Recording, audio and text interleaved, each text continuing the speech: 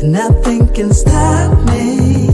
No, 'cause I'm addicted to what you and I realize.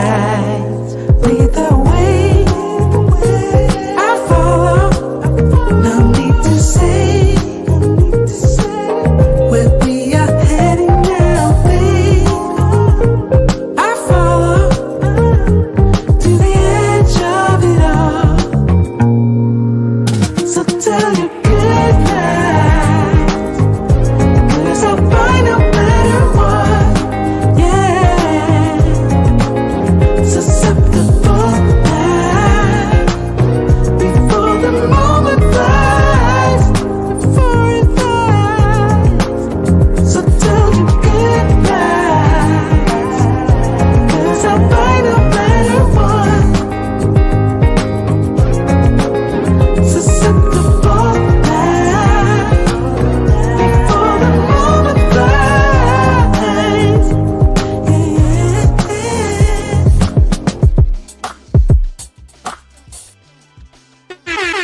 Shout out, shout out, shout out. It is Friday. We made it. We made it. It is Friday night, gentlemen. Friday night with a drink in hand. I'm drinking a little vodka lime and I put a little honey off in there. I don't know what you guys are going to be drinking for this particular episode, but it is needed with our brother Anton Daniels. Shout out to you guys. A couple of months ago, we talked about this several times. A couple of months ago, Anton Daniels started putting out content regarding the Passport Bro movement. And it seems like he didn't support us anymore. I thought after interviewing him last December that things would have changed. But hypocritically, Anton Daniels turned his back on the Passport Bro movement. And one of the things I told him in response was that he needed to spend some of that money and buy some shut the hell up lessons. Why did I say that?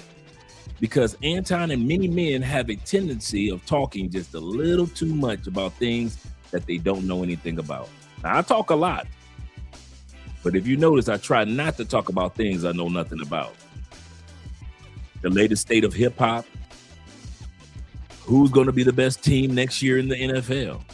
There are a lot of things I don't know anything about. So I know to, Andre, shut up. I don't live in Medellin, so I don't talk too much about Medellin. I know when to shut up. Sadly, our brother Anton Daniels doesn't know when to shut up, and he got himself, of course, in hot water with Corey Holcomb. Corey ended up being in hot water with TMZ. And both of these black men are both dealing with situations that wouldn't have occurred if they just shut the hell up. Same thing it is when it comes to Anton and Mika. Same thing it is when it comes to Anton and a lot of the panels out there. After what took place on Corey Holcomb, Anton Daniels had the gumption, because you know he's usually on an all-female panel. This time, Anton went on an all-male panel. And the brothers, well, men aren't as lenient when you're trying to showboat as the women are. It's easy for Anton to showboat in front of his wife and showboat in front of the female panel that he pays, and even showboat in front of Mika, his alleged girlfriend, who sneaks off to Detroit without her husband knowing. But we do know this: when it comes to us men, you can say that BS for somebody else. So Anton went on an all-male panel right after everything that went down with Corey Holcomb. We're going to find out what went down with that and how these brothers just straight punked him. One brother even told him, he said, "You stood up to run. You didn't stand up to fight. There was no going out back. You actually stood up so you could run." Anton cried and said, "Well, who said that?" The brother said, "I'm the one that's right next to you. I said it." Several times throughout this live stream, you're going to see Anton get punked. Not only by men, but he's also going to get punked by one sister who he continued to DM. Yeah, Mika's not the first and the only woman that Anton has gone into their DMs. But tonight's episode is not just about Anton, it's about us. Shout out to all you guys out there. We got 37 in the building. appreciate you, gentlemen. Let's get ready to get these shout outs started. First, with the super chat. Shout out to our brother Will over there, Thrill with Will, over there in Medellin, Bello, Colombia. Shout out to you, brother. Salutations, Andre, and the chat family. Smash that like button. And please support by way of Cash App. We appreciate you guys supporting by way of Cash App. Why? Because we don't want you to get robbed of your money. You know, a lot of times when we send super chats, and I've learned to send Cash Apps myself when I'm supporting other content creators, because I know that 40% of my hard-earned money is going to go directly to YouTube if I only send super chats. So if you want to go ahead and support by way of PayPal, as well as Cash App as well, that will be a blessing to the channel as well. We appreciate that, guys. He said, it's about to go down. Yes, it is. Yes, it is. He said, it's about to go down. Yes, sir. He said, and the saga continues with Anton scandals. Anton scandals. Ricky Fontaine is what we call him. We call them butterball biscuits. We call them the blackened biscuits. You know when somebody burned a biscuit and it's all hard and crispy? Yeah, that's Anton Daniel. All 5'4" of Anton. Yeah, we're gonna have Anton in the chicken suit and all that. But let's scroll back up, because once again, this live stream is not about Anton. It is all about us. What do I mean by that? We're going to talk about that in a minute. First person here tonight, Kenny Peoples in the building. We're going to have fun tomorrow, Kenny, with that episode that you recommended. We're going to have fun with that episode tomorrow, because we all know that it is, what time of year is it? It's beginning to look like tax season. Everywhere you go. And everybody knows where there is tax season, there are big girls. And where there are big girls, there are tax refunds. And when there are big girls with tax refunds, we're going to have fun with that live stream tomorrow. So, yeah. Yeah. He said, I thought Anton said, AKA Futon. I thought you were representing the West Side. Yeah, West Side Detroit Ninja. He said, you puts and how, he said, you puts is how you're going to let people punk you. Man, he got straight punked on this panel. I ain't going to even lie to you, man. The brothers, when you got a panel full of brothers right after what happened with Corey Holcomb that could give their opinions, man to man, and these dudes held nothing. See, these aren't guys that Anton is paying. This is a small YouTube channel that he went to. And I guess he thought the brother was going to feel sorry for him because Angry Man did. Angry Man felt sorry for him. Other male content creators felt sorry for him. Lead Attorney felt sorry for him. Come on now. Even though Lead Attorney was non-biased with the laws, you could tell with Lead Attorney behavior that he was all pro Anton in regards to this. Shout out to the lead, but the truth is the truth, right? So he was all pro Anton until Anton got on this panel with some real brothers. And them brothers straight punked that dude, man. Anton talking about, y'all ain't gonna do nothing. One brother said, I will. I'll fight you. It was a couple brothers that put him in check, bro. Oh, y'all gonna enjoy yourself tonight. Like I said, get yourself something to drink. I'm drinking a little vodka with lime, a little honey. And I got my bottle of water. Cologne of the night is the inexpensive, but the #1 Creed vintage cologne there is, even though there's almost 300 Creed vintage clones.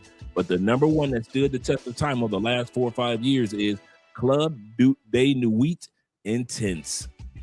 Is the #1 Creed vintage cologne. If you ain't about to spend $300 on a Creed vintage because you about to buy a flight ticket, you can still get that same DNA for less than $30, if not $20. Club de Nuit Intense. And I combine it with Rave Now, $15 Rave Now, the pineapple bomb. So you can put that Creed Aventus, which has pineapple in it, and then which is the Club de Nuit Intense, and then you take this Rave Now, Rave on the front, Now on the back, and this is $15. This is a pineapple bomb explosion, nothing but pineapple. And you put these two together, boy, you're gonna be smelling good no matter where you land. So tonight's colognes are Rave Now, $15, and Club Day the Wheat Intense, which is nothing but like $20, $25 at the most. I don't think it's even $30 anymore. So shout out to you guys. That's the cologne of the night. And yes, we do have some more cologne episodes coming up. Buenas noches, mi amigo Andre. ¿Cómo estás? Great evening, man. I can't complain, man. I can't complain. This has been a tempestuous month, but I can say it's been pretty good. Shout out to David Dice of the Dice family. Glad to see you here. Salute to you as well, brethren. Glad to see that you're here. Appreciate you, brother. Kevin King says this. Salute to Dave as well as Kenny Peoples. Appreciate you, fellas. And my brother Nick is in the building. He said it's going to be good. Oh, it's going to be a good one. We going to have some fun tonight. I won't even lie to you. We need to have fun. A lot of times I do these shows because it's therapeutic for me to have fun with my brothers. I ain't going to even lie to you. The ladies don't want to show up. They want to watch the live stream afterwards. So be it. So be it. But I can say one thing. I have fun with my fellow brothers. And Will says this. Will says, big bruh, that hat is fuego. Fuego. Shout out to you, Will. He says some Colombian women love men with hats. That's true. I have found that to be true. Don't sleep on that, gentlemen, when you travel. Absolutely correct. I have a really nice hat collection. So Andre could tell you I'm always wearing a hat whenever we're traveling somewhere in Colombia or even out of Colombia. And you're right. Shout out to my brother Top Gun in the building. The Florida boys at it again, man. The Florida boys at it again. Yes, sir. And AMSM, great video drops that you dropped today, AMSM. Great videos. You're always dropping great videos on TikTok as well as Instagram. Appreciate you, brother, showing the love, man. If you guys have not gotten a chance, make sure on Instagram and on TikTok, look for AMSM, a man supporting men, and support this brother, man. He got some great content, man. It is funny and fun. Salute to you as well, brethren. Salute to you as well. Yes, sir. Let's scroll down a little further. Did I miss anybody? Let me make sure I didn't miss anybody, such as my brother Ronan Travels. Ronan and Travelers in the building. Glad to see you here. And I miss my brother Charles. What was I thinking? What was I thinking? Shout out from the Philippines. Yes, sir. He said salute. Salute to you, kind sir, as well. He said, my brother Dre said, good morning from the Philippines. Yes, sir. He said, it's now the Mac, huh? Yeah. Return of the Mac once again. Yes, sir. Who's the Mac with Ice Cube? Yes, sir. Who's the Mac, the movie?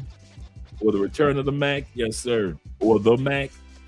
Let's scroll down a little bit. We got my brother 313 in the building. You better back the fuck up out my face, goddammit. I'm from Detroit, Michigan. Don't play with me. Don't play with us, Detroit boys, especially when you got International Quiet Storm on deck. Don't play with us. You know how we act. You know how we get in public. He said, I was about to drop a super chat. Cash App it. Yeah, guys, if you could, support the Cash App. Kid you not, man. Let's support the Cash App this weekend. And I'm going to show you comments anyway. So that's a given anyway. But for you guys to lose 40% of what you guys are giving out, don't get me wrong, we appreciate the super chats. But the reason why I Cash App Angry Man and I used to Cash App Richie Mac, or I would Cash App somebody else because I knew that they were losing 40%. So if I'm sending Richie Mac $50, I know that about good 15 of that is gone because YouTube is taking it. So I was like, man, forget that. Let me just go ahead and send this man his whole $50. And plus, I knew Richie was going to end up giving me a shout out or invite me on anyway. And Angry Man the same way. And I used to find an Angry Man would give me a shout out faster because I Cash Apped him. Or who else I used to look out for a lot? There's a couple of brothers, man. I'm trying to think of the brother that comes down here to Medellin a lot. But always Cash Apping him. So I always show guys love, man. I always try to show support. So Cash App, Super Chats, PayPals, and we appreciate it, man. I just, like I said, I love Friday nights, man, because I know we've had a long week. I love Friday nights because for me, it is therapeutic, man. I'm studying Theo's classes like a mad dog. I know I'm behind, so I got to race to catch up. And so I kid you not, man, these live streams, are like a breath of fresh air, if only for me. If nobody showed up, I would still do a live stream. I kid you not, because I need to just laugh and have some time to just have some fun for a couple of hours, if only Andre alone. So yeah, I'm with you guys. Shout out to my Canadian brother in the building. That's another thing I like. He said, "Oh, Canada." I won't lie. I love the fact that I know that you guys your currency represents what country you're in, and you know how things are going with you. I love that, man. I love when it's a different currencies from different countries, letting people know that we're represented everywhere. Courtman 313 says that. He said, "You, medium man, El Guapo." Shout out to El Guapo, man. That's my dude right there. Got a chance to meet the Mrs. and Guapo Jr. a couple of months ago at the Black Manosphere Conclave. We're going to be talking about the Conclave a lot more starting February 1st. And got a chance to meet his family, man. His wife is the sweetest woman. I swear, she is a sweetheart, man. It was a blessing to meet them, man. It was a blessing to meet his son and daughter. He said on a Cologne episode would be, you know what? Write that down. That's why I keep a pen around.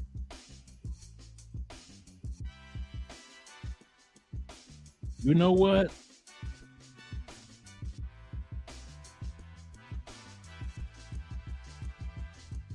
That would be a great idea. That would be a great idea. That's a good point, poor man 313. Shout out to you, brother. I'm going to be reaching out to those brothers. I call it Guapo, but I'm going to reach out to Medium Man. Will says this. Will say, now we have to watch out for the new modern day KKK affiliation. Karen, Keisha, Ken, Pookie, Ray Ray, Nook, and Paw, all of them. Yeah, man. I kid you not. I got some, dude, we just did a video with the Passport Sisters. How come I just got a flood of videos from some of you guys, as well as other videos I have for a whole new Passport Sisters episode? Them sisters are, they lose it. One sister, really nice sister, just really nice. She's complaining about dating in Medellin for individuals her age. She's stateside, very pretty sister, but she's going through the fluxes trying to find love in Medellin. So now she's realizing no matter how beautiful you are from the States, you still gonna go through the blues.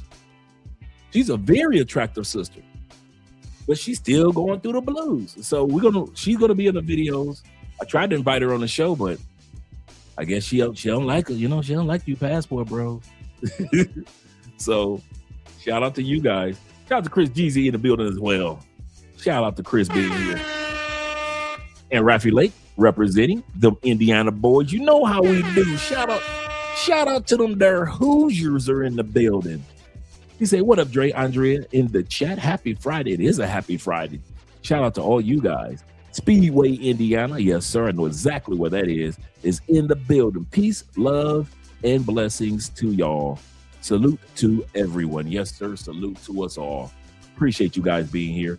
Let me make sure I didn't miss anybody up top. Then I'll scroll back down. Make sure I give the shout out to all you guys. Now, I won't have enough time to give everybody a shout out, but I got to have time for Arizona. Them AZ Marines. Shout out to AZ, man. I love AZ when I was out there, man. For all you guys that have never been to Arizona, it is literally like going to another planet. There are very few states in the United States that the landscape is like Arizona. You swear you went somewhere else and you are not in the United States. I kid you not. Shout out to AZ. I loved it. I love AZ. Beautiful, beautiful, beautiful out there. Shout out to my boy Gang Talker in the building. Gang Talker representing. He said, what up, bro? He said, have you heard about the U.S.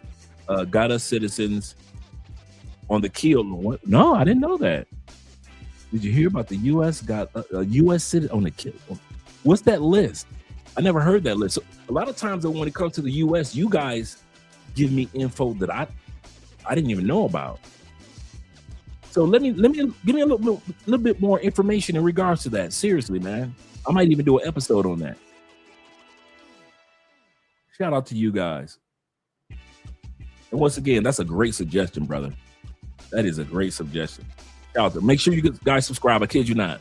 On TikTok, on Instagram tonight, subscribe to our brother AMSM, a man supporting man. And speaking supporting men, our brother Jay Kaysen is in the building. He say looking very dapper in that hat. Appreciate you, brother. Appreciate you very much. Really, dude. That's my dude.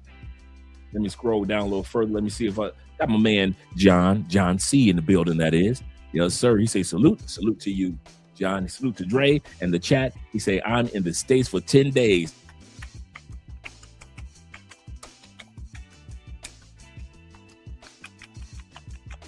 I don't blame you, brother. You said that like it's a countdown. You didn't say I'm back home in the States. You said they're like, man, I'm in the States for 10 days, y'all. I'm just letting y'all know if I won't be here long. He said, take care of some business, but after that, I'm back in Thailand. I ain't mad at you, brother. Yeah, you don't say you going to the States and give a timer on it. That means you leaving. Yeah, I'm here for 10 days. Ain't gonna be no more after that. I see y'all when I see y'all after that. Shout out to you, brother. I ain't mad at you, John. I'm not mad at you. Yes, sir. Internet's quiet. So salute to brothers eating breakfast. All you brothers overseas in Southeast Asia, where it's morning right now. Shout out to you guys that are enjoying your breakfast. Let me scroll down a little further. Official Kobe, salute to you as well.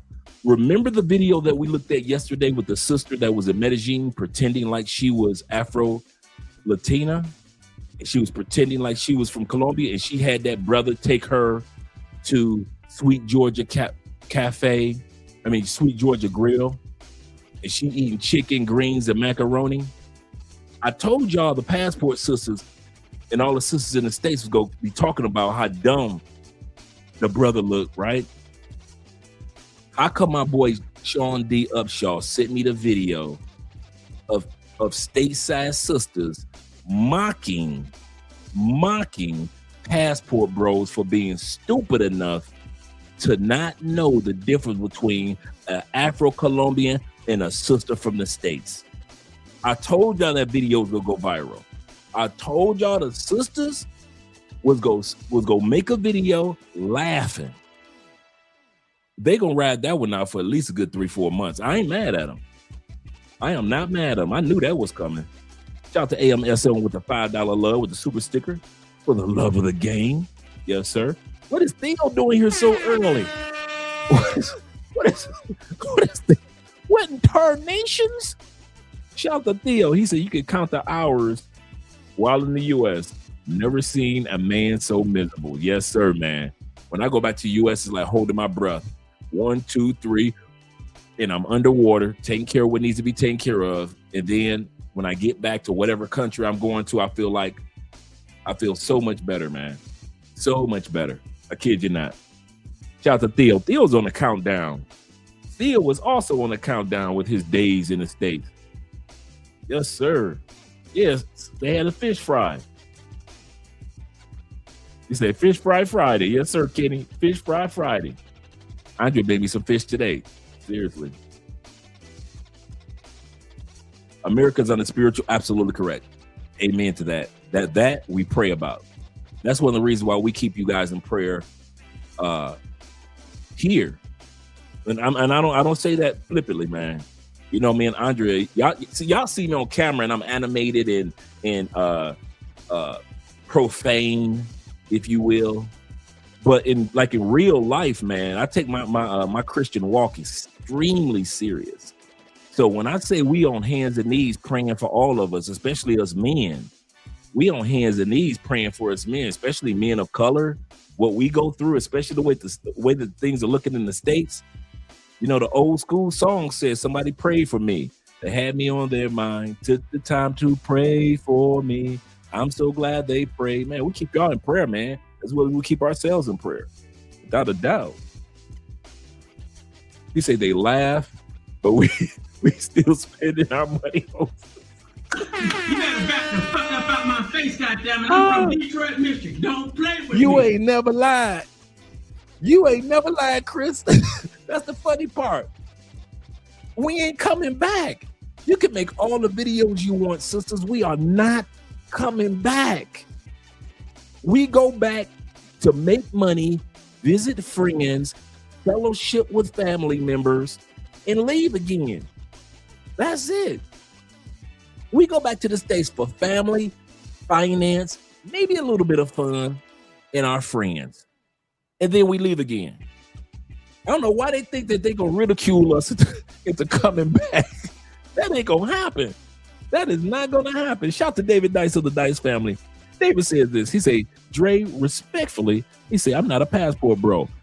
Even though we do have on watch this channel, the Passport Bros, the Blue Book Gentlemen, the Black Expats such as I, the Passport Cartel brothers. Shout out to all you guys, the Enlightened brothers out there. Shout out to all you enlightened men that are out there that are part of the group with Austin Holloman, the Enlightened Young Man. So not everybody's a passport bro. You absolutely correct. I couldn't consider myself a passport bro because I'm an expat, you know, and I'll be having dual citizenship like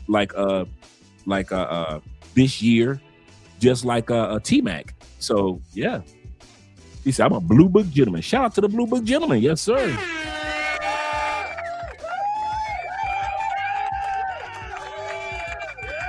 And I like how you worded that. More mature and logical. Absolutely correct. I concur, my brethren. I concur. Yes, sir. Salute to our brother Theo. And also salute to Jay Anderson, the Great. Glad to see you, Jay Anderson. He said, I'm sipping on wine and feeling fine, pimp.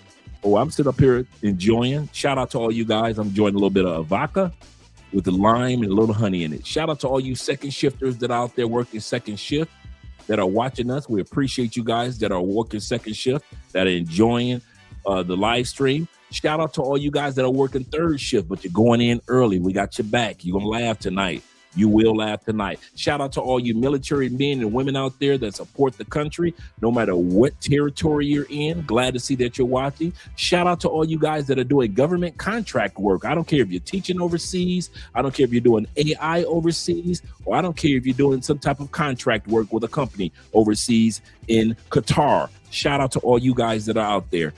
Peace, love, and I hope all of us continue to travel and enjoy life even more in 2026. And shout out to all you guys that we will be seeing at the Black Manosphere Conclave in Las Vegas in 2026 this September. Shout out to you guys.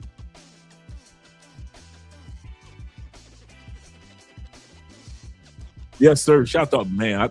I'm always listening to somebody when I'm in the gym. I've been doing my kettlebells lately, man. Woo.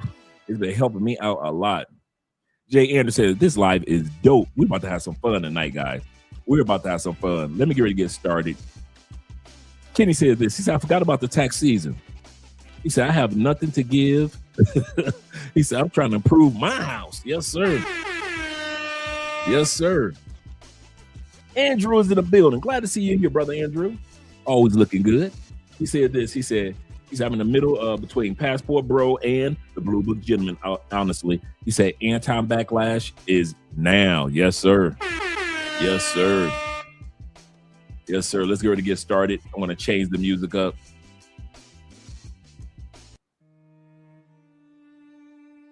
All right. I won't lie. It has been a challenging month. I'd probably say this has been the most challenging month that we've had since I moved to Colombia. If it breaks, it's been breaking. If it's expected, it's happening. It has been a very, very tempestuous month. This has been a walk by faith, not by sight month for me. But that's part of life. Life keeps lifing. And no matter how challenging any of our days are or months are, I can say this. My month has been nothing like Anton Daniels' month. Yeah, many of us have had challenges. This scenario with Anton is like a man. You got to remember this quote because this is one of my favorite quotes.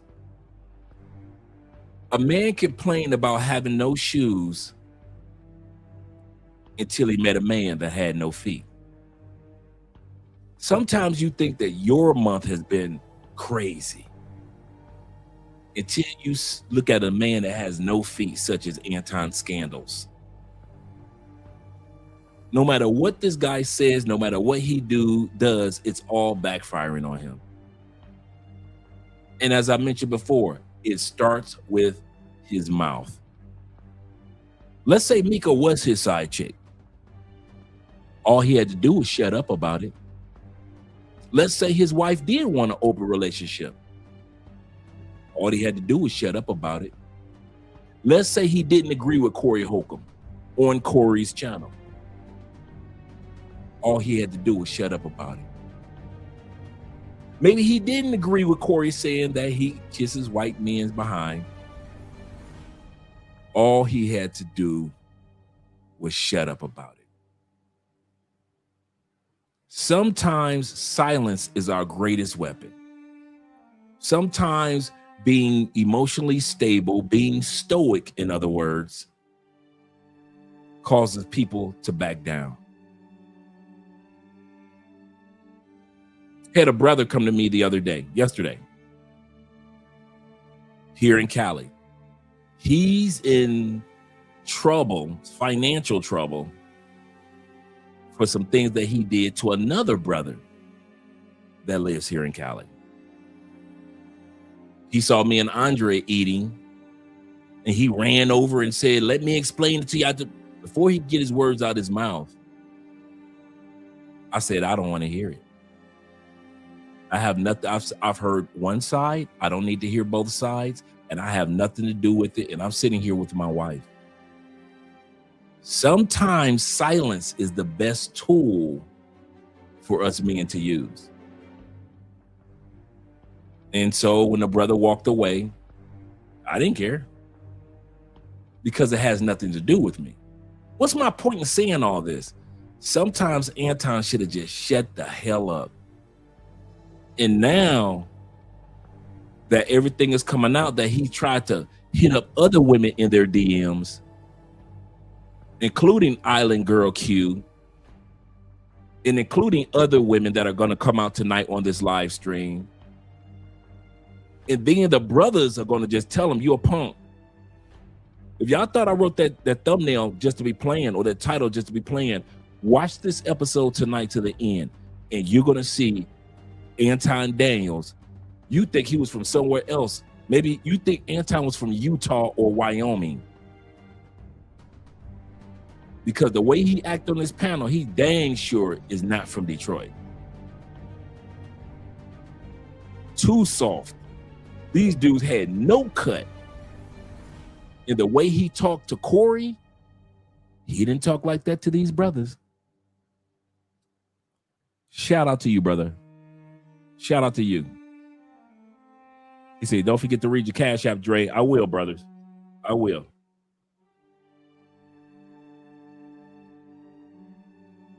Thank you for the reminders. This is a teamwork channel. I swear it is. It is a teamwork channel. And let the Cash Apps pull up. And while the Cash Apps are pulling up, goodness gracious. Shout out to International Quiet Storm with the $100 love. Appreciate you, brother.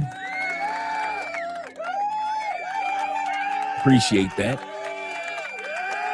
It has been that type of month. I kid you not, man. Everything is always going great and smooth for me, but I had to pay big chunks of money on this month, big chunks of money on that, big chunks of money on this. And I was like, where did all this come from? But you know what? Life will keep lifing. And I would take my life way over Anton Daniels. He's got money and he's got hell on feet. I would rather be with you brothers and fellowshipping when I see you guys than to sit up there and be on a panel and getting punked out by other men. And shout out to my brother Black Scorpion in the building, representing Detroit. Shout out to my brother. He said representing Detroit 1% in that Quiet Storm. And peace and blessings, brother, from our brother Black Scorpion. Shout out to you, brother. Appreciate you, gentlemen. I really do. Let's get started with the live stream. And thank you for supporting by way of PayPal, Cash App, as well as the super chats. So we're going to have some fun tonight, gentlemen. Will says this: consider myself a military training man because I was traveling the world before I had a passport. That's a good point. And that's why I'm going to tell you something for real. And I'll come back to you, David, in a second. Oh, I got yours already, Dave. That's one of the reasons I have such respect for military guys. I did my homework. From World War I, World War II, they start I'll reach back to find out when the first black man got a passport, or when they first start giving out passports to black men in the United States. During the Civil War, there were black men that were getting their passports during the Civil War. And then I did my homework, and I started to see white brothers more or less were during World War I. Then once they let brothers into World War II, start using passports even more. Just think about it. Before World War I, before World War II, there were still men like Frederick Douglass that moved to France, wasn't it? So brothers were still expats and traveling long before World War I and before World War II. And Frederick Douglass was not the only one that moved out of the United States. Let's not forget about the almost 10,000 black people that moved to that American-owned spot in Africa called Libya. Libya is the country that America owned that little plot of land, and Lincoln and a lot of them said, hey, if a lot of you want to go back to Africa, we've got a plot of land there called Libya. Now, America has done a few corrupt things to Libya over the years, but that's how it all started. And that's why Libya looks like the American flag, but only has one star on their flag. What's my point? Black men and women have been migratory creatures forever and a day. So when you hear plantation bros and plantation sisters criticizing black men, white men, well, really black men and black women for traveling, don't listen to them. We have always migrated. We have always migrated. Shout out to you guys. Let's get started by changing the music and getting started with the video.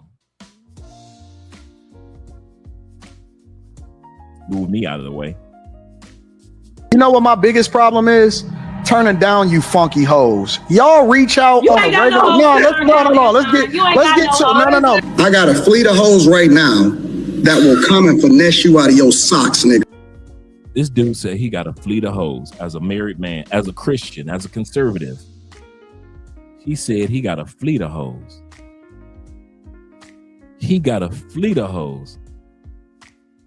Yep. Man, this dude been trying to holler at everybody.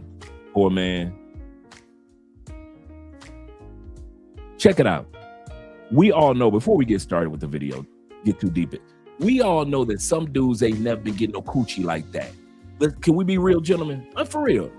I ain't hating. We know that there's some dudes that's always been getting ladies. No, like you military men, you guys been getting ladies around the world long before many of us, right?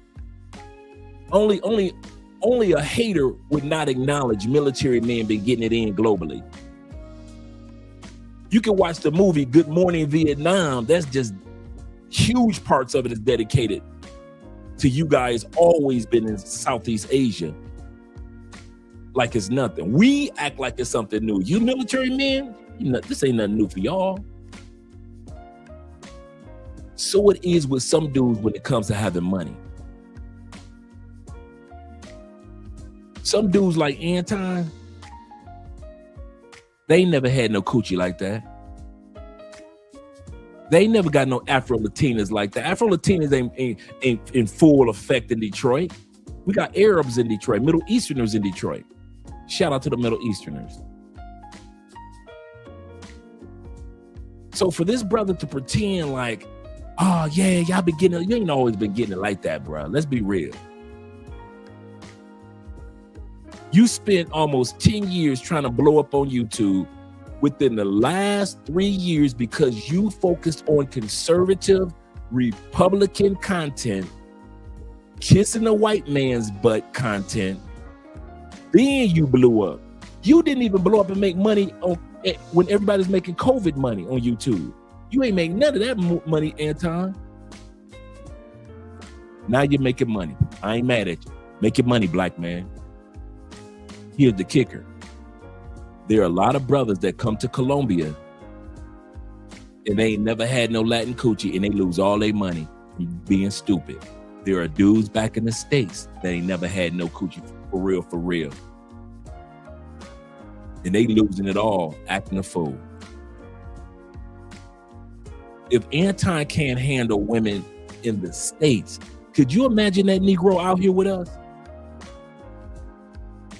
If he can't handle keeping his mouth shut in the States, could you imagine Anton in Medellin, Phuket, Cebu, Germany, Frankfurt,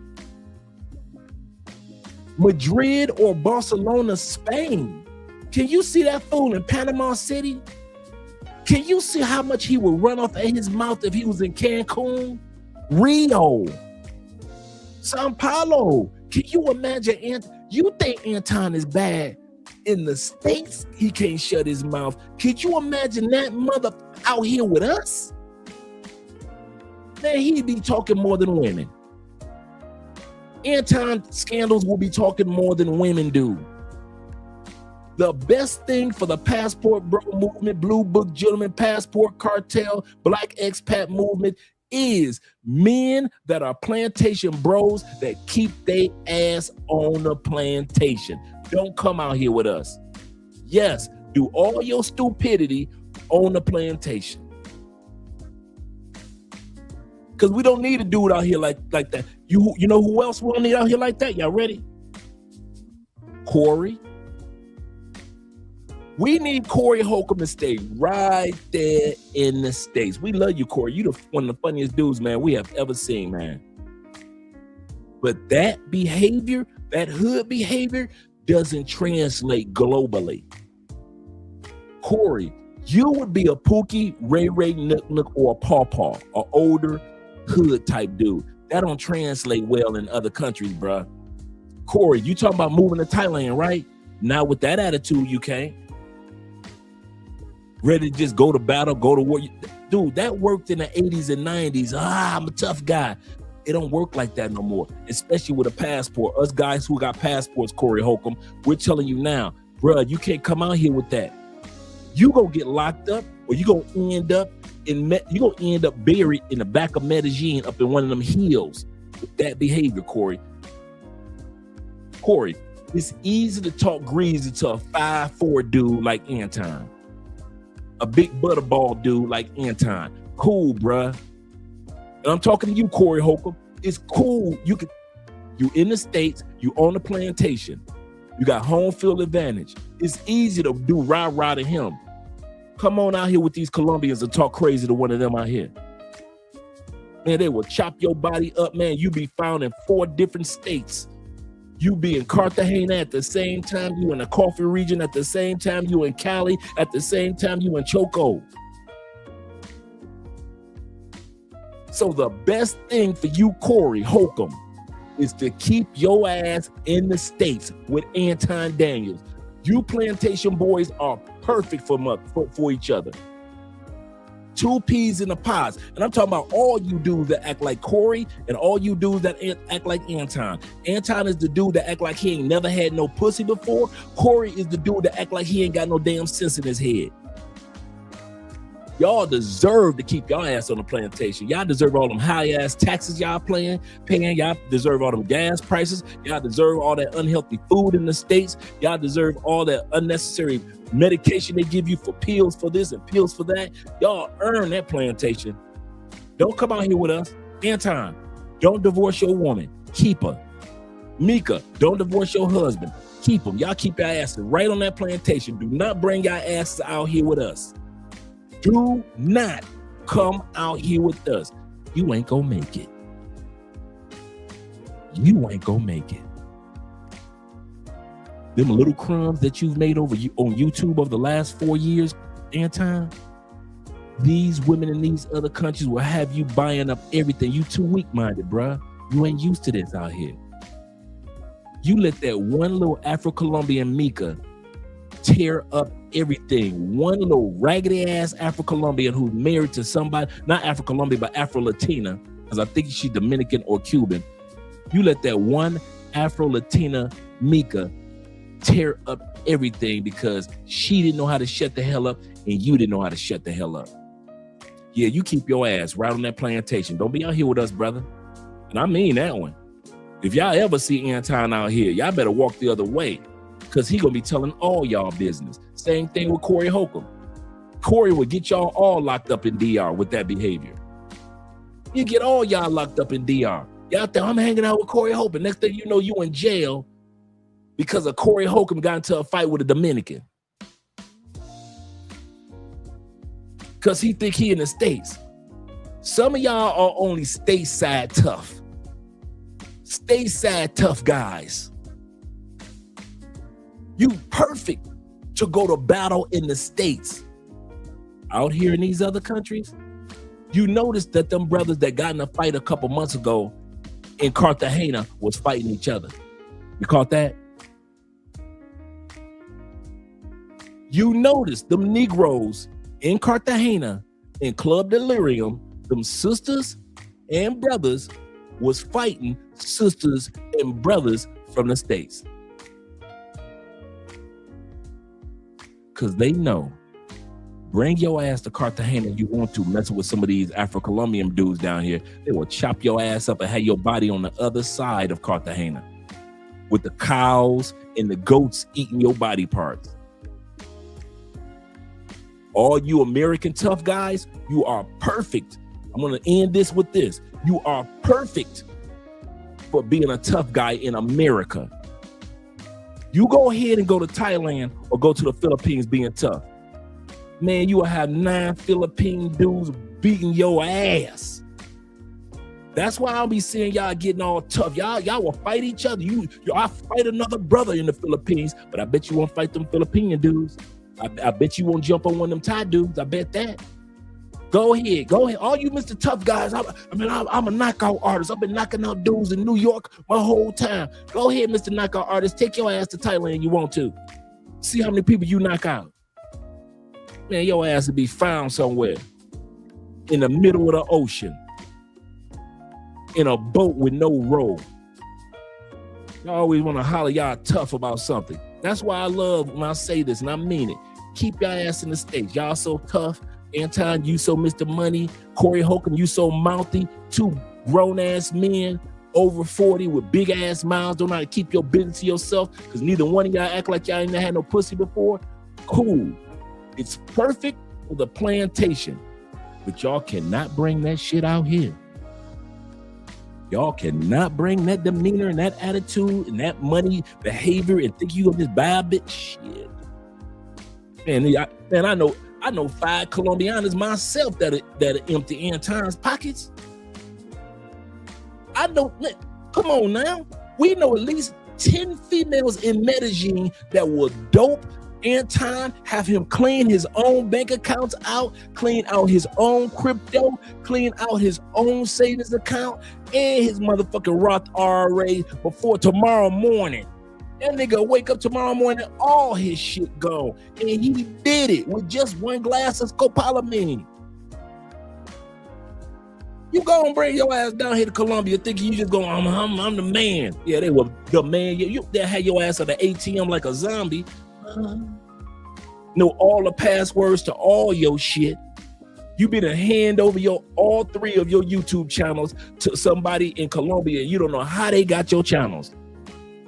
You wake up the next morning, you ain't got no control of none of your channels, and you did it. That's how that scopolamine work on your ass.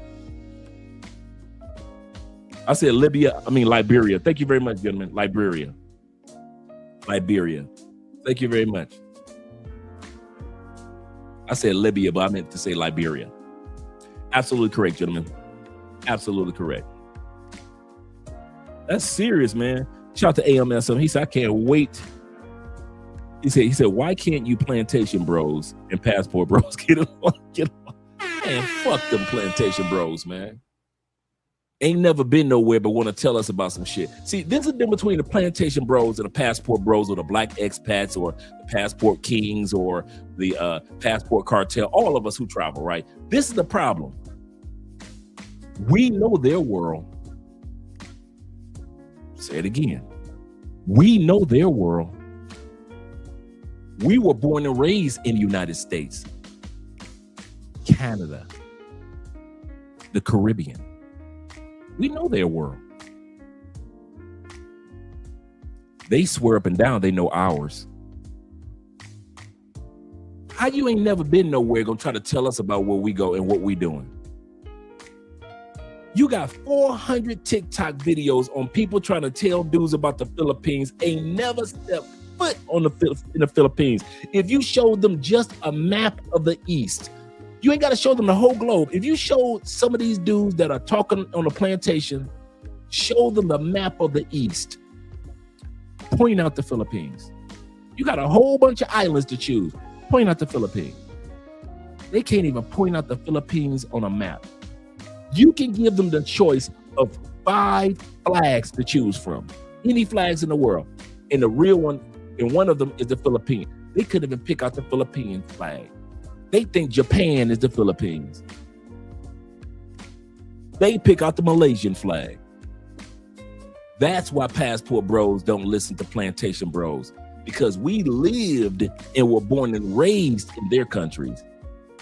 They're trying to tell us about other countries and ain't never been to other countries. Some of y'all got 10, 20, 15, 30, 35, 40 countries up under your belt.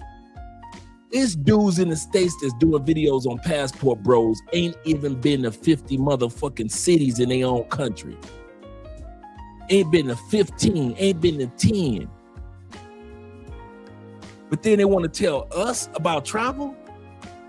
The passport bros are over there. How you know? Well, I heard the passport bros are taking it. How you know? How do you know? Why some female dropped a video on TikTok so you gonna believe what the female said?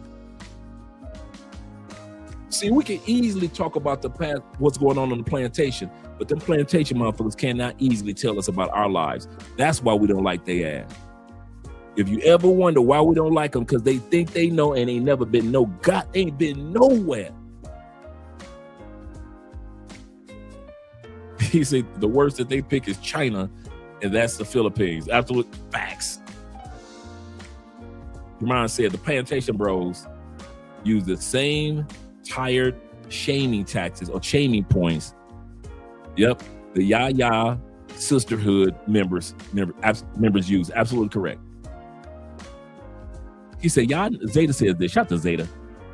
Zeta says this. And shout out to my man Jermaine in the building as well. He said, y'all notice how they always say these countries are poor, but they don't know it's 70,000 islands in the Philippines. They always want to call countries poor that they've never even been to. They've never even been to these countries. They've never even researched these countries. They don't. This is what get me about the plantation movement. Plantation folks always want to talk about what's going on in another country. They don't realize, especially y'all black brothers and sisters, you do realize the only time you ever talk about a country is when the white man lets you talk about that country. Here we go. Black folks, when the last time y'all talked about Ukraine before white people brought up Ukraine? Never. Black folks, when the last time y'all talked about Russia before Ronald Reagan administration talked about Russia, white people? I was around in the 70s when they were talking about never. White people, black people, when were y'all around, you plantation bros and sisters? When were y'all talking about Germany in the collapse of the wall before white people was talking? You wasn't? You wasn't? What about Haiti? Was you black folks talking about? No, y'all wasn't? Until Americans went over there and invaded Haiti, y'all weren't talking about it? Name one motherfucking country the country of Georgia. Y'all wasn't talking about that country until war. Y'all wasn't talking about Iran. Y'all wasn't talking about Iraq. Y'all wasn't talking about Israel. Y'all wasn't talking about Palestine. Y'all wasn't talking about shit. You can't name one country that y'all black asses talked about before white people told y'all could talk about it. Unless it was on white news, y'all never talked about any country. The next country, y'all wasn't talking about no damn Venezuela. Y'all wasn't talking about no Colombia. Name one country y'all black asses was talking about by yourself. Name one. Not a one. Not a one. Y'all wasn't talking about one country by yourself. You can't even say you was talking about South Africa until white people told y'all, hey, something going on in South Africa. Congo. Y'all wasn't talking about the Congo until white people started talking about it. Name one. Until white people let y'all black asses start talking about it, most of y'all shut the fuck up and don't know what y'all talking about other countries. That's another thing that pissed me off about you plantation bros. Instead of doing your homework, if the white man say third world, here y'all black asses talking about some third world. You ain't do no homework. Tell me what's third world about the Philippines, black people. Tell me. Since you want to run off at the mouth, tell me what's third world about Colombia. Brazil, the 5th largest economy in the world. Tell me what's third world about Brazil. Tell me what's third world about Argentina. Come on, talk to me. What's third world about Spain? What's third world about France? Portugal. Malaysia. Singapore, Japan, China. Y'all always want to call every fucking country a third world, but y'all don't do no research. You ain't never been to them countries. You ain't never did no homework on them countries. But when the white man tell y'all that a country is third world, here y'all ass can't run. Y'all run to TikTok. Can't wait to say they going to them third world countries. How the fuck do you know it's third world yourself? Other than when the white man tell you it's third world. If the white man tell y'all it's a first world country, then here y'all ass go, I want to go see it. It must be first world.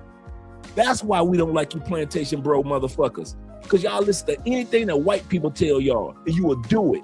I want to talk about some places, third world, you ain't never even been there. Your city is shutting down every fucking mall it's got. You can't even go shopping in the mall. And you go to another country, they mall look better than your whole goddamn city. One mall.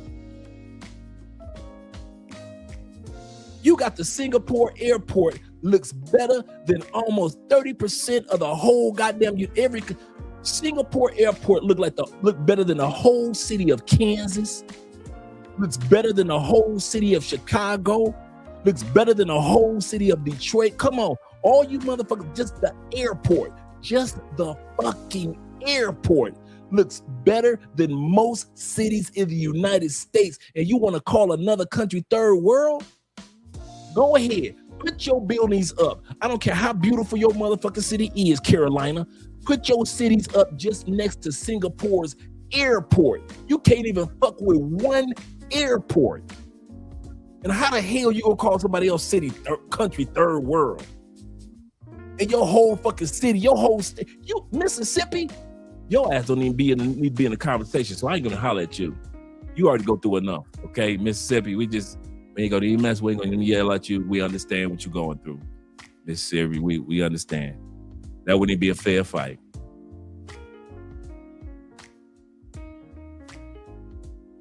Motherfucking Singapore airport look better than Seattle. Look better than the North Dakota, South Dakota, Wyoming, Utah, Oklahoma. Name one area of Oklahoma that looks better than Singapore airport. We're talking about just one fucking airport.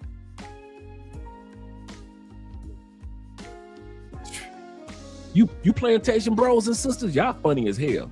Let's continue on with the video. I was not gonna rant, but we're about to have some fun tonight. But I'll keep it a buck. You know what? I'll keep it a buck with y'all. Anton definitely asked me to come to Detroit before. Let's get to it. Let's get. You know what my biggest problem is? turning down you funky hoes. Y'all reach out You on a ain't got regular. no No, hoes let's turned no, down, no, let's Anton. get You ain't let's got get no to no. hoes. I got a fleet of hoes right now that will come and finesse you out of your socks, nigga. But I'll keep it a buck. You know what? I'll keep it a buck with y'all. Anton definitely asked me to come to Detroit before. Let's get to it. Let's get to it. You ain't got no hoes to turn listen, down. listen, You wish you listen. had some hoes. I'm gonna be for You ain't got real. no hoes, No, nigga. Defending now. Y'all want to have some real I'm not getting conversation? offended. You talking about Let's hoes you get ain't to got. it. And I'm gonna tell you what really happens. I'm gonna tell you You what ain't really got no happens. hoes. You don't want to hear it because you know it's the truth. You not even speaking your real truth right now. I'm gonna speak my real truth. I'm gonna tell you. I call my fucking wife and she'll tell you what's really happening. I'm gonna speak my real truth. I'm gonna tell you. I call my fucking wife and she'll tell you what's really happening. The boy said he can call his wife and she can let us know what's going on. Well, let us know what's going on, partner. I don't talk about what it is that I do in the bedroom and all of that shit. I ain't gotta prove how many women that I have on my team or the fleet or anything. I don't talk about that. All we gonna do is we gonna just play it. We gonna play it out. What do you mean you don't talk about what you do in the bedroom, my nigga? Are you insinuating that you and your wife bring women to y'all bedroom? Shout out to House of Hypocrites. We're gonna be doing a video on him. House of Hypocrites funny, man. He is a funny dude. I like him, man. Shout out to House of Hypocrites. And make sure you guys subscribe to that brother's channel. Shout out to him. Is that because that was just random? That was random. That's why people think your wife gay now, nigga. This performing and shit is starting to affect other people name, image, and likeness that's connected with you. Because you keep doing this shit for content. Let's watch some content then. And this is the price you pay for clout. You end up lying for no. Now this sister is talking. She's being interviewed. And she's talking about how Anton was hitting her up in her DMs. So you're gonna hear her story. Like I said, Anton is not just gonna get punked by dudes tonight. You can believe that one. Reason. Woo! Mika's past is worse than we thought. And it's not because she's Anton Daniels' alleged side chick. The problem is actually much worse. Damn! Ori called me and set the pace of what the agenda was going to be before I got there. What did I do to warrant a nigga saying to me that I kissed white men's ass? Since you wanted to provoke that level of energy, you should have said it again since you wanted to match that energy. Going outside is not matching that energy. Saying it again is matching that energy. And that's what real men do. You stood up to run. Who said I stood up to run? Who said I did. You, the one right next to you, you stood up to run. He said Anton stood up to run. I say Anton Scandals stood up to negotiate. I'll say this again. He stood up to negotiate. He wanted to negotiate off camera. Bro, we ain't got to do all this. We black men. You know, we ain't got to do all this. He ain't want to go out back with that man. He did not want to go out back with that man from Chicago/LA. You see Corey ain't have a problem with smacking the shit out of anybody. You think Corey Holcomb got a problem with smacking up Anton? With his big Smurfy ass? Looking like he been eating Smurfs his whole life? Come on now. Anton did, he right. My brother right. He said Anton stood up to run. I'm gonna bring that back. Damn! Ori called me and set the pace of what the agenda was going to be before I got there. What did I do to warrant a nigga saying to me that I kissed white men's ass? Since you wanted to provoke that level of energy, you should have said it again since you wanted to match that energy. Going outside is not matching that energy. Saying it again is matching that energy. And that's what real men do. You stood up to run. Who said I stood up to run? Who said I did. You, the one right next to you, you stood up to run. Bro, let me say You were this. escaping. I'm gonna say this. I don't believe that the overwhelming majority of that comment on it really would throw hands in real life. I would with you. My brother said I would with you. Shout out to my brother Joseph. Hey, JK. I didn't know your name was. Let me be quiet. I'm putting man government name out there. Let me be quiet. Put that man government name out there. Shout out to my man Jay. with the $20 super chat. Remember tonight, guys, we're doing a super chat if you can by way of the Cash App that you're seeing scrolling at the bottom of the screen, supporting the channel. Shout out to you guys. And shout out with the $20 love. Let's continue on. My man just told Anton, he said, I don't think none of y'all ready to throw blows. My man said, I would with you. Oh, let me say You're this. escaping. I told y'all these dudes out here to punking Anton. When he on a panel full of men, these men ain't taking none of that bullshit that Anton was bringing. I'll say this. I don't believe that the overwhelming majority of that comment on it really would throw hands in real life. I would with you. Let me ask you a question. If I had met you some time ago. Okay, this Anton Scandals is now, we're doing a flashback, almost like they do on a television show. Anton Scandals is talking to Mika while he's on a panel full of the ladies. Shout out to Kobe in the building. He said, dude, just said I would throw hands with you. Yes, sir. You caught that too. So he's trying to flirt with Mika right now. If I had met you in the past, this nigga's supposed to be married, Christian.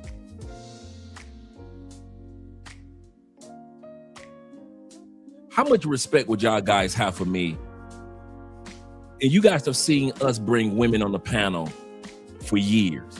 Our first interviews was with YouTubers that blew up now, right? How would y'all guys feel, or what would you think of me? Let's be honest, let's be men. What would you think of me if I sat up there and I'm doing an interview with, okay, Paola, our girl in Medellin. Shout out to Paola, beautiful sister, real estate agent, right? I'm doing an interview with Paola, and all of a sudden I say, Paola, what would you think if I had met you in the past? Could we be together? Does that sound like Andre is a Christian?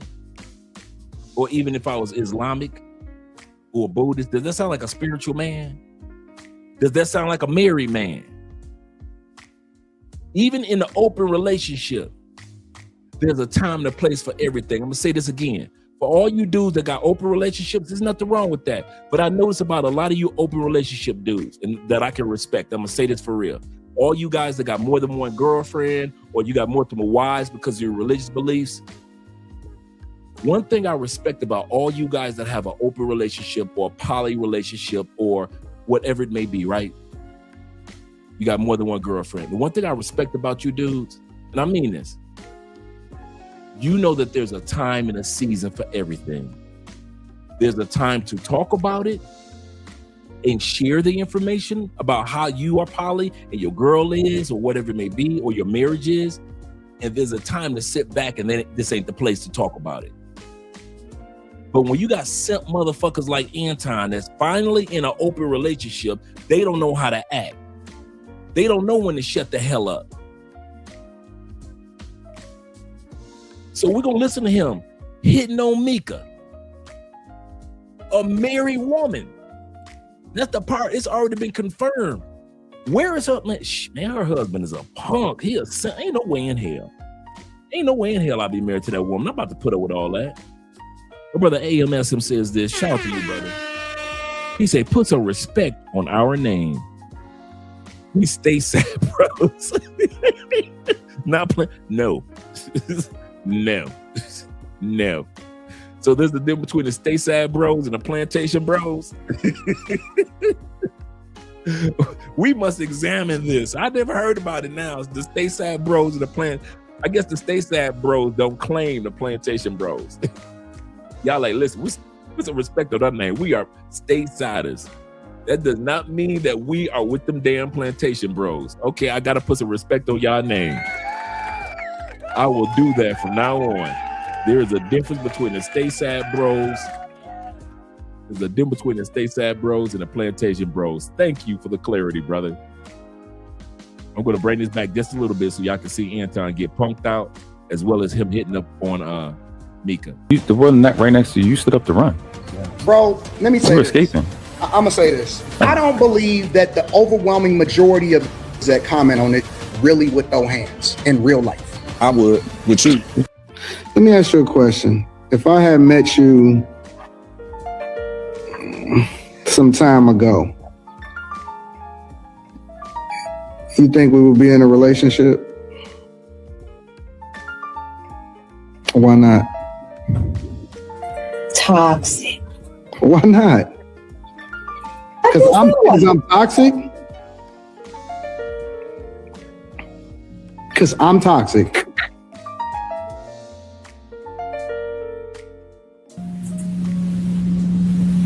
Did I not say Slimmy too? Okay, so you remember what you said. I said Slimmy too, and then I said shout out to my film crew. And I said Lex. See, y'all be putting words in our mouth because y'all want us to lose. No, we all heard it.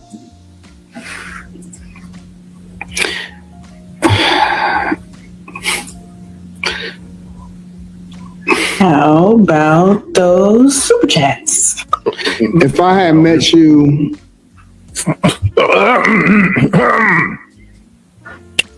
what the fuck was that? Nigga, what the fuck is you doing? The brother trying to look out for you.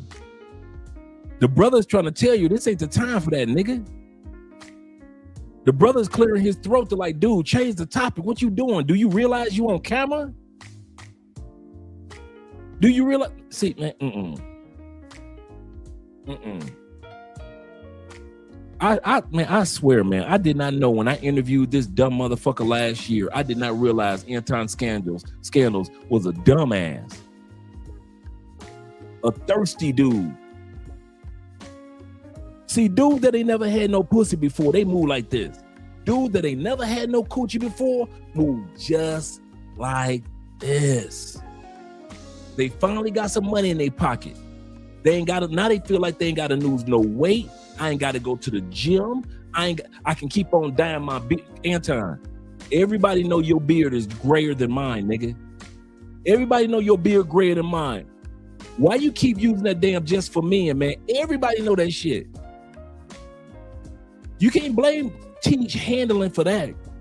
Teach Handling ain't got shit to do with you keep on growing that, putting that goddamn just for men on your beard, and we all see that new growth. Nigga, just let the, hey, we all know by now 2026 is the year of the older man. For all you older men, don't be like Anton. I know you're dyeing your goatee. Stop that shit. Women love gray hair. I'm gonna say this again. Younger women, 23, 25, 32, 35, 41. Women love gray, white hair. You look wise, you look masculine, you look mature. If you still trying to dye this shit, stop that shit. I'm talking about up here too. Stop dyeing that shit. You see, them females was losing their mind when Kevin Samuels listened to O'Shea. I'm gonna say this again for those that don't know. Them sisters fell in love with Kevin Samuels and kept calling in every night. One of the reasons why, he was dapper. Part of his dapper was a recommendation that O'Shea said. O'Shea, man, said, why do you keep shaving your facial features? Remember, he was with us as men, Kevin Samuels, for 4 years before he talked to women.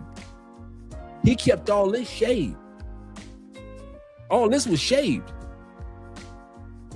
O'Shea said, bruh, let that gray 5 o'clock shadow grow. When them sisters saw that black man in a suit with that gray 5 o'clock shadow and a little bit of gray in his hair, them damn sisters were losing their mind. That's one of the reasons they called in so much, because they were so attracted to him. Younger women and older women. I'm letting you dudes know now. Andrea would be pissed, and she's told me several times, if I ever act like I want to put some goddamn just for me and just for men in my shit. Not just for me, but some just for men. Stop doing that shit, guys. This is the year of the silver foxes. Ride it out. We've been waiting a long. Do you know how when the light skinned brother was in, then the dark skinned brothers came in, and the dark skinned brothers were like, we finally here with Wesley Snipes. So it is with us brothers with the gray hair. It's our time. It's our time. Women love maturity. All you young dudes, your hair going gray while you 25. Ride it out, bro. Don't be trying to put no goddamn just for men on your beard, on your mustache. Stop that shit. Because everybody already see the new growth. I'm gonna say this again.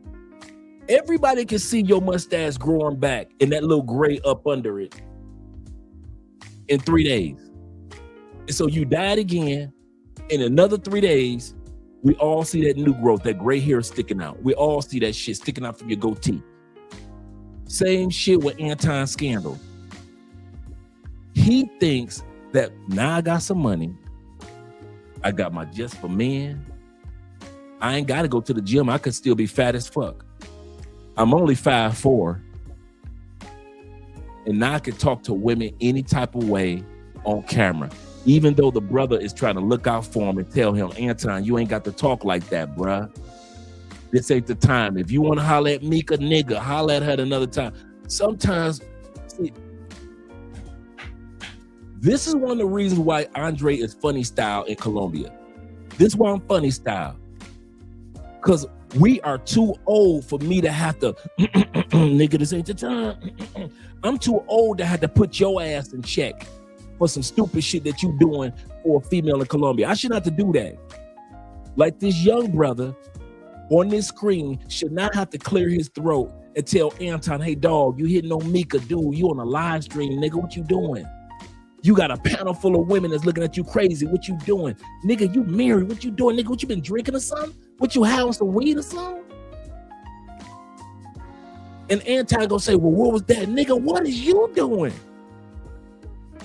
That brother is clearing his throat to tell you, Anton scandals, shut the fuck up. But you niggas that got some money, can't nobody talk to y'all. That's why you motherfuckers don't hang out with me in Colombia. Hell no.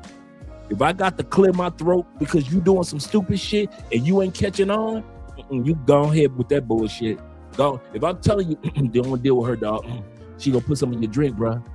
I could tell that.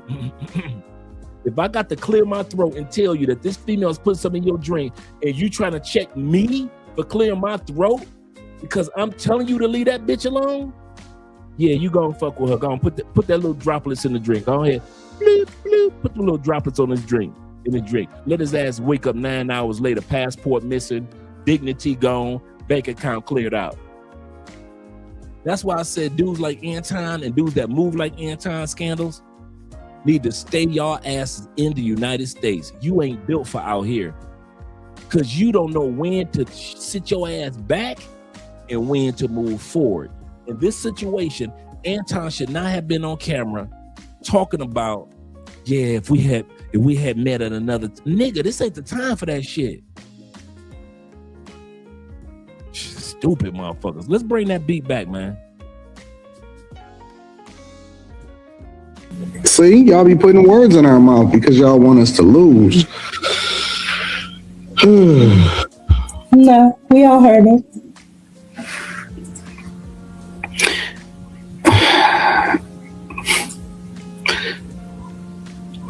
How about those super chats? If I had met you,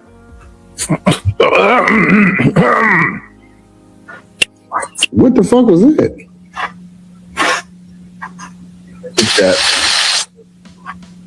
Let me ask you a question. If I had met you some time ago, you think we would be in a relationship?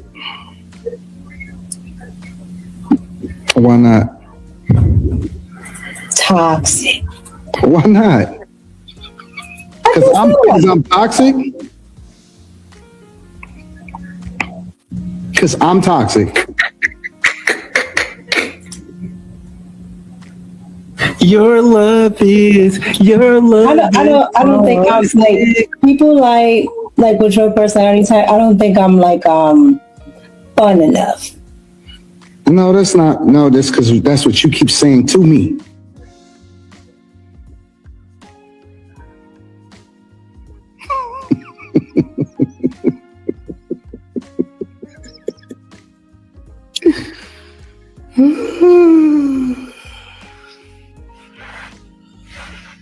Oh my god.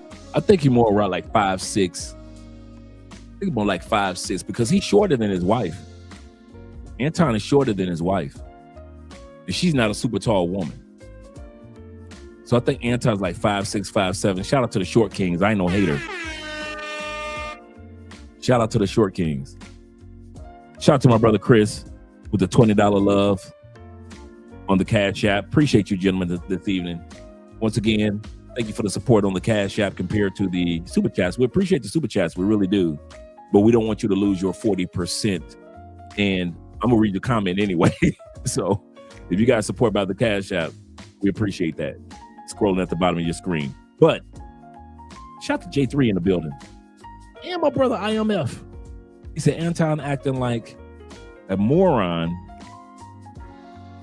Bando, or Moreno Bando in Apocalypse Now. Oh yeah, I remember that. In Apocalypse Now, rubbing his hands together for real. I remember that. Shout out to Zeke representing. Shout out to all 125 of you guys up in the live stream. Make sure you click that like button. We like you. Make sure that you like us too. Let's continue on, gentlemen. My personality type is too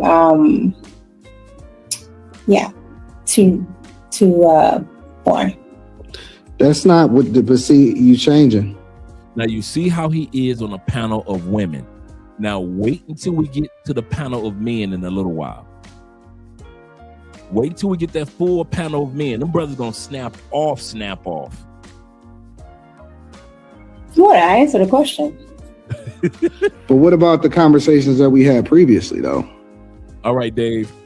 To all the Short Kings, Dave said, we do not, he is not a member of the Short Kings. Okay, I got you, brother.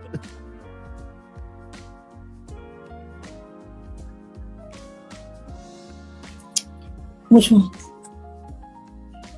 You just was different. So this just content. This just good old content. Lakeisha pointed this out. He said, Mika led Anton to believe if they would have met earlier that he had a shot at sniffing that twat. Oh, my bad. But yeah, she led Anton to believe he had a shot. But haven't both of y'all been married all y'all adult lives? But it's just content. The video get worse. What happened? What'd you say? It was different. Expound. What you mean? The first time that we was in the car. First time we was in the car. First time we was in the car. By the way, guys who are watching the live stream tonight, Anton has deleted the videos that you guys are seeing tonight. Anton has deleted from his channel. So you can't go to Anton's and find this. Fortunately, my brother, the House of Hypocrites, was doing screen recording with Anton's channel. That's the only reason we got these videos. That the brother that's talking, House of Hypocrites, shout out to him. He was doing screen recordings of Anton's shows throughout the years. If it wasn't for that, you guys would not be seeing these episodes. That's why you've never seen this before with Anton hitting on Mika, because it doesn't exist on Anton's channel anymore. Ever since everything went down with Corey. When we first talked. I was quiet the entire time. Now, remember Mika during the interview, by the way, guys, I'm going to bring that back. Remember during the interview with Mika, what did she say when the brother asked her on that interview, what do you consider Anton flirting? What did Mika say? Oh, Anton. Oh, Mika, you so cute. You so funny. That's what she said flirting is coming from Anton. Another thing that she said about Anton on the interview, we are not friends, we are business partners. I want you guys to remember that tonight. That's very important because that's going to come up in a few minutes. When she was being interviewed a couple weeks ago, she was adamant about saying, we are not friends, we are business partners. Yeah, good old content. Lakeisha pointed this out. He said, Mika led Anton to believe if they would have met earlier, good part that he had a shot at sniffing that twat. Oh, my bad. But yeah, she led Anton to believe he had a shot. But haven't both of y'all been married all y'all adult lives? That's what I was thinking. But it's just content. The video get worse. What happened? What'd you say? It was different. Expound. What you mean? The first time that we was in the car, the first time we was in the car, when we first talked. I was quiet the entire time. But then you explained to me why you was quiet. I know. That's correct.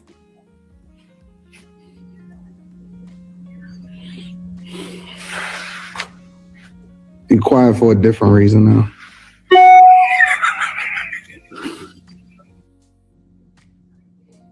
What? Be quiet for a different reason now.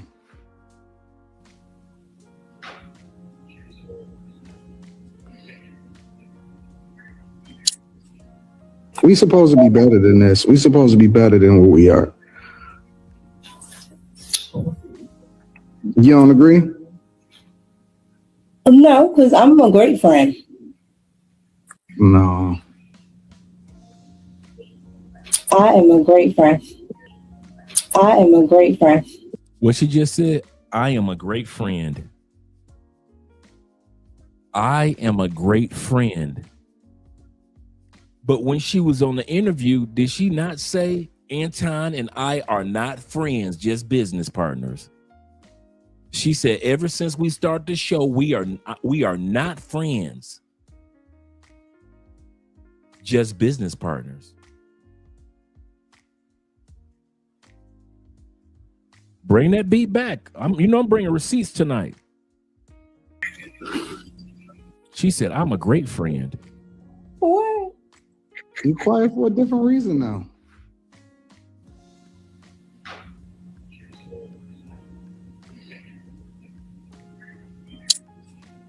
We supposed to be better than this. We supposed to be better than what we are. You don't agree? No, because I'm a great friend. No. I am a great friend. I am a great friend. I am a great friend. How long have you and Anton been business partners or friends? We're business partners, and so you're not a friend, because I don't want to provide language that's inaccurate. That's why I changed it. Yeah. We're business partners, absolutely. You're not friends. No. Okay. Friends would imply that we hang outside of business. Not. She said friends would imply that we hang outside of business. This is her definition, guys. Friends would imply that they hang out outside of business. So if she says that she's a great friend, that would imply that they hang out outside of business, wouldn't it? She said friends imply that you hang outside of business together. That means that when she said she was a great friend, they hang out in hotel rooms together. Absolutely correct. That's a great friend. Not just a friend. She said, I'm a great friend.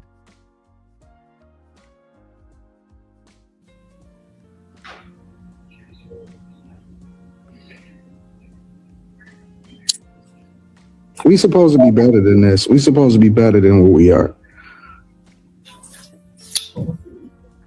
You don't agree? No, because I'm a great friend. Shout out to Karen in the building representing the ladies. Shout out to Karen, Kareem representing the ladies. We appreciate the ladies when you ladies show up. We appreciate you. No. I am a great friend. I am a great friend. I am a great friend. How long have you and Anton been business partners or friends? We're business partners, and So you're not a friend, because I don't want to provide language that's inaccurate. that's why I changed it. Yeah. We're business partners, absolutely. You're not friends. No. Okay. Friends would imply that we hang outside of business. Not necessarily. Well, yeah. No. I am a great friend. Sometimes. All the time. What happened? You? No, that's not true.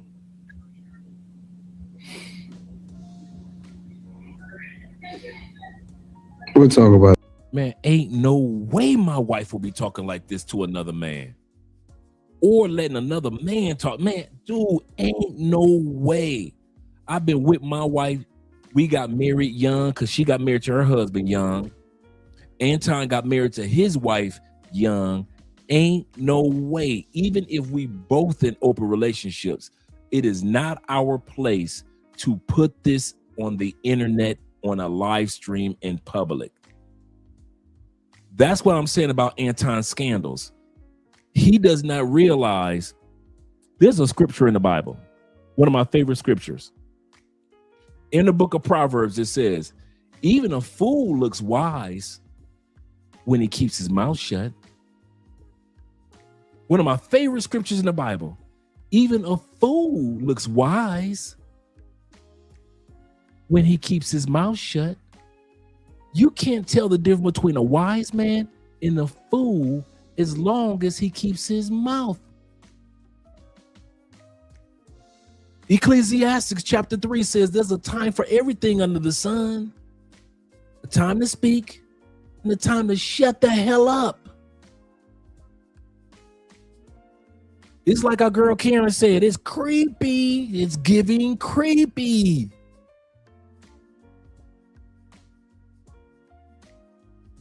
Like, man, dude, you ain't never seen a pretty woman before? Like, serious, isn't it? And I'm gonna tell you something. If y'all ever seen Mika without her makeup, she alright. She's just an average, beautiful woman. She's not what Anton is willing to throw away. Let's put it like this. She's a beautiful woman, even without makeup, but she's not beautiful enough for you to throw everything away. Your marriage, embarrassing your daughter. Can you imagine her daughter going to school? I mean, his daughter going to school every day. Somebody's got a new video about your daddy. She going to the lunchroom. Girl, I'm looking at the new video about your daddy and your other mama. You got two mamas. No, I don't. I don't care what you say. You got two mamas. That's what your daddy is showing the world, that you got two mamas. Every other video on YouTube is your daddy because people making money off of this. So every other video is your daddy. He ain't think about none of that. Forget the little girl.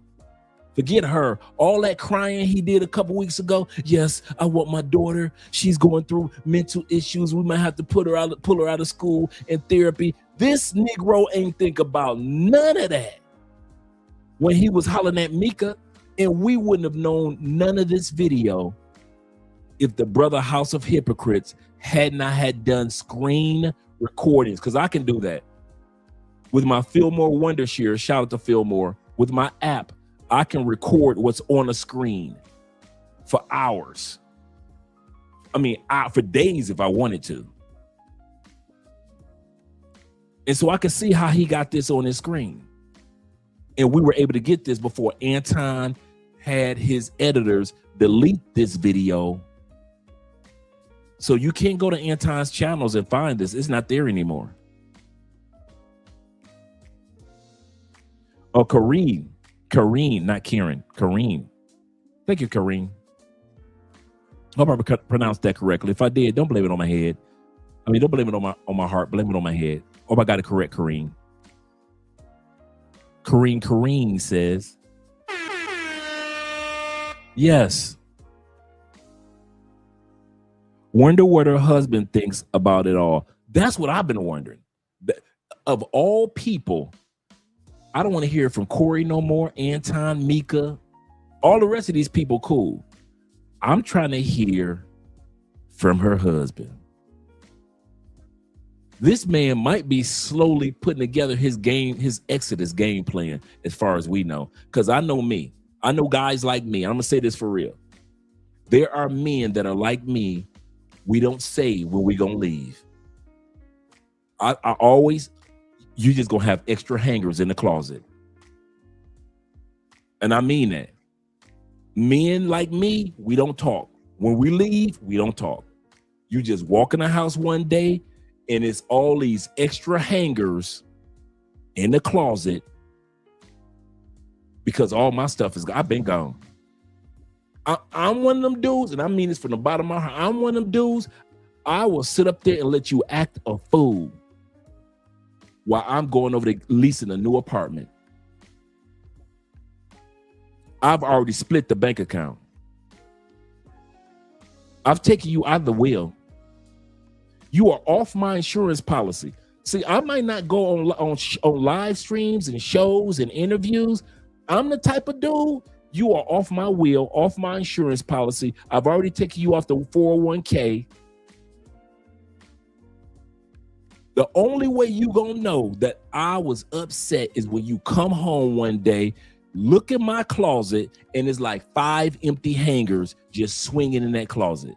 That's how I'm one of them dudes. I don't argue. I don't need no closure. Some of you dudes are just like me. You don't need no closure. I don't need to know why, baby, why, baby. I don't need none of that. I am gone. Believe me, I've done it before. I'm telling you, I'm one of them dudes. I do not need to be. I'm not no arguer. Well, what about this? But you did this. But what about when you did this? I don't do none of that. I don't do none. I'm not even around to do that.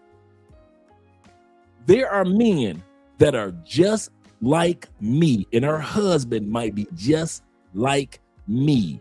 By the time Mika realizes how pissed her husband is, Mika gonna have extra hangers in the closet.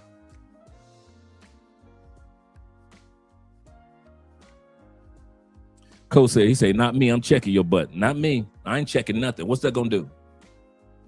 You gonna yell at her? That's gonna make the coochie dry up again. I mean, make the coochie wetter for you again. If you yell at her, what's gonna happen? I need to get my point across. Why would you cheat on me? What that gonna do? Come on, put in the comment section what that's gonna do, guys. I mean, all you dudes that need to have closure. What's that gonna do? If a woman cheated on you, why? If she tell you literally the reason why, what's that gonna do? Is that gonna make the cheat disappear? Is that gonna make your pain disappear? Or it ain't? All what's gonna happen is if she answer one of your questions, you gonna have another question. Why'd you cheat on me? Because of this and that and that and this. Well, what do you mean by that?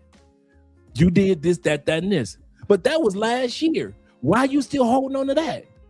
Because it is. See, you're gonna come with 15 other questions if she tell you the literal reason why she leaving or why she cheated on you. Y'all one of them dudes gonna have 10 questions in the background instead of packing your stuff and getting the hell out. I'm gonna shed my tears. Don't get me wrong.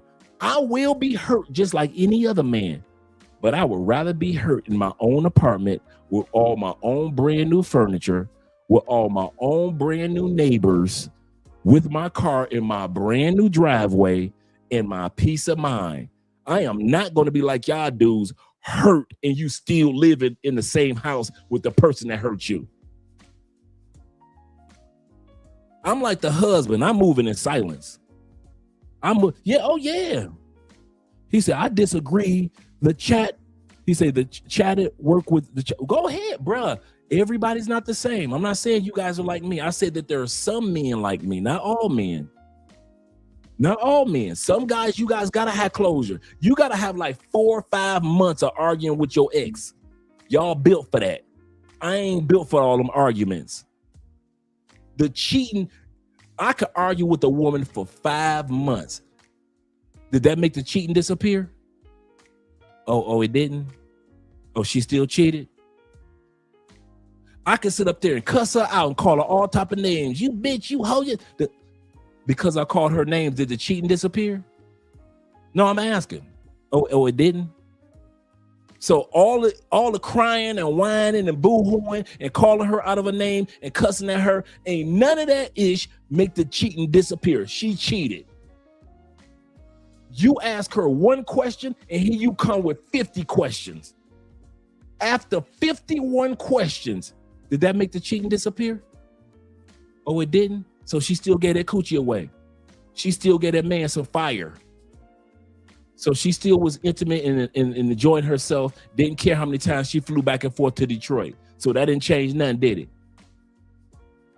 So you just as hurt as I would be. I'm gonna say this again. For all you dudes for the back of the church, you are just as hurt as I would be. I would be just as hurt as you would be. But how I respond and react is different. You do it your way, which I have nothing against.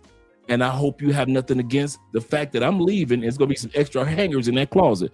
My wife, who's a wonderful woman, knows that about me. See, me and Andrea are so close. We're friends and we're happily married. And so I know if we broke up, true story, my wife is just like me. Bruh, my wife ain't no you cheating on me. What the hell? Dude, who is this bitch? My wife is not that. Andrea is like, I will come home and there's extra hangers in the closet. Andrea ain't one of the women that need, 90% of women need closure. Why'd you cheat on me? Why'd you? Not my wife. Andrea, I will come home. All her ish is gone. She done had a new apartment for 3 months. I ain't know none. That's my wife. I'm wired the same way. I don't need no closure. Some women are wired that they don't need no closure. They moving on. They will shed their tears in their new house. They hurting. They are hurting. But it's better to hurt in your new shit than to sit up there and be hurting in front of the same dude that hurt her. Same thing with me. I'm about to sit up here and be shedding no tears and feeling hurt and all. I can't believe she cheated on me and we still living in the same house. When you could have spent them 2 months filing for a divorce, because you're going to file for divorce anyway. 2 months looking for you an apartment on the other side of the city. 2 months getting you new furniture. 2 months getting your lights, your cable, and all your other utilities set up. You spending 2 months crying, trying to get some damn closure. I'm hurt on the other side of the city in my new shit. You hurt and you still living in the same damn house with the same damn woman that cheated on you and will still cheat on your ass. Sitting up there shedding tears in the same damn house. I'm gonna shed my tears, but I'm gonna shed my tears in my own new shit. You gonna shed your tears still in that damn house. Ain't went nowhere. You ain't going nowhere. All you do is tell me, I'll leave her. You ain't leaving no goddamn where. You gonna keep your ass right there. That's probably the reason why this dude that's married to Mika, she ain't worried, cause his ass probably like some of you dudes ain't going no damn where. Y'all be on these live streams talking about, I'll leave, man. If somebody did, man, I'll leave. You ain't going no damn where. You know how many dude? They say over 85% of men cheat and 79% of women now cheat. Y'all motherfuckers ain't going nowhere. Talking about y'all gonna leave y'all woman if she cheat. Statistics show y'all ain't going nowhere. Women don't go nowhere, and now men aren't going anywhere when they find out they woman cheating. I would, nigga, please. Y'all ain't going nowhere. I need some closure. I need somebody I need closure. Why'd you cheat on me, girl? Why? Shit, you ain't got to tell me why. Tell me in a phone call or text message, because I'm going to be in my new house on the other side of the city. And my wife know that about me And I know that about her. Andre is not an arguing woman. We ain't gonna argue. Andre is one of the women that's like, we ain't about to fuss, cuss. We've already talked about if anybody cheat, what would happen. So we already know if you hurt me in regards to these bitches in these streets in Colombia, don't worry about it. We are not fussing. We are not cussing. We are not arguing. You ain't gonna see me. I'm like that, and my wife is like that. But all you people that need closure, ain't nothing wrong with it. I'm gonna say this for real. I mean this. I mean this. All you people that gotta have closure, get it. If that's therapeutic for you, get it. You need to know why she cheated. You need to cuss at her, fuss at her. You need to be ready to, they ain't had them call the police on you. You need to stalk her. Do whatever you do. Bruh, that's you. And I mean that. All you do is that like to stalk the woman because she cheated, or you want to call her a hoe or a bitch or whatever make you feel better, do it. And I mean it. Do it. As for me, anybody that's ever cheated on me ain't never had to worry about me calling out their name. I ain't never called one ex a bitch, hoe, slut, scallywag, tramp, none of that. You know why? I'm gone. I'm on the other side of the city. I'm on the other side of the city with some new woman. You think I give a damn about what my ex who cheated on me did? I will hurt, but I will hurt with some new women. Not because I'm still living with the old woman like some of you niggas do. Which the heck I would be shedding my tears and I'm still living with that person. Y'all crazy as hell. Let's continue on, gentlemen, ladies. But I ain't no hater. Like, I'm serious. I ain't no hater, man. And my uncle Jeffrey, shit, that runs in my family. Us men, shit. Then we got one person in the family that'll hang around. The rest of us, we ain't hanging around. I don't know if it's in the DNA in the family, but all the men in our family, my uncle can tell you, we don't need no damn closure. We out. We don't need, all you dudes that need closure, what the hell I would hang around. I wish the hell I would. He said, no, Dre, why y'all got Dre 20-minute tantrums or cheating? Let's continue on, man. This is not about Andre. This is about our brother Anton scandals. Well, I'm going to be a great friend, and we're going to go to Super Chats.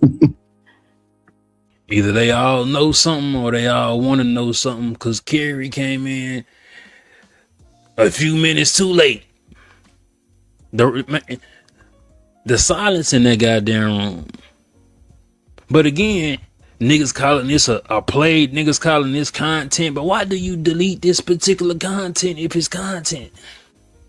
And this is the price you pay for clout. You end up lying for no reason. Woo! Mika's past is worse than we thought. And it's not because she's Anton Daniels' alleged side chick.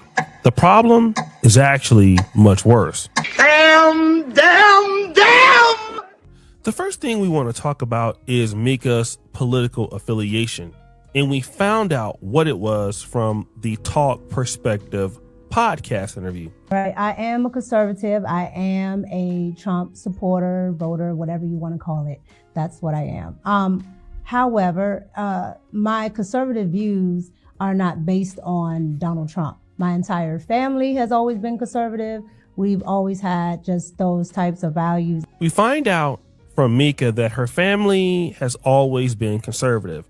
Now, I do know that she is partly from Puerto Rico, or maybe fully from Puerto Rico. So we know that about her. She is an Afro-Latina, but she says that her family has always represented this, which is interesting.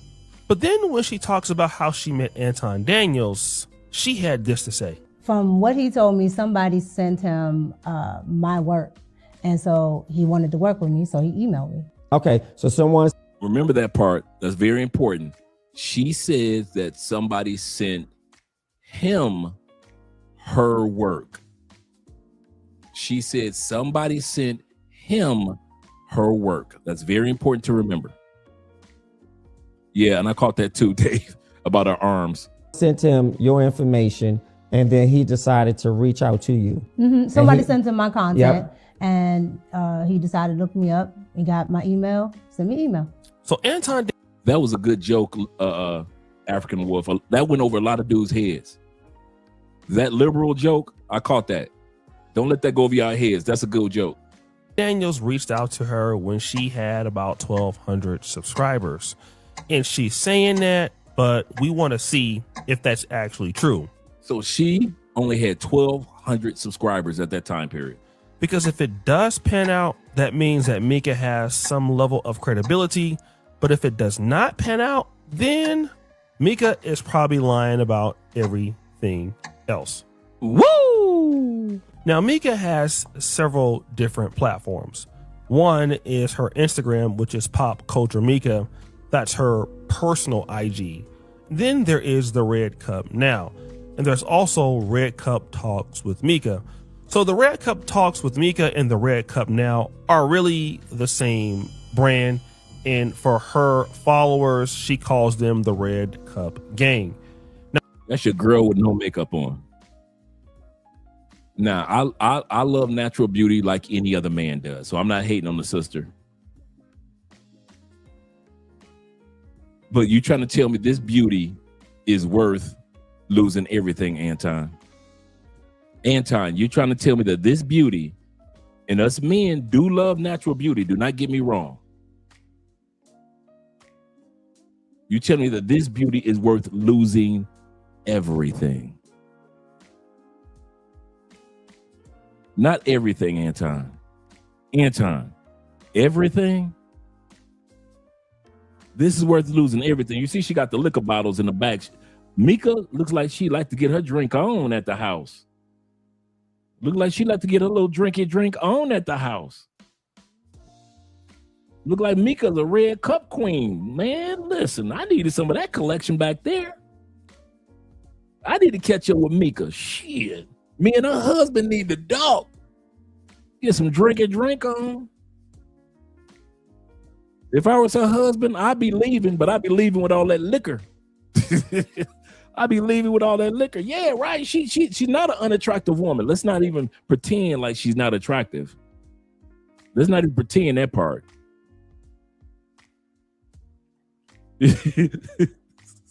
He say, I'm tripping, but she isn't beautiful. She's all right. She's not an unattractive woman, but she all right. Like I said, is she worth losing everything? Yeah, she got the alcohol on deck. She's the Red Cup Queen. Stop it, man. Shout out to the Red Cup Queens out there.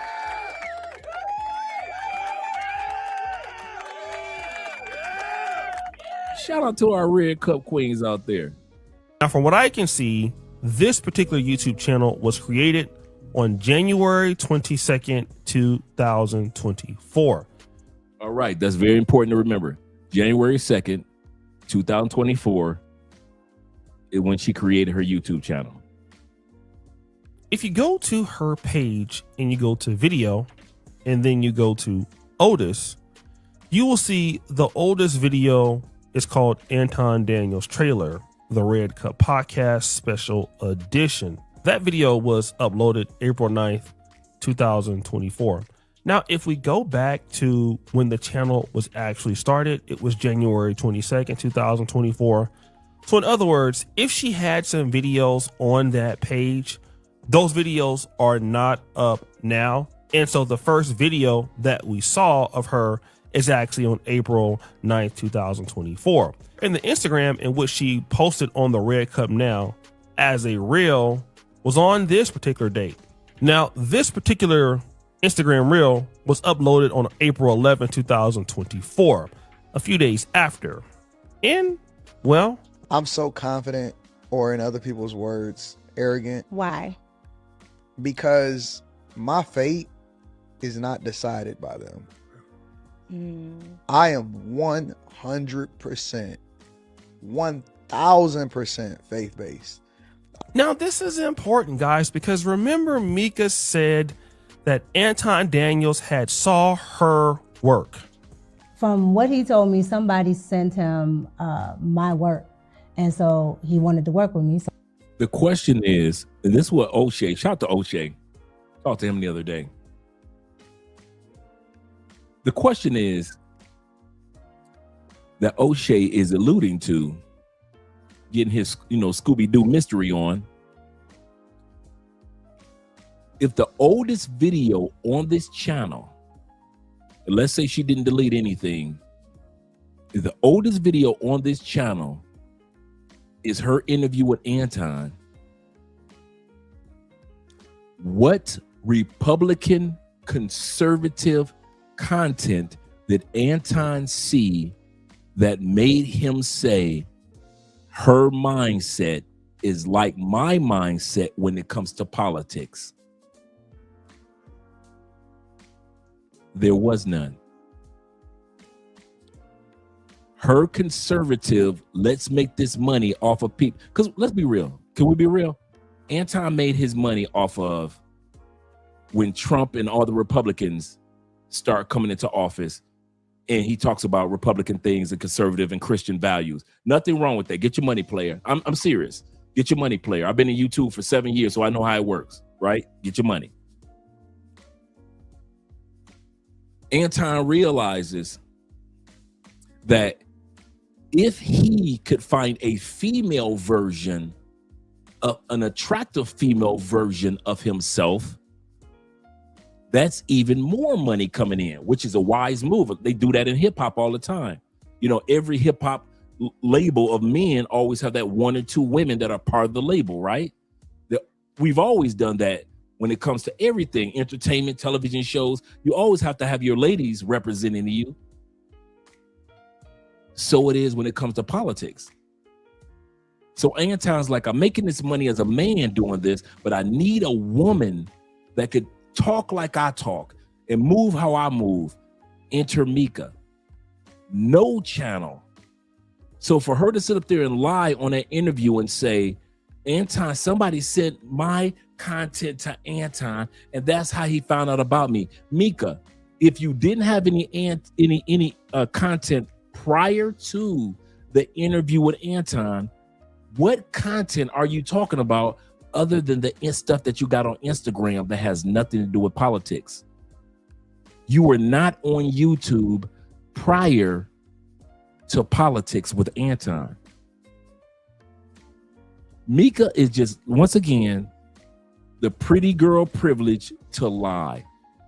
So many pretty girls been lying their whole life since they were little kids. Since I'm pretty, I can lie. As a teen, I can lie. In college, I can lie. Why? Because I'm pretty, or at least people assume or see me as pretty, right? So now her pretty privilege is catching up with her. And people are pulling out receipts of the fact, like, wait a minute, like O'Shea is doing, looking at the dates and say, wait a minute, you said one thing, but this is not adding up. Let's continue on. So he emailed me. So my question is, if he saw her work prior, what was that work? Woo! The latest video that we saw was April 2024. So there would have been no real way that Anton Daniels could have reached out to you when the first video that was on this channel was from Anton Daniels himself. Damn.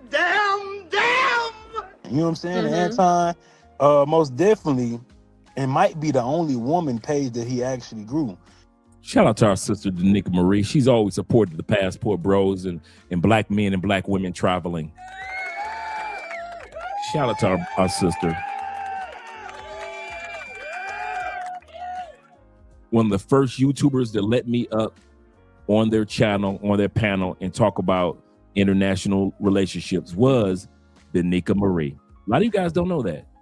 When we were just building our channel, man, and I was going back and forth to the States, Danica was the first person to let me on their, other than you fellas, but she was the first woman to let me up on her channel and talk about international love. So I got nothing but appreciation for her and her husband. Yes, sir. Shout out to Danica. Shout out to Danica. Because that Red Cup talk with Mika, that particular page, that started with Anton, right? So really, I'm under the impression that might even have some type of ownership on it, because she was probably like at 1,000, 1,200 subscribers before she started to go on his panel and shit like that. Shout out to the House of Hypocrites, because he's on to something. And this is something that I kind of felt myself. You see, Anton Daniels and her started this page. He must have signed her to some kind of contract as his own influencer, which means that Anton Daniels could not have reached out to you because you were making conservative content. We don't see any videos or any level of content from Mika in the conservative black media prior to that. If it is, then she privated those videos, and if she wants to prove that she's telling the truth, those videos should be made public so that we could see them, just so we don't think that she's lying. But then I did some other digging.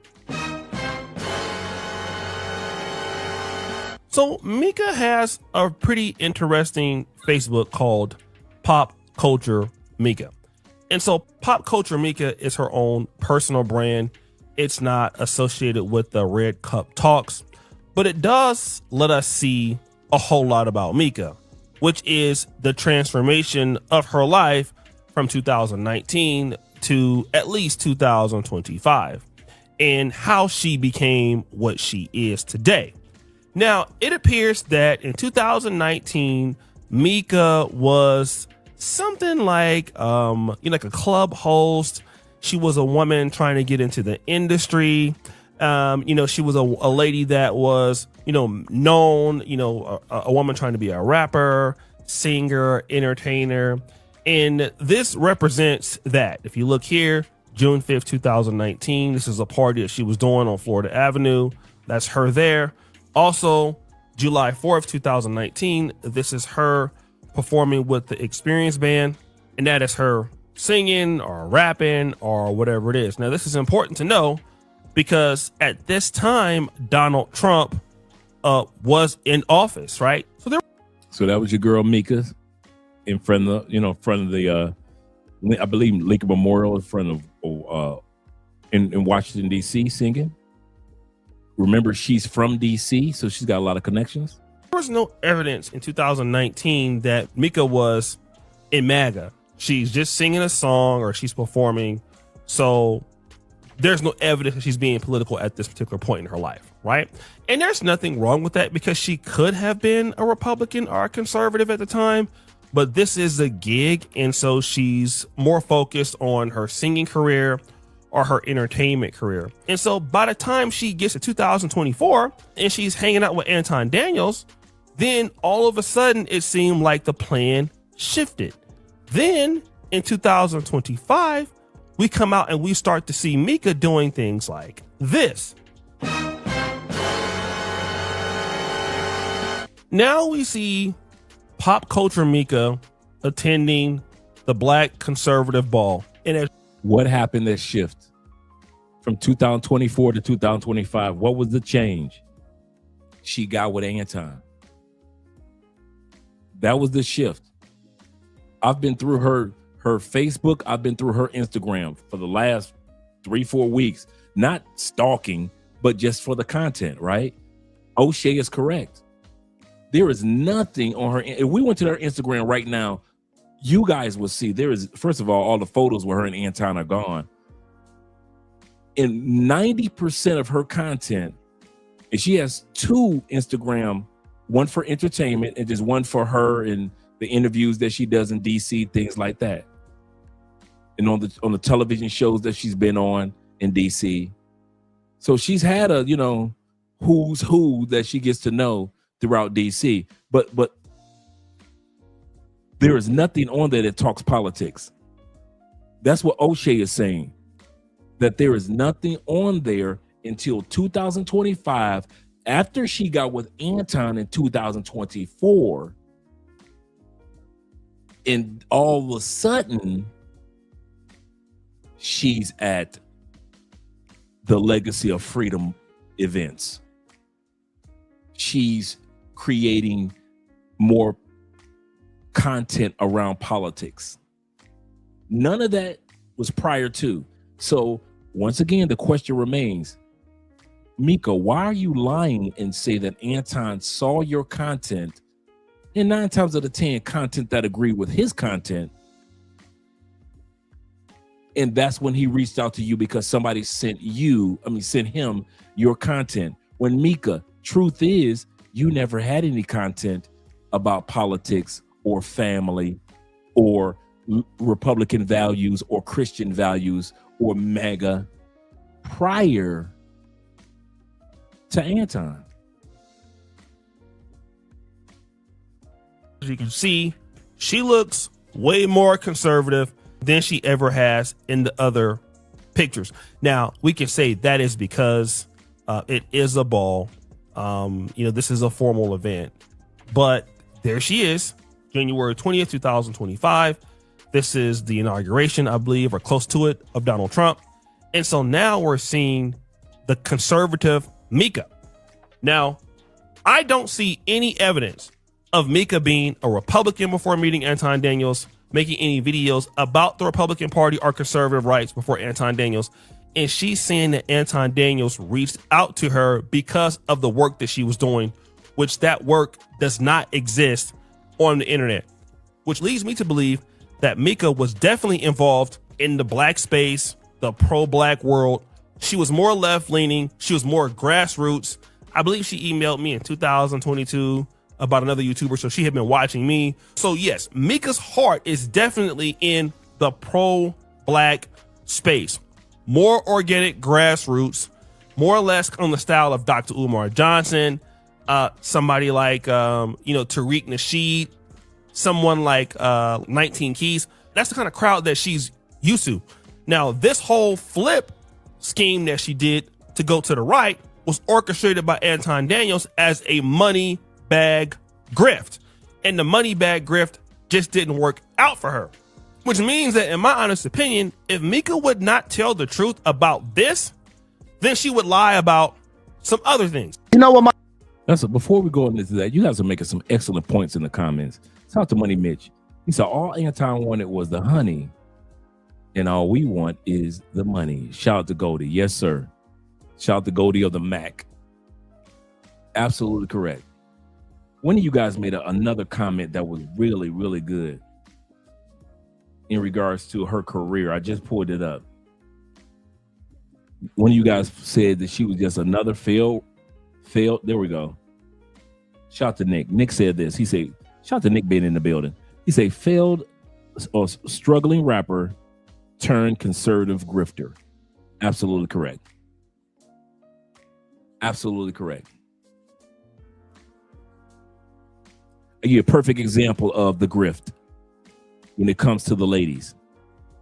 If you go on YouTube, TikTok, and Instagram, since the fall of Derek Jackson, I mean, Derek's still making his money. Don't get it twisted.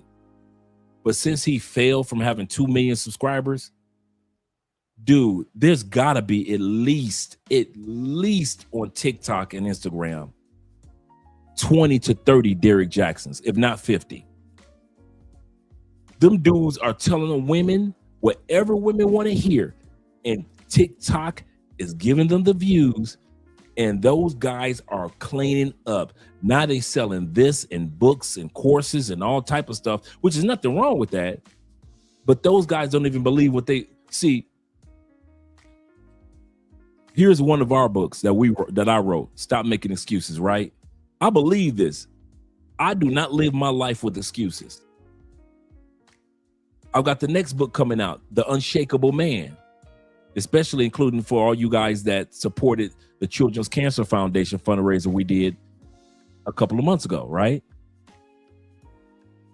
But these dudes are doing it to grift. And I ain't mad at them. I'm going to say this again.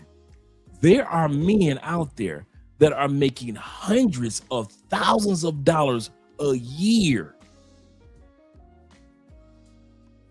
telling our women whatever they want to hear, because they know women, sadly, won't research it, won't homework it, and if it sounds emotional, it must be true. It must be true. Why? Because it it hits the emotions of that particular woman, not all women, but enough women to where these dudes are walking around. There are dudes that walk around grifting women for hundreds of thousands per month. Per month. Yeah, bruh. Can I tell y'all something I never told y'all? And I mean this. And I mean it.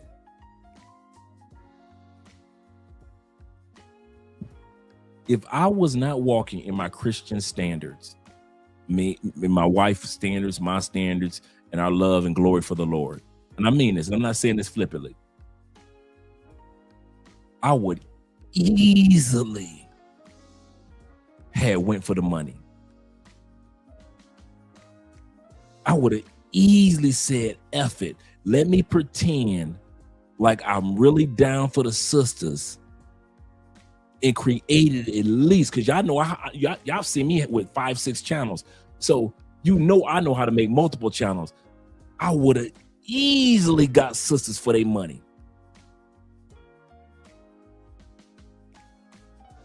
The one thing that kept sisters safe from dirty dudes that I could have been was the fact I said, you know what? I'm not the old Andre who I used to be back in the day, be the man of moral standards. Hey, if you stand on travel and traveling, you know, if you stand on the topic of men and women traveling to other countries, stand on your topic, Andre. Don't come over here trying to pretend like you want to be like down with the ladies just for the money. But there are some dudes, and I mean a lot of dudes, that don't care about that. And they are grifting women, and I'm talking about these brothers are getting paid. When you see that show, Conversations Tonight, and you see them touring all over the United States, and they're full of auditoriums of women and men and Conversations Tonight, and shout out to them and their success. But you know, 9 times out of 10, there's a reason why 90% of the people in their audience are women, if not 95%. They getting paid off grifting women. They are getting paid off grifting women. So when I sit back and I tell y'all, man, it's people out there that do not believe what they telling you ladies. I know you ladies, I'm gonna tell y'all ladies something. I know you don't like what Obsidian has to say. You don't like what the red pill brothers have to say, the black pill brothers have to say. You don't care what the passport bros or the black expat men have to say. I understand. But the one thing that you can say about the passport bros, black male media, black manosphere, Kevin Samuels, O'Shea Duke Jackson, Dennis Sperling, we never lied to y'all and pretended like we were down with y'all just to get $1. We love y'all women for y'all. I know y'all don't like what we have to say sometimes, but we love you black women. We love you white women. We love you Latin women. We love you Asian women. We love you Samoan women. We love women globally. If we did not love you, baby, we would have went for the $1 a long time ago. That's why when we see these dudes on TikTok, that's like, yes, if the black man would do this, then the black woman would, and we know, and you sisters would watch, and all of a sudden this dude got 20,000 comments. And you don't realize how much TikTok paid that dude. He's got 2.5, he's got 250,000 subscribers on YouTube. And these dudes be lying to y'all, ladies. And if I was dirty, I would have lied too. I ain't gonna lie to you. Fellas, I ain't gonna lie to you. If I was a dirty dude, I would have lied my ass. It is so much money lying to women. If you could get women to tap into their emotions and lie to them, oh my God, you will get paid on YouTube. When the last time you saw a YouTube channel being taken down for lying to women? I'll wait.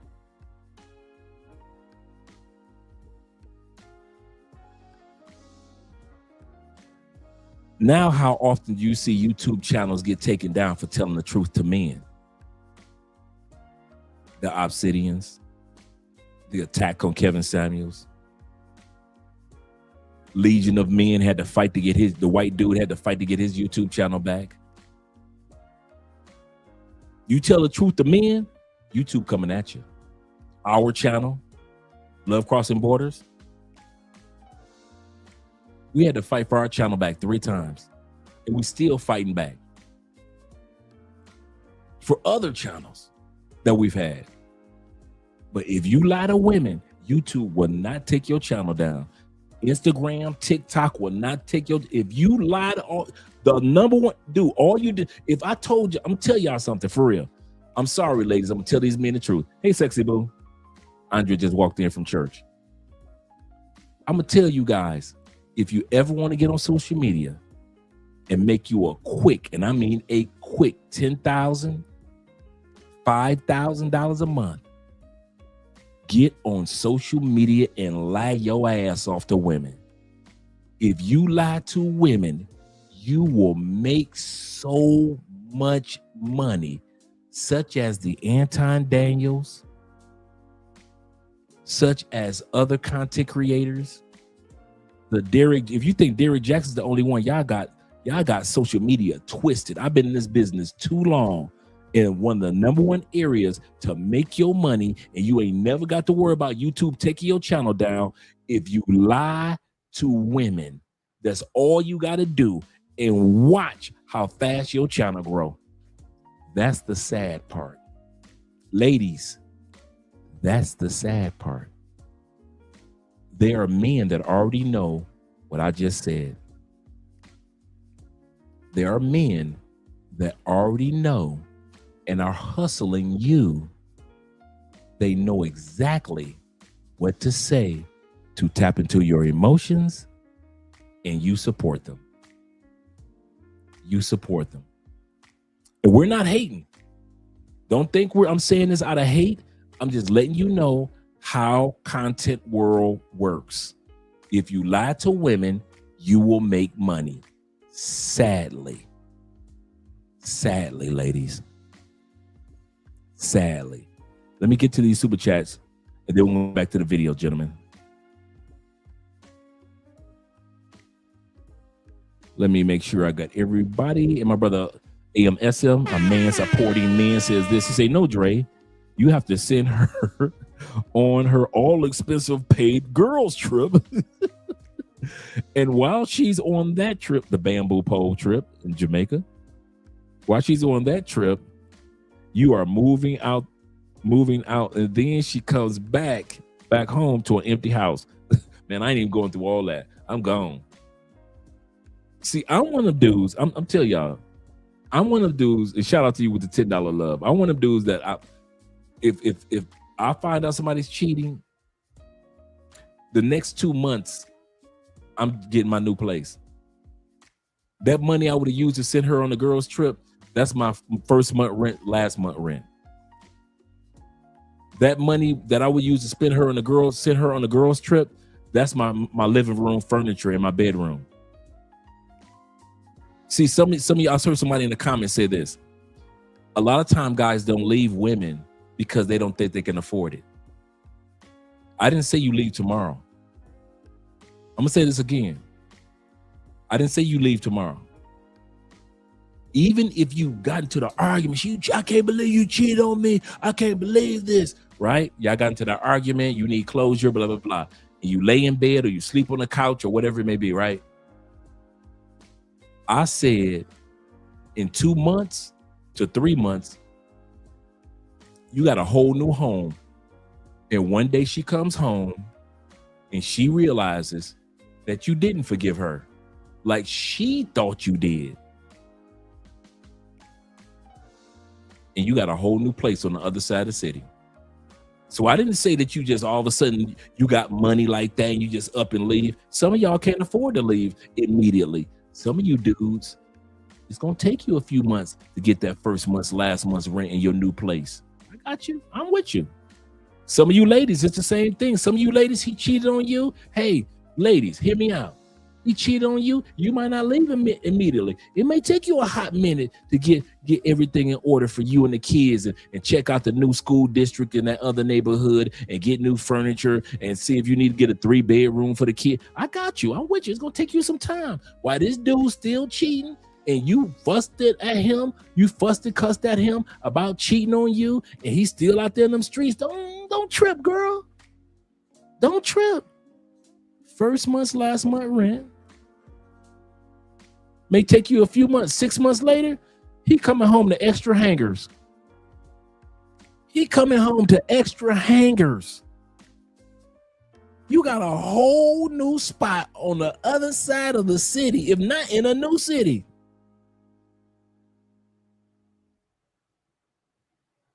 He think you still in Elkhart, Indiana. You done moved to Fort Wayne, Indiana. He think you in Fort Wayne, Indiana. You done moved to Indianapolis. He think you in Maryville, Indiana. You done move across the state to not even 30-minute drive to Chicago. You in Chicago. Whole new home, even though you work in Indiana, which is only a 30-minute drive to get to work. When you get off work, you're driving back to Chicago. This fool still think you in Indiana, girl. So yeah, when I sit back and say, and yes, you gonna hurt, you gonna shed your tears, but ladies and men, it feels so much better to shed tears in your own new home, on your own new furniture, that it may have taken you 5-6 months to do your exit strategy like Moses and the children of Israel. But once you gone and you got your own in your own school district, you don't give a damn about what that person is talking about. So yeah. Yep, coming home to an empty house. Seriously, I'm with you on that. Let's go back to Anton. My biggest problem is turning down you funky hoes. Y'all reach out on a regular. No. Let's get to no. I got a fleet of hoes right now that will come and finesse you out of your socks, nigga. But I'll keep it a buck. You know what? I'll keep it a buck with y'all. Anton definitely asked me to come to Detroit before. Let's get to it. Let's get to it. You ain't got no listen. I'm gonna be for real. No. Offended now. Y'all want to have some real conversation? Let's get to it. And I'm gonna tell you what really happens. I'm gonna tell you what really happens. You don't want to hear it because you know it's the truth. You're not even speaking your real truth right now. I'm gonna speak my real truth. I'm gonna tell you. You know why Anton is arguing with her? Because we about to find out that Anton was in her DMs. I'm gonna say this again. I'm gonna be quiet. The reason why Anton is yelling at that sister, we're gonna find out that after all this came out with the exposure, Anton was in her DMs. My fucking wife, and she'll tell you what's really happening. I'm gonna speak my real truth. I'm gonna tell you. I call my fucking wife, and she'll tell you what's really happening. The boy said he can call his wife, and she can let us know what's going on. Well, let us know what's going on, partner. I don't talk about what it is that I do in the bedroom and all of that shit. I ain't gotta prove how many women that I have on my team or the fleet or anything. I don't talk about that. All we gonna do is we gonna just play it. We gonna play it out. Shout out to Digital Nomad in the building. Shout out to him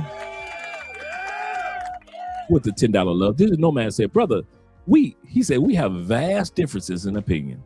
He said, but I respect what you morally stand for.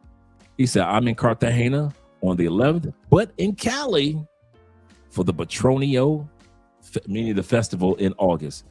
So all of you, let me come up on the screen real quick. All of you guys that don't know what the Petronio is, actually Petronio, not Petronia, but I'm with him. Petronio Festival is the one of the world's largest black festivals, and it's here in Colombia. Most of us who live here already know that where I live, Cali, Colombia, is the second largest Afro-Latin community. Well, actually, Afro-Colombian community. Afro-Latin community in South America. So Sao Paulo, Brazil is number one. Cali, Colombia is number two. We're 40% black people. And then it's Cartagena, Colombia, and then, everywhere else, right? At least in South America. Every year for like the last 40 plus years, there's been a celebration called the Petronio Alvarez Festival. Petronio Alvarez was kind of like South America's Bob Marley. You know, the Caribbeans had Bob Marley fighting for freedom with his music, right? That's who Petronio Alvarez was. He was born and raised in Buenaventura. Buenaventura is an hour and a half away from here off the coast of the Pacific. They first started the celebration after he died in Buenaventura. They still do have the celebration, but it's a smaller one. It's a small little town where he lives in. As Black people started migrating to go to college and go to school and start businesses in the larger city, the closest largest city was here, Cali, Colombia. They brought the festival here through migration. You know, Black people always bringing our swag around the world. And so now the Petronio Alvarez Festival is 600,000 people from around the world come to the Petronio Alvarez Festival the third weekend of August. This year, it would be from the 14th to the 19th. I already looked it up. So from the 14th of August through the 19th, if you want to be around your brothers and sisters from around the world, 600,000. And it's free to get in, free music, free festivals. I mean, it is a celebration that you've never been to before here in Cali, Colombia. So if you don't have anything to do, and a lot of brothers and sisters from the States, they make a tradition now to come down here to Cali. So that's what the brother is saying. He say, Andre, he say, but in Cali, in other words, the Petronio, we can't wait to have a drink with you, brother. I can't wait to have a drink with you as well, brother.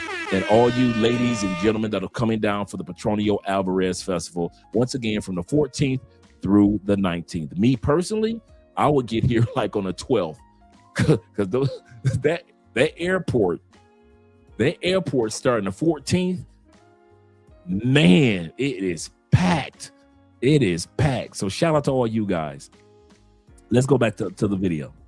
And shout out to our brother on the screen, the House of Hypocrites. What do you mean you don't talk about what you do in the bedroom, my nigga? Are you insinuating that you and your wife bring women to y'all bedroom? Is that because that was just random? That was random.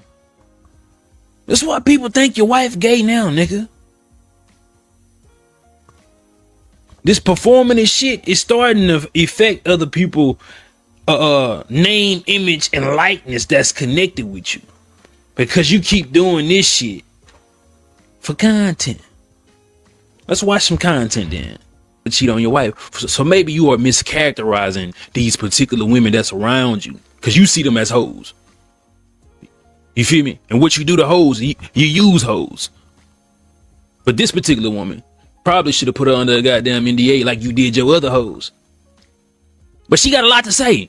So nobody can't say, oh, it's a man hating because he broke, or he ain't got the followers or subscribers, or he just doing it for clicking views. You can't say, oh, this is an ugly woman. You can't say this is a disgruntled woman.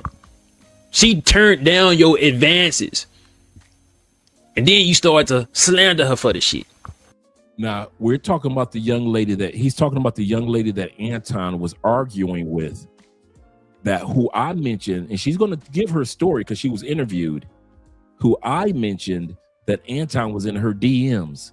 She's going to bring the receipts that Anton was in her DMs right around the same time he was in Mika's DMs. I'll say that again. He was in this young lady's DMs, who I was talking about and who House of Hypocrites is talking about, and who you just saw Anton arguing with the same time he was in Mika's DMs. Shout out to my brother Black Aladdin, showing some YouTube love with the $20 cash app. Appreciate you, brother. Because she wasn't going to be one of your hoes. And it's a lot more women. A lot more women. They got something to say about Anton Daniels that is aesthetically appeasing. And I'm gonna give that nigga Anton some credit. At least you shot at a dark-skinned woman this time. Cause you know you don't prop them type of bitches up. You go for the light bright everything that is opposite of your wife. Wow. Shout out to my brother Will, Chill with Will, who's been supporting the channel with the $10 over on the PayPal. Appreciate you, brother. Appreciate you more than you realize. Let's get into the video. What's your name? Goat Bite Goat B1 Taz. Sir, I was never that man's nothing. I was somebody on a panel. Okay, let's not tie me to him. Now, this is the young lady that was arguing back and forth with Anton. This is the young lady that Anton was in her DMs at the same time he was going through Mika. This young lady said, don't put me in that because I did not accept his advances, allegedly, like Mika did. In that way, by any means, shape, or form. Okay? Like, there's no connection there. All right, let's not do that. Let's not do that. I don't like that. I was just a guest, and that's it. That's it. Never. Ever. But I'll keep it a buck. You know what? I'll keep it a buck with y'all. Anton definitely asked me to come to Detroit before. He definitely DM'd me on that one day. Did you not hear that? She said she keeping it real. DM'd her the same way he DM'd Mika. I need you to come to the D. And mind you, this was several shows after I had been on his panel. Right? And when he asked me, when you come into the D, I said, for what? What's in Detroit? And he said, you know, you'll just have to trust me. It'll be fun. Oh, we sound like we got. Is this Diddy? Is this Diddy Daniels? Is this new Anton's new name is Diddy Daniels? Anton Diddy Daniels? Just trust me, it'll be fun. Let's bring that beat back. Let's bring that beat back. Am I hearing Diddy vibe? I'm getting Diddy vibes, man. I'm getting Diddy doing 4 years vibes. Trust me, Cassie, it'll be fun. That's right. Take that. Damn, no wonder why he had so much issues with her. She told him no. Now you see why he was always arguing with Cass. Because Cass told him no when Mika, several times flying to Detroit, said yes. Yeah, she put it all on the streets. And this was an interview that nobody expected her to say this. That's why she said, you know what? Let me be real. Because they were interviewing her about something else about the show. But then somebody in the comment section on the live stream said, well, you were basically like, you were one of Anton's girls. And she's like, wait a minute, pause. And that's when she got upset. Never. Ever. But I'll keep it a buck. You know what? I'll keep it a buck with y'all. Anton definitely asked me to come to Detroit before. Correct. Hell, Sister Goddess had to check him on some hookup stuff. Absolutely correct. He was trying to holler at Sister Goddess too. Dudes get money and think they can just holler at anybody. And Sister Goddess is married. She just got married a couple years ago. He thinking he can holler at Sister Goddess. He thinking he can holler at Jazz. He thinking he can holler at Island Girl Q. He thinking he can holler at everybody because Mika gave him the okay. So I guess he thinks everybody can give him the okay. He definitely DM'd me on that one day. And mind you, this was several shows after I had been on his panel. Right? And when he asked me, when you come into the D, I said, for what? What's in Detroit? And he said, you know, you'll just have to trust me. It'll be fun. And I'm, nah, fun in Detroit. I ain't never heard of that. Never heard of that. Well, you'll just have to trust me. What difference does it make, right? He's talking to me. He's not giving me any. Now, if he's DMing me like this, somebody that he has gotten into it multiple times with, right? Hold on, let's get to no. If he's DMing me with this pimp talk, because that's exactly what it sounded like. You just got to trust me. It'll be fun. It'll be fun. And I said, for what? What do you ask me? What are you asking me to come to Detroit to do? Right? Well, what difference does it make? You'll just have to trust me. I said, it makes all the difference. I need details. And you know what he said to me? Just let me know when you're ready. Because you'll just have to trust me. Never spoke to him about it again. And it never played out. Why? Because I'm asking too many questions.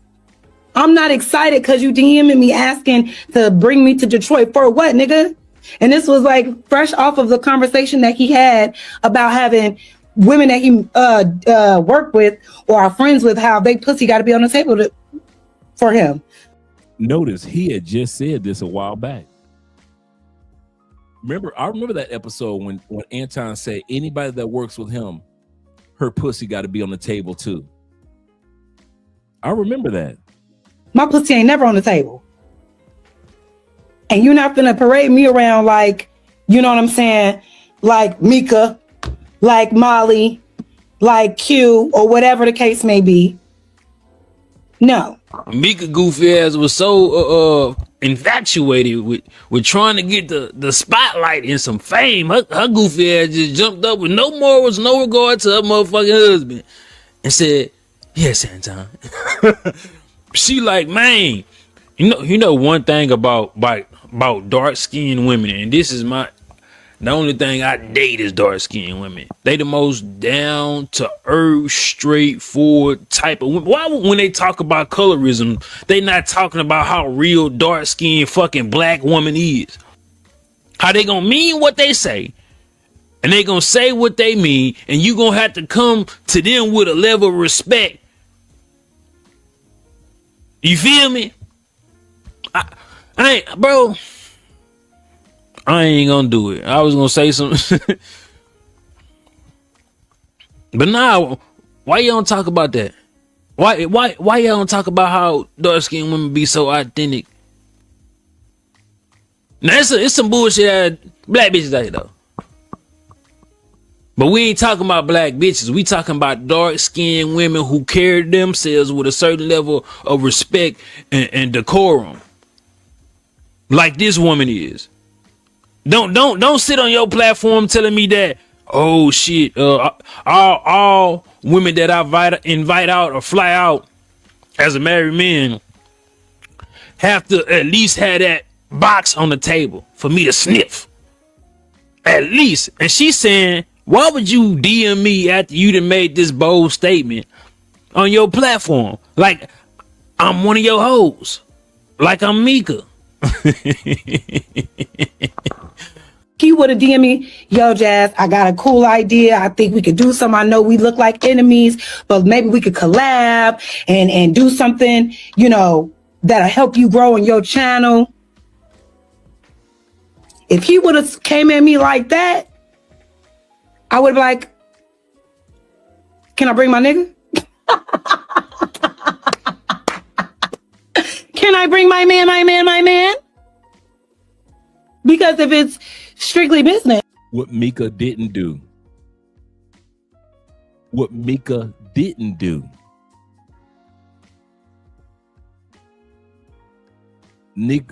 didn't think about her man. But Cass did. At least had that box on the table for me to sniff. At least. And she's saying, why would you DM me after you done made this bold statement on your platform? Like I'm one of your hoes. Like I'm Mika. He would would have DM'd me, yo, Jazz, I got a cool idea. I think we could do something. I know we look like enemies, but maybe we could collab and do something, you know, that'll help you grow in your channel. If he would have came at me like that, I would have like, can I bring my nigga? Can I bring my man? Because if it's strictly business, it shouldn't be a problem. We could do it. We could do a double date. Me, you, and yo, but see, it never got that far because I didn't have stars in my eyes. Mika said as soon as he DM'd her, she was like, yeah, I'll go do the interview. Yeah. I'm asking like, what we on? What you on? Coming to Detroit for what? I heard it's so cold in the D. Fuck you want me out there for? What difference does it make? He's a pimp. Or at least a wannabe. And unfortunately, he got one with Mika. Being successful in this space is definitely a goal of mine, for sure. But I don't need to put myself in nefarious situations or a situation that'll make me look bad just because the person that's asking me to hang out got a bunch of followers and a bunch of subscribers because he like to talk shit. No. So if he's DMing me like this, I know for sure if he's DMing any of these other women, it ain't on no professional nothing. It ain't business. He trying to holler. Okay? Of course, he's going to frame it that way. But the fact that you couldn't even tell me the reason why you wanted me to come to Detroit after we have been going head to head with each other, damn near every show. You want to talk to me? That lets me know I bring value to you. Before we go any further with that. But you're not going to use me to look like one of your little... I'm going to let her finish. Honeydews, your little honey dips. Oh, no. So yeah, y'all, that's why I'm like, you can't fool me because the way he move, it's not professional. It's not. Flat out. But let's keep going. That was my little story I wanted to share. I got asked to get flown out too. And I was like, for why? And he was like, bitch, never mind. He was like, man, fuck it. Damn, Jazz, shit. Yeah. And best believe I was bringing my nigga. What? Yeah, make sure you give me a room. I'm gonna bring my man. Because he helped me with my business. I bet you I wouldn't have been able to come. Angry man. Before he goes any further, for shout out to House of Hypocrites. Make sure you guys subscribe to this brother's channel because a lot of this content is coming through him. We interviewed on this channel Soraya Brooks. For those that don't remember or know who Soraya Brooks is, Soraya Brooks, she's the German white woman who is married to the brother from Philadelphia. They both live in Germany. She went viral when she said that women in the United States were no competition. We interviewed her maybe 3 months before that, and I told her she was maybe looking at at that time period she was at 5,000 subscribers when we interviewed her. Right now she's at like 25, 30,000 subscribers. Not even a year later. We interviewed her not even a week after we interviewed Anton last December. I got an email and a Cash App from her husband. I want to say this again. Got an email and a Cash App. I think it was a super chat from her husband. Thank you, Andre. My wife and I really enjoyed the interview we did on you and Andre's channel. Thank you for respecting my wife and my marriage. Here's a little donation to you guys' channel.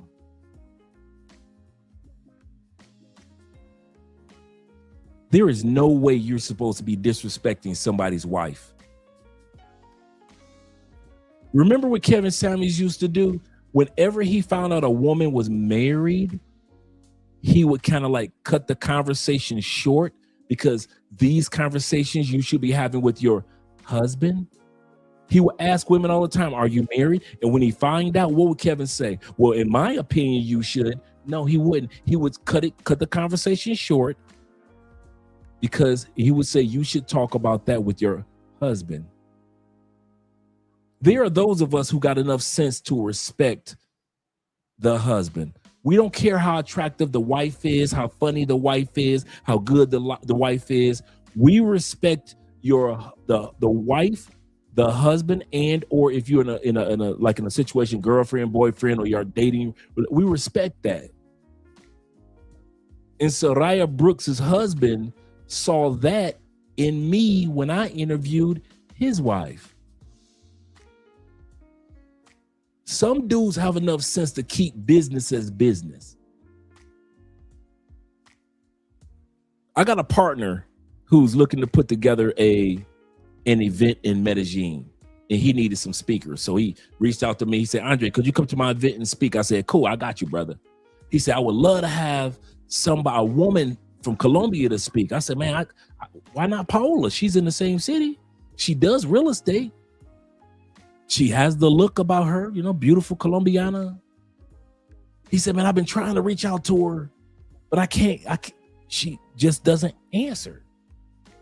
I said, let me call you back in 10 minutes. True story. I said, let me call you back in 10 minutes. I called Paola. She said, I am on board. I said, he's going to reach out to you. Reached out, scheduled her for the event.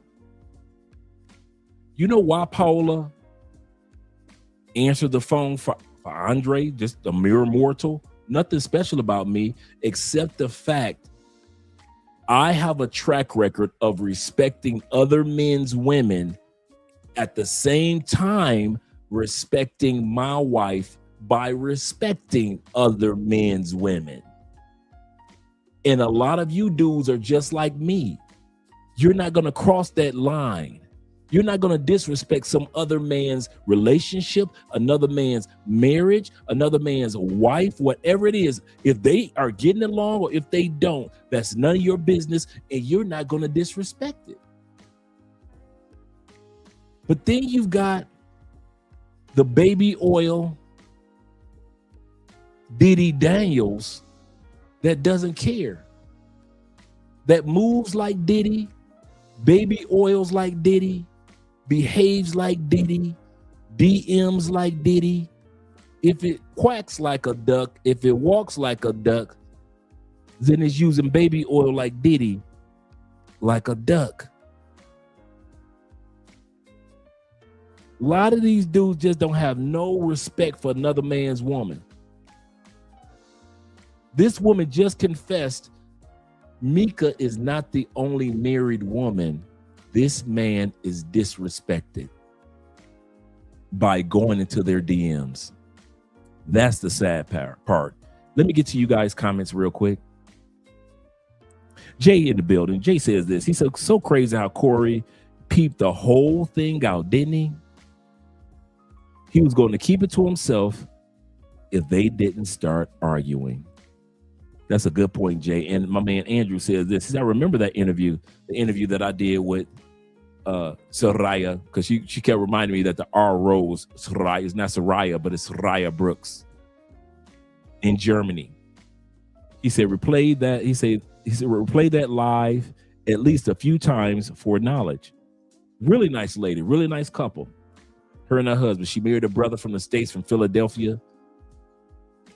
And he moved to Germany with her. And they've been happily living back and forth. They've traveled back and forth to the States and spending most of their time in Germany. He said, that's a classic. Yes, they are. Yes, they are. Because she trusts you and Andrea. Absolutely correct. Shout out to Kevin Crawford of the Crawford family in the building. He said, oh, shit. He said, shout out to International Quiet Storm, the International Quiet Storm. Yes, sir.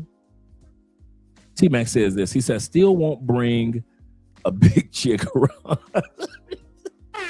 Oh, because you know I'm going to bring the jokes. He said he might act respectful, but I will see the disappointment in his eyes. It's written all over my face. I believe you're in Colombia with a big chick. Big chick. Baby Oil Daniels, that's him. Can't stop, won't stop. Andre has that look where he can read his feelings of disappointment. That's true. That's true. That's true. Shout out to AJ Anderson. Yes, shout out to Miss Brooks. Yes, sir. Really, really good couple, man. I ain't gonna even lie, man. I love seeing, because me and Andre are people watchers. So we'll go to a park and just watch old ladies walking with the dogs or kids playing. And there are dudes like you that are like us, that are just people watchers. And you enjoy. This thing called life is getting harder and harder. No matter what country you living in. And the little bit of happiness that you could have for somebody else, and somebody can have it for you, you take advantage of it because it doesn't come along that often. Most of the world, we just hate on each other. And so when I see other couples that are happy, male or female, I don't care. I don't care about, I don't care about no interracial. I'm not one of them dudes that trip on white dudes that's dating with sisters. Go ahead, enjoy yourself, bro. Enjoy yourself, sis. As long as people are happy, because this world is just so demonstrative, just to find your little piece of happiness goes a long way. So I respect any couple that I see that's happy. He said, of course, they didn't just like women. Also, don't respect their husbands. Absolutely correct. Yes, Soraya Brooks. Yes, sir. He said, Dre, I dropped a link of her channel. Oh, you did? Cool. Perfect. Definitely, guys, make sure you subscribe to her channel. Excellent content. 100% International Quiet Storm. Trust and credibility will carry you a long way. It does, man, because you never know. Years later, after we've interviewed somebody, we need to call that person. Hey, we're going to be doing a blah, blah, blah, blah, blah. Do you mind coming on the show? Because I was respectful to those people, they come on the show. I kid you not. He said, yeah, I'm a people watcher. Yeah, I love watching people too. So yeah, some of us are just, we just go to a park, or we're at a bar, or we're at just people watching. On your lunch break, you just people watching. Shout out to Raymond. He said, that fool Anton, Jelly Monster for real, Daniels, knew that he is low down and wrong and dangerous. Anton is playing a very, very dangerous game. The Bible says this in Proverbs chapter 3. I believe it's chapter 3 or chapter 4.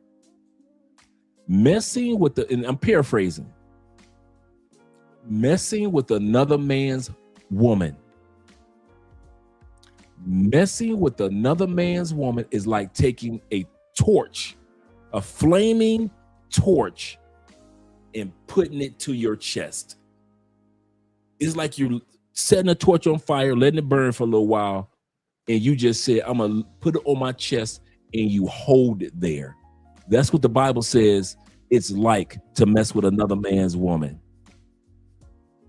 After that verse, it says, what gift can you give him? What gift can you give to a jealous or a man that you have done wrong when it comes to his woman? What gift, what money can Anton give to a dude that got that click clack on his head? What gift, what money, that money that Anton making on YouTube don't mean nothing when that man got that click clack. What money? That's what the Bible says. What gift can you give a man that you've wronged because you wanted his woman? What gift can you give? This man is playing a dangerous, dangerous game. And all that talking about, I'm a Christian. Okay. All right. The Bible also says, because of some of these Christians in the Bible, Old Testament, it says, hell has opened up her mouth wider. Hell, because of these so-called Christians, but they act a fool, has opened up her mouth wider. So all these dudes that's talking about, I'm a Christian, I'm a conservative, I'm a conservative, I'm a Christian, but they trying to sleep with everybody's girl or wife. Yeah, okay. Anton, you talk Christian, but I know them scriptures. I'm gonna say that again. You talk Christian, but I know them scriptures. I might cuss, but I know I got growing to do. I don't walk around here like I'm perfect. But the difference between me and you, I know what those scriptures say. And the scripture says is like putting fire to your chest. And it also says in Proverbs, what gift can you give a man after you try to get with his woman? What can you give a jealous man? What can you give a jealous husband? What can you give a man after you tried to get with his woman? That's what the Bible says. Shout out to all you guys. Appreciate you guys being here as well. Let's go back to the video. Pose a possibility. Angry Man pose a possibility that Anton Daniels himself basically like alluded to. I said before, I don't know Anton and Rita's relationship dynamic. For all we know, she could be of the mind she don't. I'm gonna tell y'all something. I was disappointed that Angry Man co-signed this too. I was very disappointed that Angry Man, who's a married man, co-signed this by trying to deny what's going on. I'm gonna say that again. I was very disappointed. We interviewed Angry Man. All these people we interviewed last year, right around the same time, we interviewed Angry Man in November. Interviewed O'Shea in October. Dennis Sperling was right around August. We're not strangers to these people. For him to sit back and act like, well, maybe I don't understand the dynamic of their marriage. You know, you understand the dynamic of marriage itself. And if you didn't understand the dynamic of their marriage, I've learned this one thing. Y'all ready? What I told Anton to do, I shut the hell up.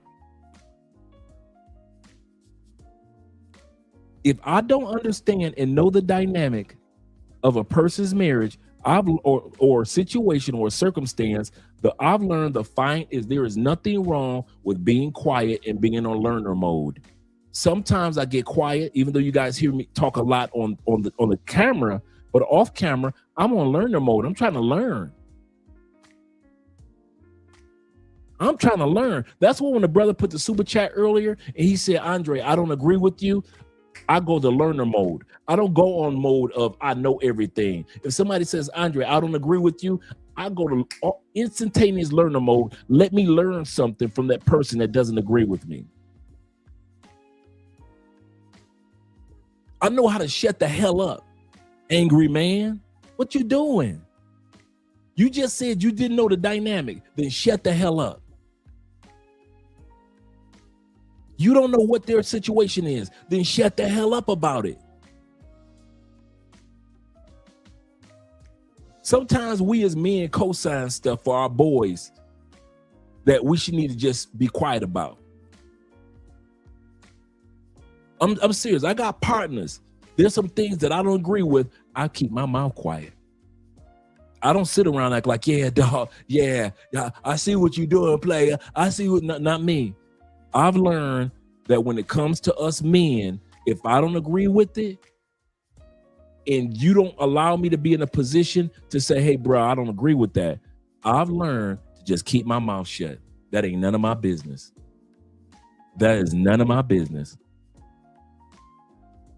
My brother Montez in the building. Montreal says this. He said, I got tired of Angry Man. He said, I told YouTube to stop recommending his videos on my feed 2 years ago. I don't blame you. Shout out to Coach KL. He said, we don't always agree, but we're still good. That's how it's supposed to be done. It's not that hard. How you gentlemen had just said that. Don't always agree, but he's still a good brother. That's simple. That's simple. Let's get back to the video. Care if he kick it with chicks. For all we know, she could be of the mind she don't care if he's flirtatious. We don't know. And we don't know how far that goes. We don't know how far her tolerance of whatever goes. We don't know what type of arrangement. Bro, let me tell you something. In my lifetime, and I'm not saying this is their arrangement. I'm just going to keep it funky. Let's get to it. And I'm going to tell you what really happens. I'm going to tell you what really happens. You don't want to hear it because you know it's the truth. You're not even speaking your real truth right now. I'm going to speak my real truth. I'm going to tell you what really. In a second, we're going to get to for you guys that came here to hear about Anton getting punked. In a few moments, we're going to get to the video of Anton. Now he's on an all-female panel for the most part, except for the one brother.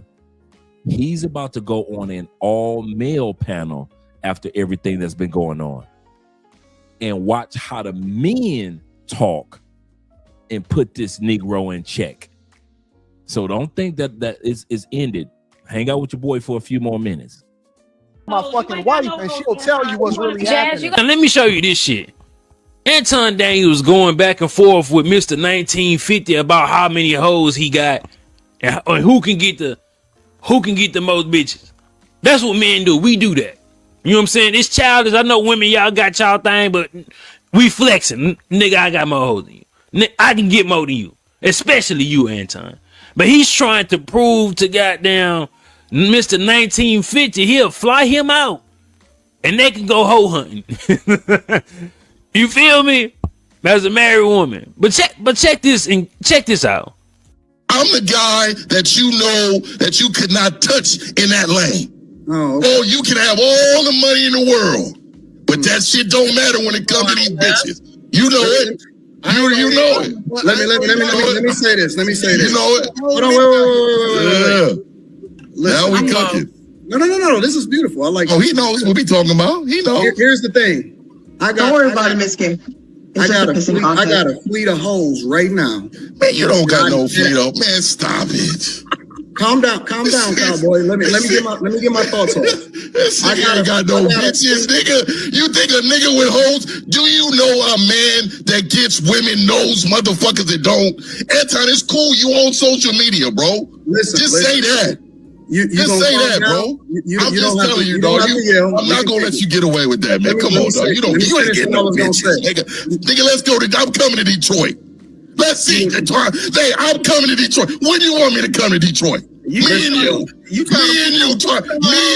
Put it on social media. I'm coming to Detroit. 50 coming to Detroit, and let's find out. High school behavior. Talking about who got hoes. Man, I'm so glad that I'm past that stage of life. And David, you sound like you're past that stage, and a lot of us men are past that stage of life. We don't count the notches in our belt. We may talk about the past a little bit, but we do not sit around talking about, look how many I got, how many I can get. Talking about women as if they're cattle, as if women are livestock, as if women are sheep to be herded. We're past that stage of life. We've matured. We've grown past that. Even as brothers that's in other countries. I'm going to tell y'all something. If y'all think, and I mean this, if y'all think the guys that live in other countries move like you guys that visit other countries, we don't. I know y'all think us dudes that live in other countries, we count all the ladies we've been with and we didn't. No, that's y'all. You dudes that visit countries count y'all ladies. Us who live, or like, and when I mean live, I mean that you like go back to the States, make your money, work your job, do what you need to do, take care of the business, take care of the family, take care of your kids. But for the most part, you consider yourself living in another country, but you just make your money back home in the States. That's just like for work. Or you're like me, you live full time outside the United States, right? We don't be counting no chicks like y'all, like you dudes that visit. All you passport pookies that be talking about, I got 25 women this weekend. We've been past that. Man, I had a threesome last. We don't care. Ain't none of dude. Can't none of y'all tell me a threesome story. I don't care. If you're a dude that I mean this from the bottom of my heart. If you're a dude that's constantly telling now, I got dudes that I'm cool with that have had threesomes. Guess what? They don't brag about it. I've seen them. I had one brother. Shout out to him. We were sitting there at the table. I'm smoking a cigar, having a little brandy. He had come to Cali. Cool dude. He had this one beautiful sister, and he had some twins with him. We all having good conversation. I'm like, I'm getting ready to go home. He's like, about to take these twins and his sister, go have fun. Guess what? I had never heard the story of what happened with them twins and that sister. You know why? Because grown men already passed that braggadocious, yeah, I did this last night play, I was done. We ain't on that no more. I'm sorry. So, some of you dudes think that when you come down here, you can come to me or T-Mac or Will or all you or J. Clyde and you can brag to us. We don't care. We don't care how many women y'all got or been with. We're past that stage. We already did that. You should have been down here in 2016 in Colombia if you're going to do all that. You should have been in DR in 2015. You should have been in Phuket, Thailand in 2012. You should have been in the Philippines in 2017, 2020. If you want to do all that bragging BS. Right now, don't nobody give a damn about how many women y'all been with, man. We don't care nothing about your WhatsApp photos. Oh, I got this one, I got that one. We'll sit back and be like, oh, yeah, man, that's nice. But that's what we'll do. That's nice. We don't care. And for all you dudes that are back on the plantation, mature men don't care about what Anton talking about and what the other brother talking about, I got all these women, this and that. Women are not cattle, dude. I don't know where y'all get that mindset from. They not. I got stories to tell. Y'all got stories to tell about women. Women got stories to tell about us.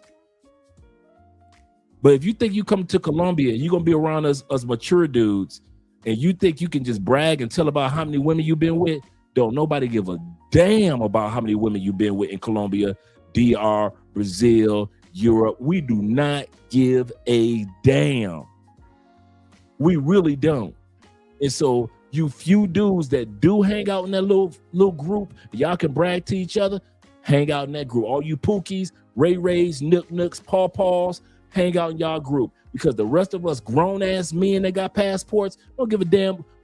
We ain't gonna tell our business, and we don't give a damn about your business. Don't you ever think we sitting around just licking our lips to hear one of your stories. We already lived your stories. I'll say that again. All you dudes that just come to Colombia over the last 3 years, Negro, we already lived your stories. You just going to DR over the last 5 years, man, we been to DR. You going to, dude, you going to Thailand in the last 2 years? Nigga, everybody been lived your story. You ain't got no new coochie. Everybody been in the coochie that you been in.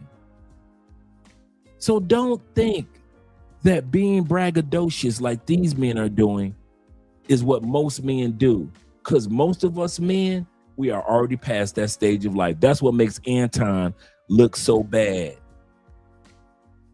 Talking about I got a roster of women as if women are cattle or something that you can herd.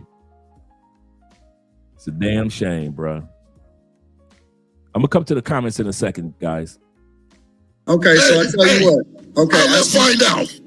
I'm gonna let him finish saying what he gonna. Calm down, cowboy. Let me get my thoughts on it. This nigga ain't got no bitches, nigga. You think a nigga with hoes? Do you know a man that gets women knows motherfuckers that don't? Anton, it's cool. You on social media, bro. Just say that. Just say that, bro. I'm just telling you, dog. I'm not gonna let you get away with that, man. Come on, dog. You ain't getting no bitches, nigga. Nigga, let's go to. I'm coming to Detroit. Let's see. Hey, I'm coming to Detroit. When do you want me to come to Detroit? Me and you. Put it on social media. I'm coming to Detroit. 50 coming to Detroit, and let's find out. Okay, so I tell you what. Okay, let's find out. I'm gonna let him finish saying what he gonna say. Okay, I'm gonna go ahead. My bad. I'm disrespecting the panel. Go ahead, man. No, that's cool. My fault. Like I was saying, I got a fleet of hoes right now that will come and finesse you out of your socks, nigga. That's number one. Okay. And anybody in Detroit, whether I was in high school all the way up until right now, know who I am in real life. Now, that right there is Anton in real life. In a chicken suit. Before he had any real gray hair. When he first started growing his beard, because I got photos of Anton before he started growing his beard. This is when he first started growing his beard. This was before COVID. Anton is in a chicken suit. And in that suit, he is trying to grow his YouTube channel. Anton tries to sell it as if he comes from money. Anton got his money, God bless the dead, when his dad died, the little bit of money that he did get. This money that you see him flossing and making him act a fool, he finally blew up on YouTube after 10 years. 10 years of trying to blow up on YouTube, he finally did it. He made it over 1 million subscribers. Then another channel, over 400,000 subscribers. He finally did it. He didn't blow up when Kevin Samuels was blowing up during COVID. Anton was nowhere to be found, was he? O'Shea was out there. We were out there. We made our 100,000 subscribers plus. You can see our plaque in the background.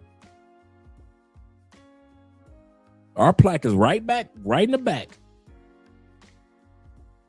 So we got our 100,000 subscribers. Anton was still walking. When we was getting 100,000 subscribers, your boy Anton was still walking around in a damn chicken suit. So just in case you guys think that Anton always had money, he come from money, Anton was not always like this. And for what I saw, the interviews that I saw him before, he act like he had some sense in his head back in the day.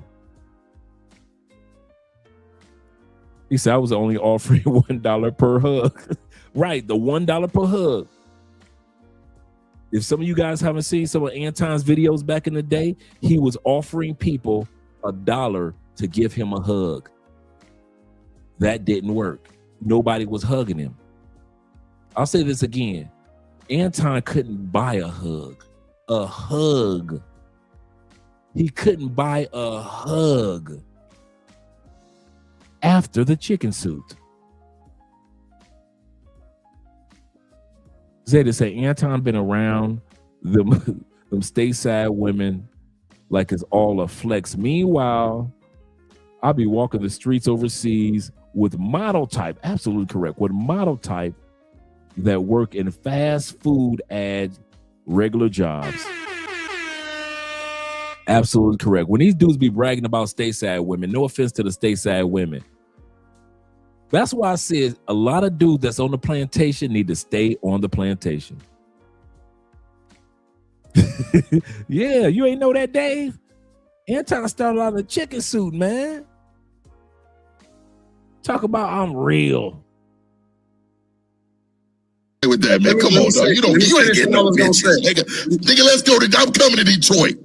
Let's see. Hey, I'm coming to Detroit. When do you want me to come to Detroit? Me and you. Put it on social media. I'm coming to Detroit. 50 coming to Detroit, and let's find out. Okay, so I tell you what.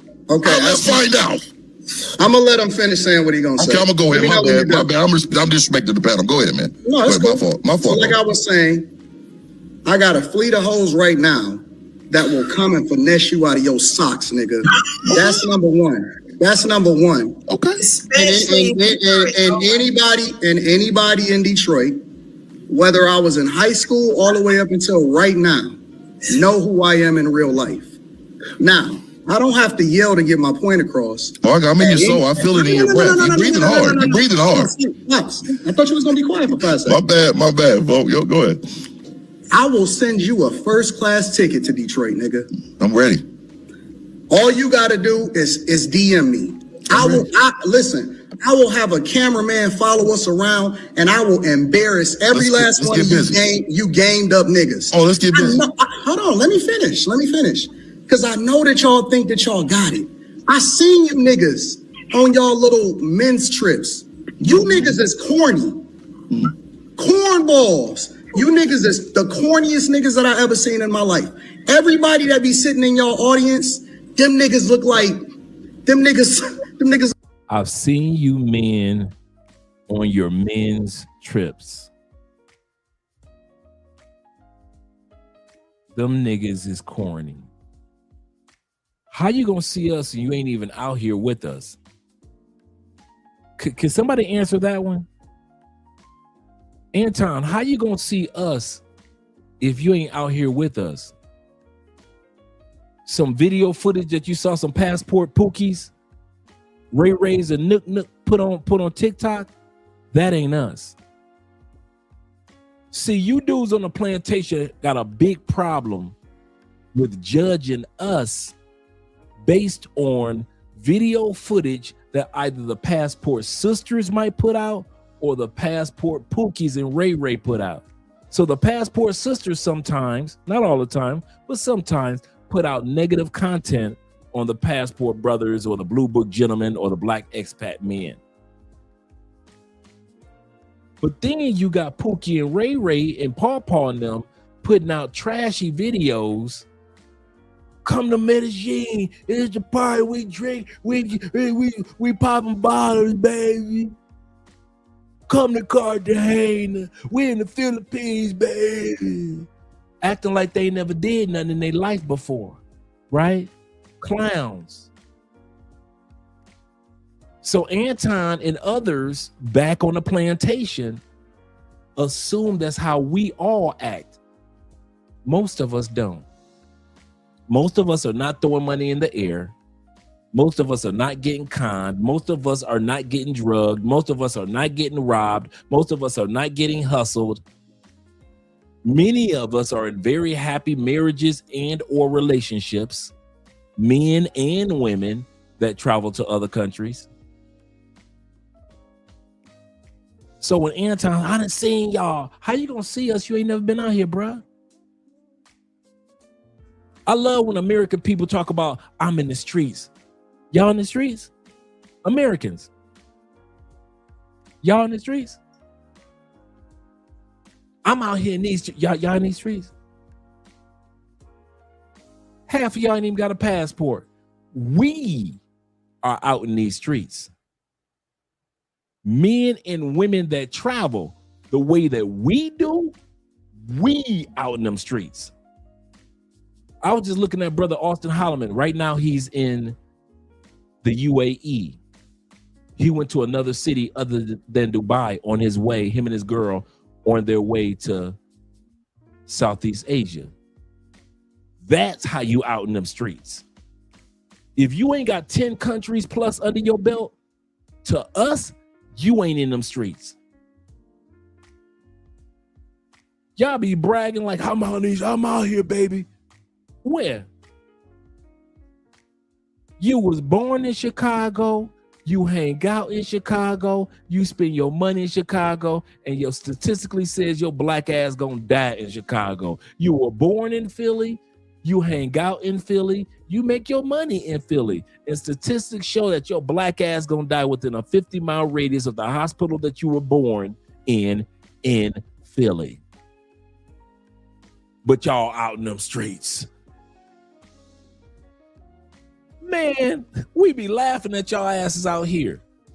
We know what y'all out there doing. What are we doing? What we out here doing? The passport bros, the blue book gentlemen, the black expats, they're out there. What are we doing? Y'all asses ain't never been to Italy. You ain't never been to France. You ain't never been to Spain. You ain't never been to UK. You ain't never been to Germany. You ain't never been to Portugal. Your ass ain't 54 countries in Africa. You ain't been to one. You ain't been to an island off the coast of Africa.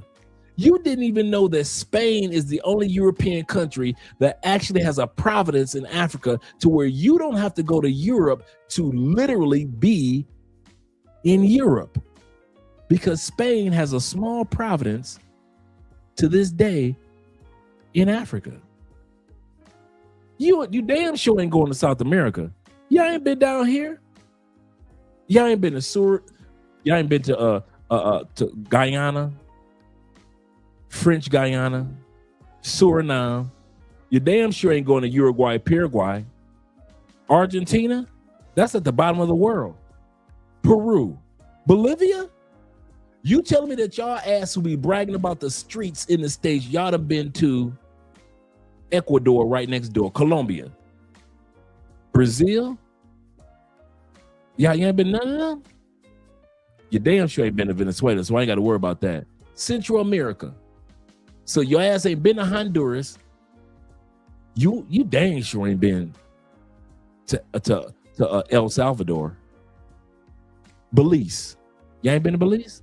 All them black people in Belize, you ain't been to Belize? Costa Rica. So your black ass ain't been to Costa Rica or Panama and all them black people. But y'all been in the streets. Y'all out here in these, get the hell out of here. We be looking at y'all plantation people like, what the fuck are y'all talking about? I'm out in these streets. We in these streets. Man, I'm out in the streets, dog. I'm always, what street? Kansas City? Phoenix, Arizona? Austin, Texas? Houston, Texas? Y'all really think y'all out in them streets, huh? Man, we be laughing at y'all plantation asses. Just because you on a plantation, that don't mean that you out in the street. Get a passport and bring your ass out here with us. Get you 10 to 15 to 20 countries under your belts. Then we might believe that you in the streets. But your ass ain't in no damn streets. You go around New York City and New Jersey and Philadelphia. You talking about you in the streets. You travel from North Dakota to South Dakota. North Carolina to South Carolina. Y'all talking about y'all in some damn streets. They in Detroit going to Windsor, right next door. At least I was going to Toronto. At least I knew all you had to do was take I-470 or I-401. 3 hours later, you're in Toronto from Detroit, straight shot. You ain't got to make no turns. At least I know that. I knew that as a kid. I had a girlfriend in Toronto. So I know how it works. That's how you know you in the streets. When you a teenager, because in Toronto or in Canada, we could drink at 17 years old. So we're using our high school IDs. You didn't even have to have a passport back then. You could use your high school ID and take your butt right to Toronto, straight shot, and you're in the Caribbean Festival with all the Caribbean folks that live in Canada. You eat. My favorite oxtails that I ever had are in Toronto with all them Caribbean people. And y'all in the streets. Man, get the hell out of here. Plantation bros think, they don't think. Plantation bros think because they look at TikTok, like Anton, they think that they know about the countries that we travel to. Please, they wouldn't last. That's true. That's a good point.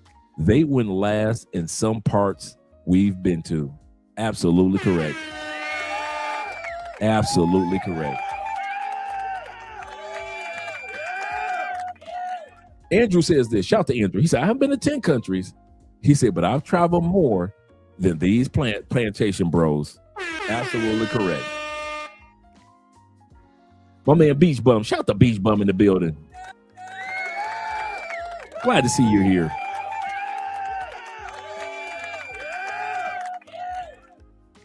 Beach Bum is like, I can't lie. I love Colombia. Hopefully, I can make it my home one day. I kid you not, brothers. I'm actually going to be doing a video that I'm putting together is the step-by-step of how to relocate to another country within 5 months, 5 years, 15 years. You guys already know I wrote the book on it, which is called Anywhere It's Possible. It's on Amazon. My other book, Anywhere Is Possible. How to live because statistically you can live in over 60% of the world on less than $3,000 a month. And I'm talking about live good. I'm not talking about living scraggly. I'm talking about living good on less than $3,000 a month. So I'm slowly but surely putting together a video for guys, and it's going to go to the Patreon for guys that are looking to find out step by step how you can do that. Everything from the job market to online jobs to jobs that are available as far as contract work in other countries. There are so many opportunities, but a lot of Americans don't hear about the step by step. So I'm just going to put together the step by step plan. I've been here almost 8 years, going on a decade. My citizenship, I'll be getting that this year. T-Mac, he'll be getting his citizenship this year. So believe me, we got your back, guys. We definitely got your back. And even if that's why I say 5 months, 5 years, or 15 years, because everybody's timeline is different. Everybody's timeline is different. Zeta said it just right. He said, we'd be laughing at these fools looking stupid. That's why they get drugged and robbed. Absolutely correct. Yep. Mr. Danielle, seriously. Let's go back to the video with these two dudes going back and forth at it. And anybody in Detroit, whether I was in high school all the way up until right now, know who I am in real life. Now, I don't have to yell to get my point across. Mark, I'm in your soul. I feel it in your breath. You're breathing hard. You're breathing hard. I thought you was going to be quiet for 5 seconds. My bad, Bo. Yo, go ahead. I will send you a first-class ticket to Detroit, nigga. I'm ready. All you got to do is DM me. Listen, I will have a cameraman follow us around, and I will embarrass every last one of you gamed up niggas. Oh, let's get busy. Hold on, let me finish. Because I know that y'all think that y'all got it. I seen you niggas on y'all little men's trips. You niggas is corny. Cornballs. You niggas is the corniest niggas that I ever seen in my life. Everybody that be sitting in y'all audience, them niggas look like they play video games all day. Nigga, you can't stand in front of people like me. You will never come to my city. Absolutely correct, Andrew. Canary Islands. Absolutely correct. Good call. Good call. I will send you a flight. I will embarrass you. And understand this. When you get done being embarrassed, you better call me the king. But then Anton say, yeah. One of the things that he told me when I first got on the call is, I hope you don't record phone calls. All right, here go Anton on the panel of men now. This is what we've been waiting for. He's on a panel of men. I'm gonna shut up. I said, I said, what is that? I said, I don't record no phone calls. I said, you ain't never seen me drop no receipts on nobody phone calls. He said, because, I want to set the stage of how things is going to go. First thing he started to do is he started to talk about all of the niggas that he didn't like. I'm not going to say that out loud because that ain't got nothing to do.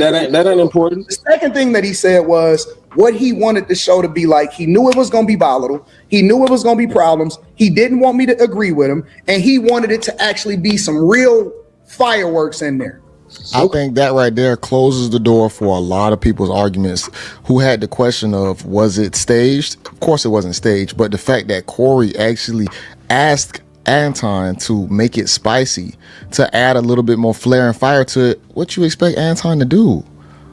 Hold back no punches. Like, if he's gonna come in there, if Corey's gonna start talking about certain topics that Anton is very prolific in, if he's going to do that, that means Anton is going to bring his A game. That means that when the conversation is going a certain direction, Anton is going to make sure he recenter it and redirect it and make sure he controls the argument.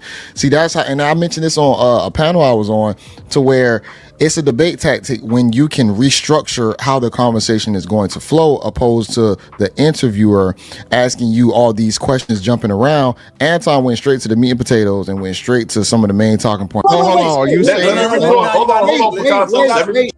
Shout out to International Quiet Storm. International Quiet Storm says this. He say, Dre, he did the same thing to Corey. He dropped 500. I remember this. That's how he got on Corey Holcomb's show. For those that don't know, this is how Anton got on Corey's show. A week before everything was set up, because Corey didn't know who Anton was.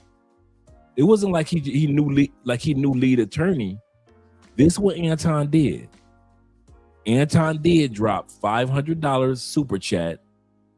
Then he told him to check his DMs. Same goofy playbook. Absolutely correct. Absolutely correct. That's a good point. Wait, okay. If you set the stage for how you want it to go, it's your show, it's your studio, it's your production team. You say you want me to be there. I got the text messages from Phil of exactly the time that I had to be there. I'm sitting there waiting, all of this stuff. Why are y'all making so many excuses for a grown man not being able to meet the expectation? Exactly. Let me ask this question. Hold on, let me ask this question. Let me ask this question. Monster, let me jump in real quick. I'm gonna say this. Anton good at. Because I don't want to be petty. Because somebody said this what Anton good at. Boy, it's crazy. That's we can get to the meat of the shit. If that's the case, out of fairness, I'm not. Nobody can say I'm unfair. We already know our history is well documented. If Corey was late and he told you on the phone, you just saying I was on time is minor. In my opinion, in that instance, that's wrong. We should just move on. That's what happened behind the scenes, and all you said was you was late. I think that's like it's null and void at that point. That aspect, but it's a lot to unpack in this conversation. I have a question. Hey, wait. Here's the real question, because see, y'all only talk about how I responded. What did I do to warrant a nigga saying to me that I kiss white men's ass? Well, let me make this statement. Go ahead, Boss. I got a statement to make because I gotta run in a little bit. But when I first got on, I specifically said you can't police someone's response to disrespect. I said that. So whatever someone says or does that triggers you in a way that's disrespectful, they don't have a right to determine how you respond to their disrespect. Before he goes any further, let's give a shout out to my brother Pharaoh in the building. Brothers out there, good afternoon or good morning. Right now it's 10:23 in the Philippines, AM, that is AM. Peace and love to you, brother, from the Philippines. Good morning to you, Pharaoh. Good morning to all you guys out there in Southeast Asia. He said, and thanks for showing love to my passport brother haters videos about losers watching us win and mad about it because I saw your video. That was really good. He said, because they know that we're better than them. Absolutely correct. Shout out to brother Pharaoh.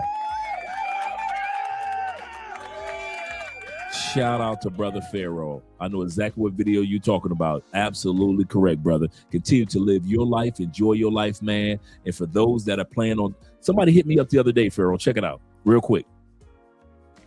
Somebody hit me up in the comment section of a video. You gonna die out there in Colombia.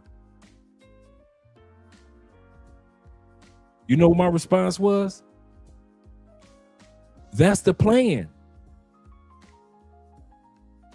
I don't know why y'all try to criticize us brothers that got passports. The plan is to die outside the United States. My plan is, bruh, hear me. My plan is not to to be in these other countries, and then when I hit 70, 80 years old, get a rocking chair and a wheelchair to live in the United States. Hell no. I want my body to drop while I'm in the middle of a flight somewhere. I want my body to sit back, all of a sudden my chest just cave in while I'm walking up the Egyptian pyramids. I want to sit back and I just keel over right there while I'm in France enjoying some dinner. I want my body to keel over in the middle of a temple in the Philippines. That's what my plan is. You damn right. You gonna die out there. That's the plan. That's the plan. You gonna die out there. That's the plan. The plan is to die in 70s and 80s and 90 years old in another country. What y'all thought this was? You didn't think we didn't think this through? Did y'all really think we was gonna come back to the United States at 70? Y'all really thought that? Y'all must be out. Wait a minute. So y'all thought we was gonna get rid of our wives and girlfriends once we hit 65 and go back to the United States and retire and say, you know what? I lived in another country and it was fun. Now I'm in my rocking chair. Boy, I remember I used to live in the Philippines. I remember I used to live in Colombia. No, motherfucker. Our goal, the whole plan was to die at 90 years old in motherfucking Germany. On my way to China, wishing I would have made it 2 weeks later on that trip to Japan. That's the plan. Don't y'all ever question, y'all gonna die out there. That's the motherfucking plan. What's wrong with you people? Y'all think we just playing out here? This is a game? Are you not entertained? Is this not why you've come? No, motherfucker. Our life is your entertainment. Your life is not our entertainment. Our life is you stuck on that damn plantation with Trump. You stuck on that plantation with ICE and all that crazy ass racism. There's racism everywhere, but can't nobody compete with the United States racism. You gotta stay there, and when you get 60 years old, police are still pulling your old black ass over. That's you. I've been driving in these damn countries for the last 5-6 years. I ain't never got pulled over on the racial bullshit. But in the United States, every time you turned around, I got pulled over on some racial bullshit. That's you. So if you think y'all gonna die out there, you damn right. That's the plan, to die out here. My 70s out here gonna be just like my 50s out here. We are not coming back. Y'all don't get it. We plan on having grandkids out here. Not just kids, grandkids out here. You know who's gonna be the next person to live in the United States? Our kids and grandkids, when we send their ass there, maybe send their ass there to go to college, maybe. But we might just send their ass to Germany or send their ass to France to get free college, or send their ass to Norway somewhere to get the free college. We plan on die out here. My ass plan on dying in a hospital in another country. I don't know why the fuck y'all think that we playing. Ain't nobody playing with y'all asses. We are not coming back to that raggedy ass motherfucker. Ever. We will come visit. We will come make money. We will come visit family and friends, and we will get the fuck out. If you ever see dudes that travel and you keep seeing them going back and forth, the only reason they going back and forth is because they go back to the United States, make more money, get the fuck out. Make more money, get the fuck out. And then one day you don't see them no more. You know why? Because they made enough money to stay the fuck out. Man, that comment, I told that dude immediately, you gonna die out there. I said, brother, on my phone, I say, brother, that is the plan. Send.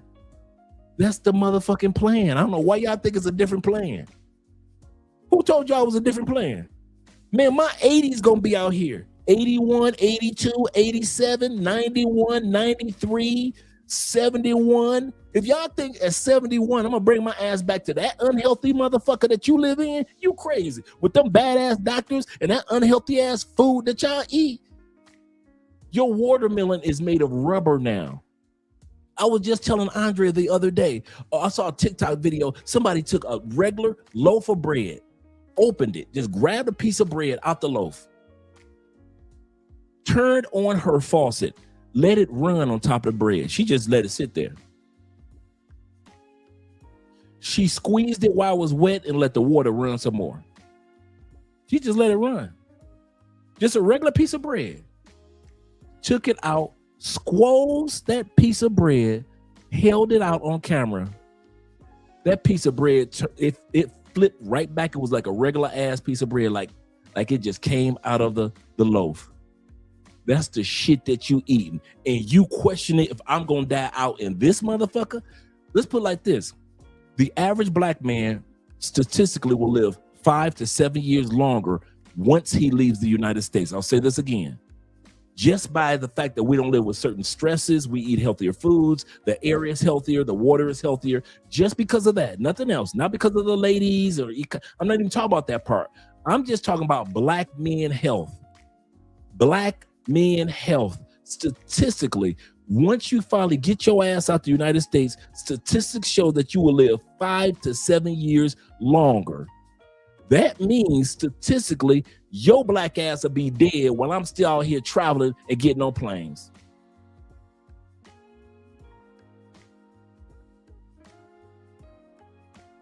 To die outside the United States is the plan. So don't y'all ever think it's anything other than that. Ever. I'm not leaving my wife to bring my ass back to the States to deal with them ragged ass fat chicks y'all got in the States. You out your rabbit ass mind. I will come visit. I'll go to my Pistons game. I'll go see my Oakland Raiders lose again. That's it. Give me some Raiders games and a Pistons game, and I'm good. Visit my family, my friends. Good. I ain't got no kids.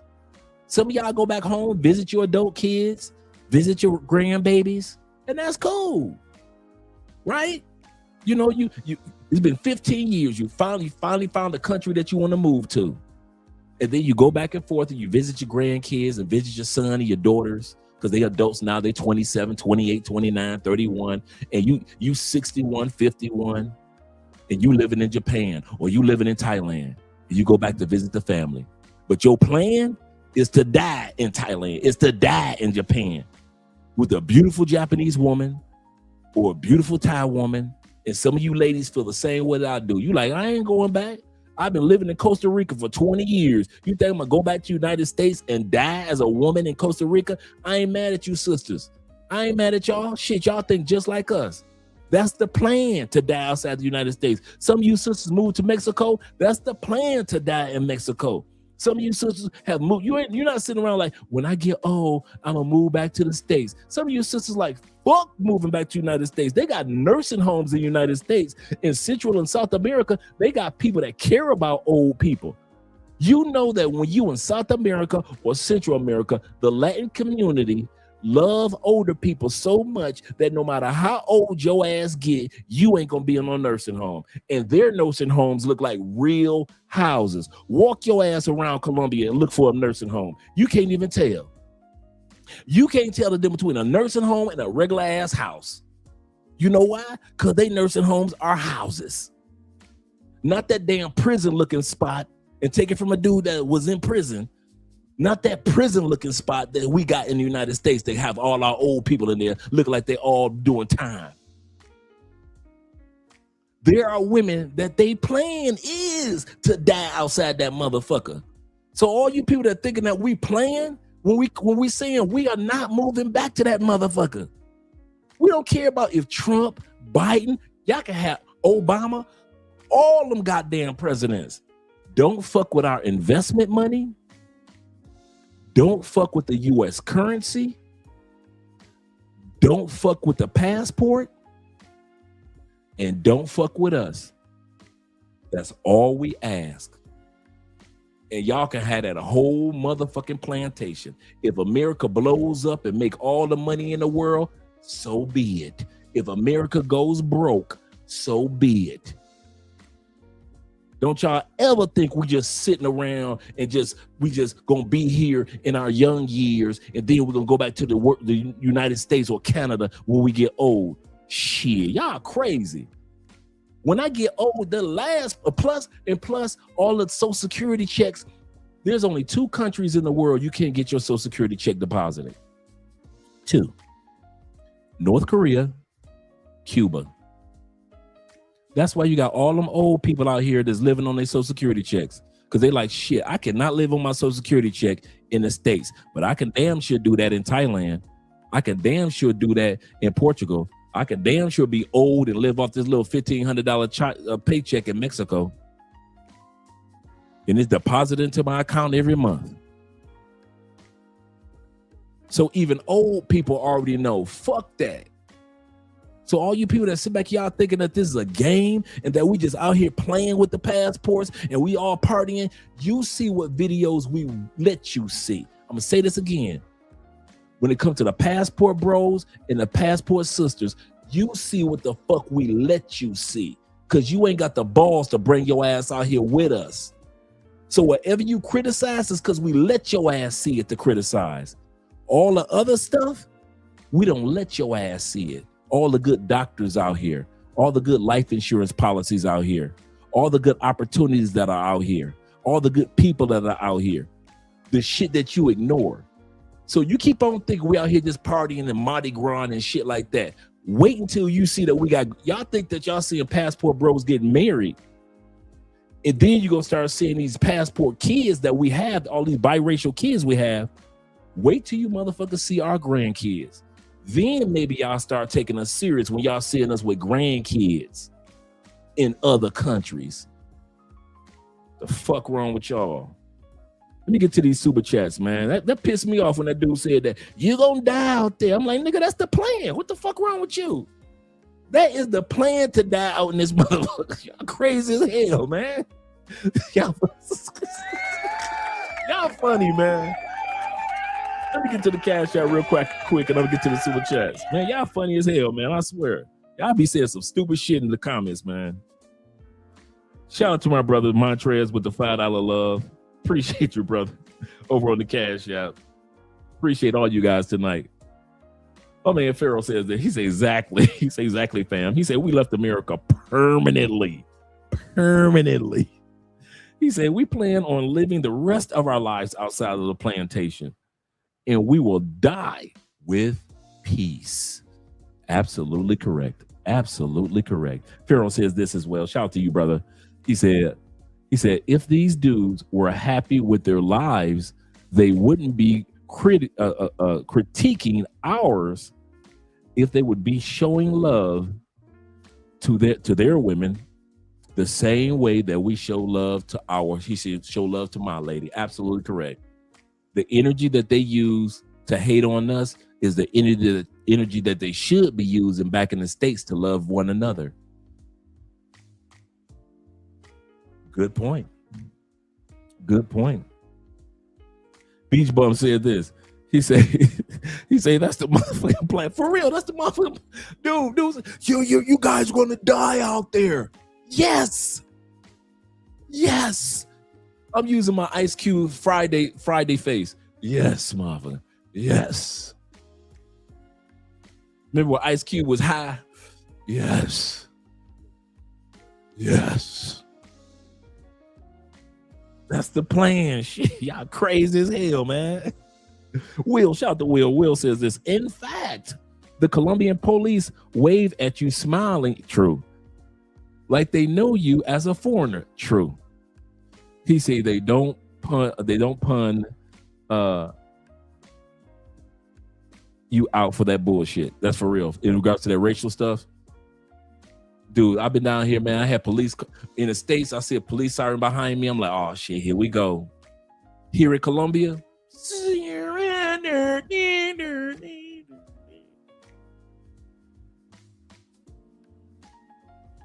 I don't know why y'all think that driving in another country is like, they're going to be doing the same thing in the States. They're going to harass you as a black man.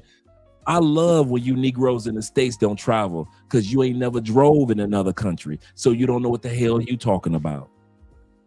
I've rented cars in other countries, like many of you other dudes have rented cars in other countries. We ain't went through no bullshit that y'all be talking about. But since you don't travel, you ain't never rented a car and drove a car in another country. Shoot, some of you dudes, they never even rented a hotel room or Airbnb in another country. Pharaoh says, so true with the health. He said, I left America weighing 350 pounds. Now I'm down to 212. I'm on my way down there too, brother. I came to Colombia at 285. I'm going to pull my photo up. Some of you guys have seen my photo. I'm going to pull it up in a minute while we watch this video. I came to Colombia at 285. As I was going back and forth to Colombia, I got down to like 212. Yep. Like right around 220. I'll show you guys the photos in a second. Absolutely correct. Will says this. He said they don't pull you over in Germany, Italy, Spain, or Dubai. Dudes just don't know.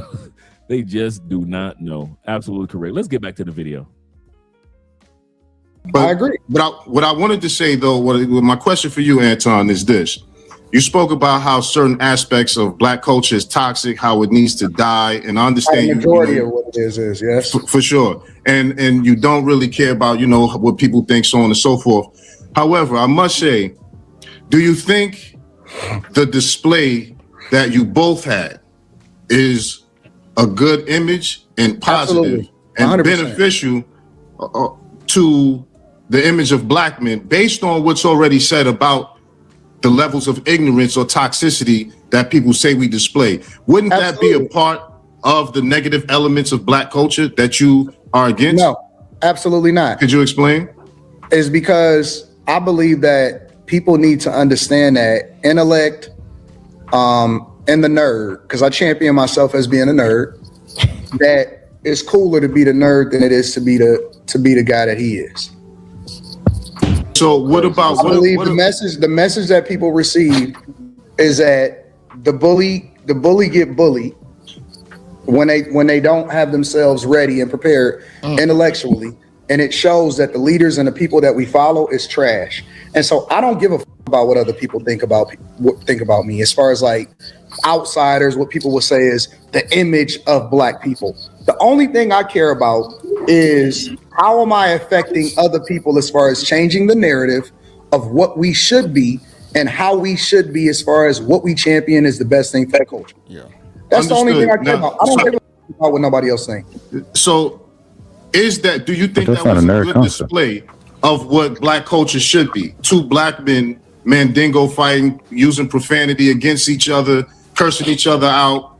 Do you think that was a good display of what Black masculinity should be, as opposed to, because to me it seemed like that's the same thing. That's already. Hold on. Let me finish. Let me. But what was intellectual about that? Because to me the display was very similar to what we see on Zeus Network or any other Black media-based show in terms of the dialogue being toxic, disrespectful to one another. Because my position is that you both took L's in that regard. I understand you had an agenda, he had an agenda, but to me, it just wasn't a good look. I understand you don't care, but not caring still doesn't speak to the fact of what needs to change in Black culture as far as the nonsense and the toxicity. And I think that was a further display of that. I think you need to go back and study the tape. But even more importantly, what I took from it is it was intellectual until it wasn't. It was a conversation until one person couldn't substantiate their argument, and then they started to throw insults. But see, what I believe is false about the whole situation is that this isn't a Black thing. This isn't just a white thing. This isn't anything. This is a man thing. And when somebody call you an insult, I don't think it's a bad thing to stand up for yourself. When somebody say, hey, move out the way, and they pull up their chair like they're going to do something, I don't think it's a bad thing for you to stand up for yourself. Exactly. So I met energy. It was an intellectual conversation until it wasn't. And when somebody got frustrated, they called you out your name. And instead of me saying, well, you know what? I'm going to turn the other cheek. I decided not to. Hold on. I ain't said shit the whole time. I just want to respond. We gotta do one at a time, y'all. He was talking to me though. Yo, we got it, fellas. Okay. We gotta do one at a time. He's here. We ain't got a trip. He showed up. To my surprise, because I thought this was way too small for you, but you pulled up. So respect. So let's talk respectfully. We're not trying to have a Corey versus Anton part 2 or Illa versus Anton part 2. We just talking about what we agree with and we don't, but we gotta be in our proper body and go one at a time. So the floor is going to go to Picasso and then Fantastic. All right. I only got like a half hour because I got to get ready. No, you ain't. I got you. Like, all right, cool. Okay, so you just said you came in you matched energy. I want to challenge you. You didn't match the final energy. I believe you saved yourself through optics by looking like you matched energy. How do you know? Because you didn't say it again. Oh my God! I said it 3 times. No, when he was in your face. You want me to put a pen on my shoulder and say, Anton, this is the part that everybody missed. When he got in your face, he took time. He said, do you want to go there? I don't know all the verbatim, right? But when he put that mic down, he said, say it again. Since you wanted to since you wanted to provoke that level of energy, you should have said it again since you wanted to match that energy. Going outside is not matching that energy. Saying it again is matching that energy, Anton. And that's what real men do. Listen, bro. If a man, hold on. Anton, let me finish my part. Because you only got 30 minutes. You only got 30 minutes. Look, if somebody comes to you in your face and said, hey, you said something from over there, but I'm in your face. And I don't want to tear my shit up, and I don't want to derail my brand. No. But guess what? A man gives another man a chance to pop some shit off if he really want to, because sucking the black people is popping some shit off. But he came to your face and he said, say it again, brother. Say it again. Picasso, this is the problem with a lot of our culture, and I'll be honest, he is a big part of the problem when it comes out to just crash out mentality. Anton already stated that behind the scenes, Corey said that he wanted the show to be spicy. That already negates what you're saying right there. So if you wanted it to be spicy, that means some of Anton's responses could be slightly spicy or whatnot. And he matched energy when it came down to the response of kissing white ass opposed to sucking black D. They are in the same category. Maybe the D one could be a little bit more disrespectful, but guess what? You are matching it when it comes down to the verbiage. The sad part is that we want to shame people in our community still that crash out to the extreme level.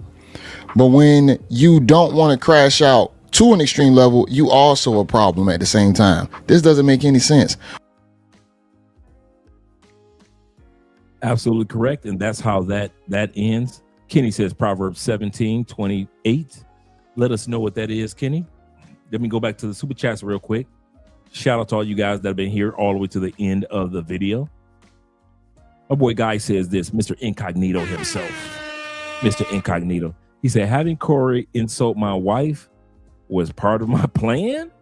I know. Was that part of the plan? Insult my daughter? Was that part of the plan? Was that part of making it spicy? Put my kids, put my child and my wife and my side chick was calling Mika take your bitch. Was that part of the plan? That's what we're trying to understand, Mr. Spicy. Was that part of the plan?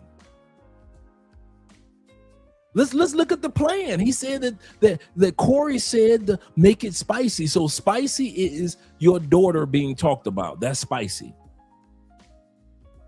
Spicy is you going talking about, well, we can go out back. That's spicy. Why did when lead attorney was on there, he didn't have to come to lead and say, let's make it spicy?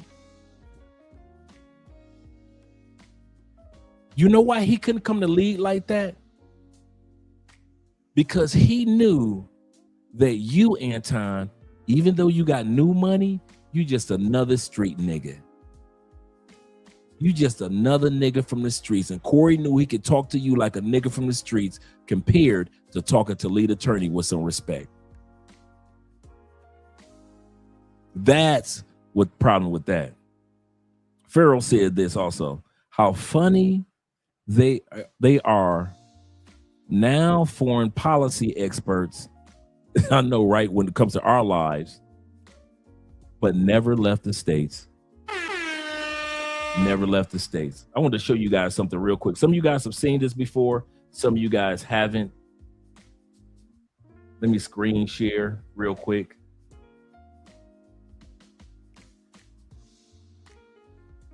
Let me screen share real quick. This is when I first started coming to Colombia. Look how big your boy was. Big boy, big boy. Playing with 280 all day long. 280, 285. After coming to Colombia, and this when I was just traveling back and forth to Colombia. And I lost all that weight. Y'all see the difference?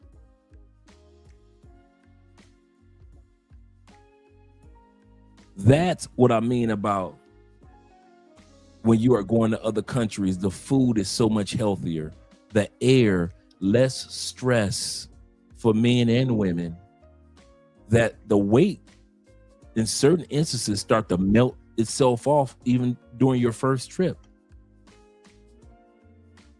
Now, some of you have seen me put on an extra weight before, but now you guys are starting to see me get my Slim Goody card back. Even Andrea gives me compliments like, babe, I can tell a difference in your face. And so, yeah, man. The old Dre and the new Dre. Absolutely correct, Barry. Shout out to you. You say, damn, you still got, yeah, back then. Back then. So if they were letting Big Boy in Florida, and I was on the beach, you can see the ocean behind me, the Gulf of Mexico. I was in St. Petersburg Beach, because, living in Tampa. He said, Dre, are you finished with Theo? No, not at all. Theo actually got me a private tutor. So not at all. I'm far from finished.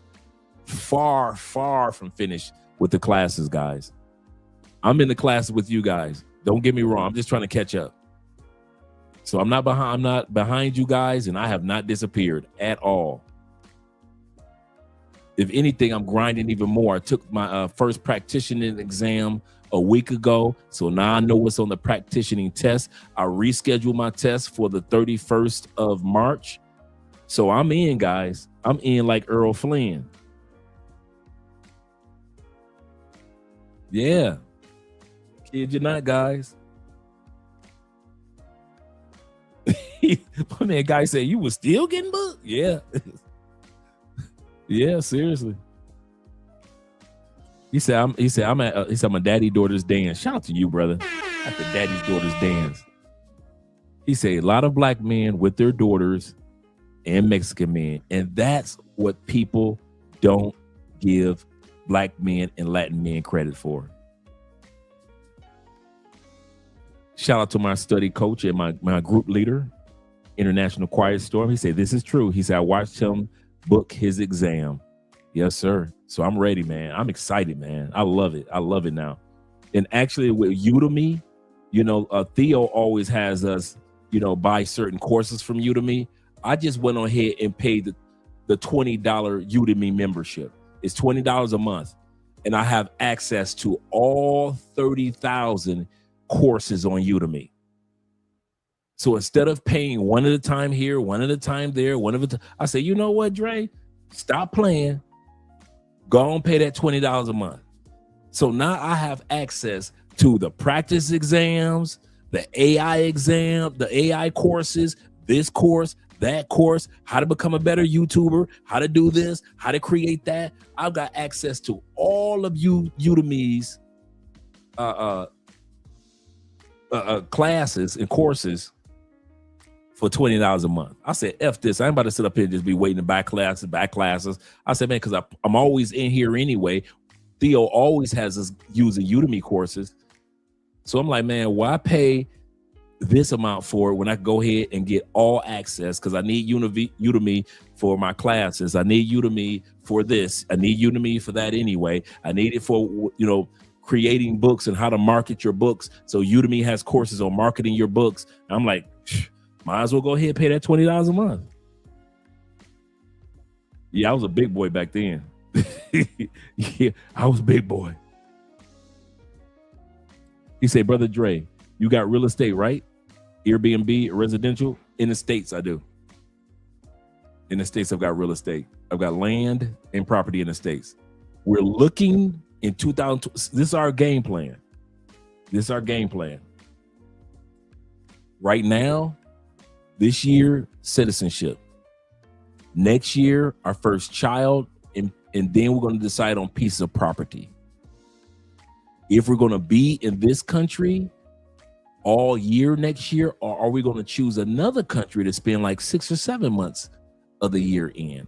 So that's what our game plan is. This year is about the citizenship, making sure I get my health on track because we're trying to focus on having a shorty. Or at least 2 kids. That's what we want, 2 kids. Andre doesn't have any kids. I don't have any kids. So we're just going to focus on kids now. Andre is only 31. Even though we've been together 7, almost 8 years. So that's what our game plan is. Andrea is studying French right now. So every morning she gets up and go to her French classes. I don't know French. I'm trying to work on my Spanish. So Andrea is working on her French. She's doing great in class. So Andrea know 3 languages. Miss Polyglot herself, Miss Polyglot. But let me let you guys, I'm about to write down that Proverbs 17:28. I'm going to look that up once we get done with the show. Shout out to all you guys that are here tonight. Like I told y'all Anton's going to get punked on the string with the men. Because the men don't put up with that. Men going to call your number where women won't.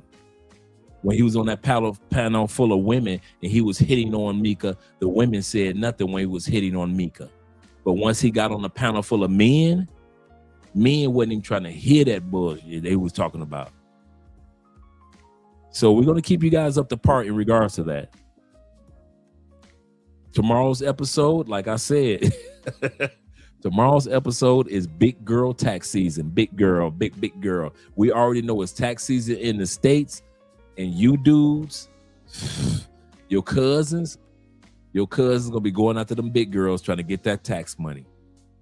You know she gonna get $8,700. You trying to get about $2,000 of that $8,700. Tomorrow episode is big girls in tax season. He said, Andre, I know that you're older man than me, but I'm proud of you, family. I am too, man. I won't lie. I didn't think life was going to go this direction. Think about it. You did 10 years in prison. After doing 10 years in prison, you don't know. Society tells you can't even get a job. That's what society said. That didn't happen to me, but society says 85% of people that have ever been in prison go back to prison. Society says statistically, Andre, you were supposed to go back to prison. You were not supposed to get an education. You were not supposed to get a career. I had a career, not just a job. I was an academic college recruiter for 20 years. You were not supposed to get married the first time. It didn't work out. And you got married. You were able to get married to a better woman, even though the first woman was good. All the stats, man. I give God the glory. I ain't gonna even lie. I give God the praise, the worship, the glory. It is not Andre, man. I walk by faith and not by sight. Because if I walk by sight, the world will have said, the United States would have said, you supposed to be just another Negro in the street. I was supposed to be addicted to something like alcohol or some type of drug. Statistics shows that. The one person that saw my journey was my uncle Ghostface, who's always on here. He's moving down to Colombia soon. So yeah, man, I'm still, dude, after being here almost a decade, I still feel like I'm on day one. There's still so much to learn, so much to enjoy in all these countries around the world. No matter how many countries I go to, I still feel like I still got a bunch more to go visit. Yeah, beat the odds. I beat the odds. And so I always tell guys, like, if a dude like me can beat the odds, just a regular brother from Detroit, without acting like an ass like Anton, all the rest of us can beat the odds, male or female. Male or female. Shout out to Ronan. Yeah, man. We out here doing it. Yeah, shout out to Ghostface. Yep. Me and Jeffrey have been roommates. When I first moved down to Tampa, Jeffrey was still in Detroit. I moved from from Indiana to Tampa. Year later, Jeffrey came down. We've literally seen each other journey grow from zero to a better life than we could ever imagine. Ever imagine. I couldn't even imagine if I had just stayed in Detroit at that time in Detroit, not the new Detroit, but the older Detroit when it was kind of like falling apart. So yeah, man, appreciate all you guys, man. I really do. We've had over 130 people in the live stream tonight. Appreciate all you guys. Tomorrow's going to be an excellent show. Shout out to Minister DB. Shout out to us ex-cons who beat the odds. Yes, sir. Male and female. Think about it. We were getting passports, guys, when everybody told us people that went to jail couldn't get a passport. We were getting passports when people told us you lost the right to vote and your passports. We never lost the right to get our passports. I want to share this with you guys before we close. This is important. For anybody that you know that needs to get a passport and they think because they've been to prison or because they've been to jail, they can't get a passport. That is a lie. That's never been true. If you are on probation, you cannot get or use a passport. If you have a case pending, such as President Trump, that's why they turned him around in Miami. That's why he couldn't fly off, and they took his passport just a couple weeks ago. You can look it up. A couple weeks ago, they turned him around. The Supreme Court told him you cannot fly because you have a case pending, even if you're president. So if you got a case pending you're working on, I'm not talking about traffic tickets. I'm talking about a felony. You cannot get or use your passport, even if you have one already or if you plan on getting one. So probation, parole, or pending case, you cannot use your passport. Or if of course, you're currently in jail. So once all that is cleared up, and I'm talking about the week that you get out of jail, the week that you're off probation, parole, or any case that's pending, you can apply for your passport. Tell all your friends that. Spread the rumor. Spread the truth. I've been sharing this story for 7 years that I didn't know, that a lot of us didn't know that you can get your passport. Child support. Let's talk about that real quick before we leave. You can't get no passport if you owe back child support. No, if you owe on a federal scale, and it's in the U.S. State Department website. If you owe over $2,500 in back child support, you can't get your passport or use it if you already have it. Once you get under by $1 of that $2,500, you can use and or get your passport. Now, some states may differ. Some states may say we don't follow the rules of the federal $2,500. For example, Michigan is $1,000. If you get your child support $999, apply for your passport. Florida is $750. Once you get it to $749, apply for your passport. You do not have to have your child support at zero to apply for your passport in any state. I'm going to repeat that before I let you guys go. You do not have to have your child support at 0 before you can apply for your passport. Women have been trying to sell you guys on that myth for years. This is not true. This is not true. So shout out to all you guys that were here. All right, babe. Shout out to all you guys that are here. About to head out. Yep. Fight for your passport ASAP. Appreciate you guys. He said, Dre, it wouldn't have surprised me if they changed the law in the future so that y'all thinking about it. Stop procrastinating. Absolutely correct. That's true. They could change it in the future. Salute to my Uncle Ghostface. We've been around each other since day one. He said, that's true. Shout out to my nephew / brethren. Yes, sir. AMSM says this. He said, child support rears holding me back right now, but I'm handling that. Absolutely correct. And that's exactly how you do it. Make sure you get underneath that state's whatever that number is, 1,000 or 750 or 500. Just get under that number, and I promise you, that day you can apply for your passport and it'll be approved. Well, I don't know how much I owe in child support. Contact the consular. Contact friends of the court, whatever it is, whatever is calling your state, contact them just to find out the number. You ain't going to jail with a phone call. They gonna say, oh my God, we got him on the phone. Let's lock him up. It doesn't work like that. Just call and find out what your number is and then start working on that number to get it down. He said, great show tonight. You always deliver, man. We had fun tonight, man. We had a good show. He said, you don't have to have tax debt wiped out. That's another thing. If you owe back taxes in the United States, you have to owe between $55,000 to $65,000 in order for them to revoke your passport or keep you from applying. I'm going to say this again. It is between $55,000 to $65,000 in the United States. So if you owe $10,000 in back taxes, you can get your passport. $20,000, you can get your passport. $30,000, $40,000, you can get your passport.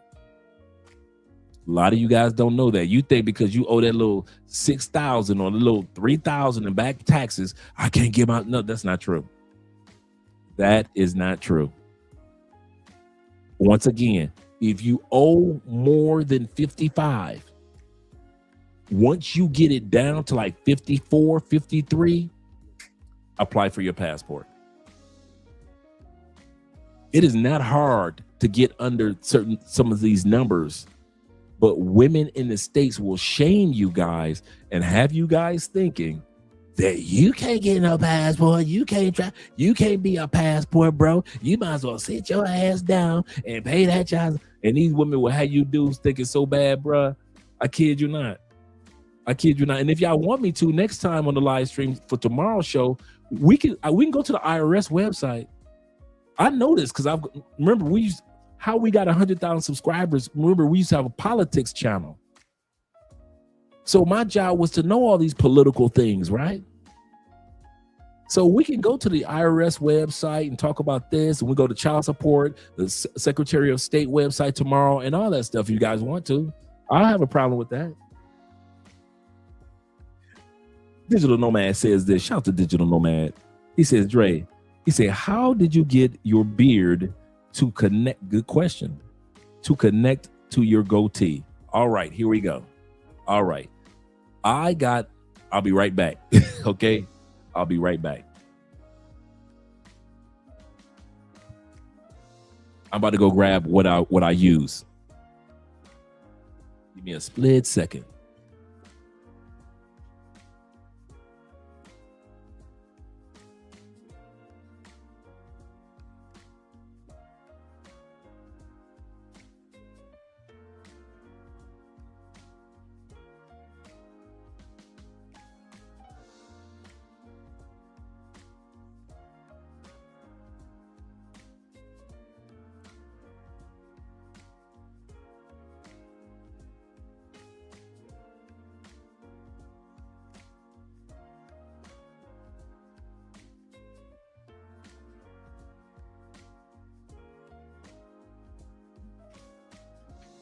Okay, I'm back.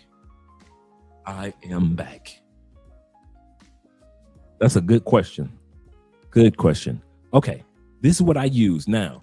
Mind you guys, my beard never used to fill it right here. I always had empty patches. Here, I never had hair. I never had hair here. None of this. You know how you can grow it all right here, but you can't grow it here under the lip? Never had that. So this was all empty. This was all empty. It just could not connect for nothing, right? Until I started doing my research. And the first thing I got was a Dura roller or Duma roller. I hope I pronounced it correctly. Let me sure I pronounced it correctly. Did I pronounce it correctly? I think it's D-U. I think it's D-A-U-L, Dura roller. And that's what this is. It's a Dura roller. You can get it at Walgreens, CVS, and it's these little, almost like little spikes all the way around it. And you roll it on your face, and they put little microscopic holes in the area that you're trying to fill in. Now, this beard I've only had for 2 months. This is 2 months of growth. Really a month and a half. I would say 2 months because this month is ending, right? $7 on Amazon. Good call, brother. A derma roller. Thank you very much, brother. That's how you pronounce it, a derma roller. You can get them everywhere. So if you don't want to order one online, CVS, Walmart, they got them everywhere. And they got little microscopic, just little dots. And they kind of like put little microscopic holes, not bloody holes or nothing, just little microscopic, just roll it on your blank area. You can roll it all over here, but I was rolling it on my blank area. So I would roll it here, and I would roll it on my blank areas that weren't connecting. None of this was connecting. So if you guys thought that this was always, no, this is a month and a half of something that I never, ever had. So I rolled it here. And then once I do that, afterwards, you can get this in a gel or spray. And it is the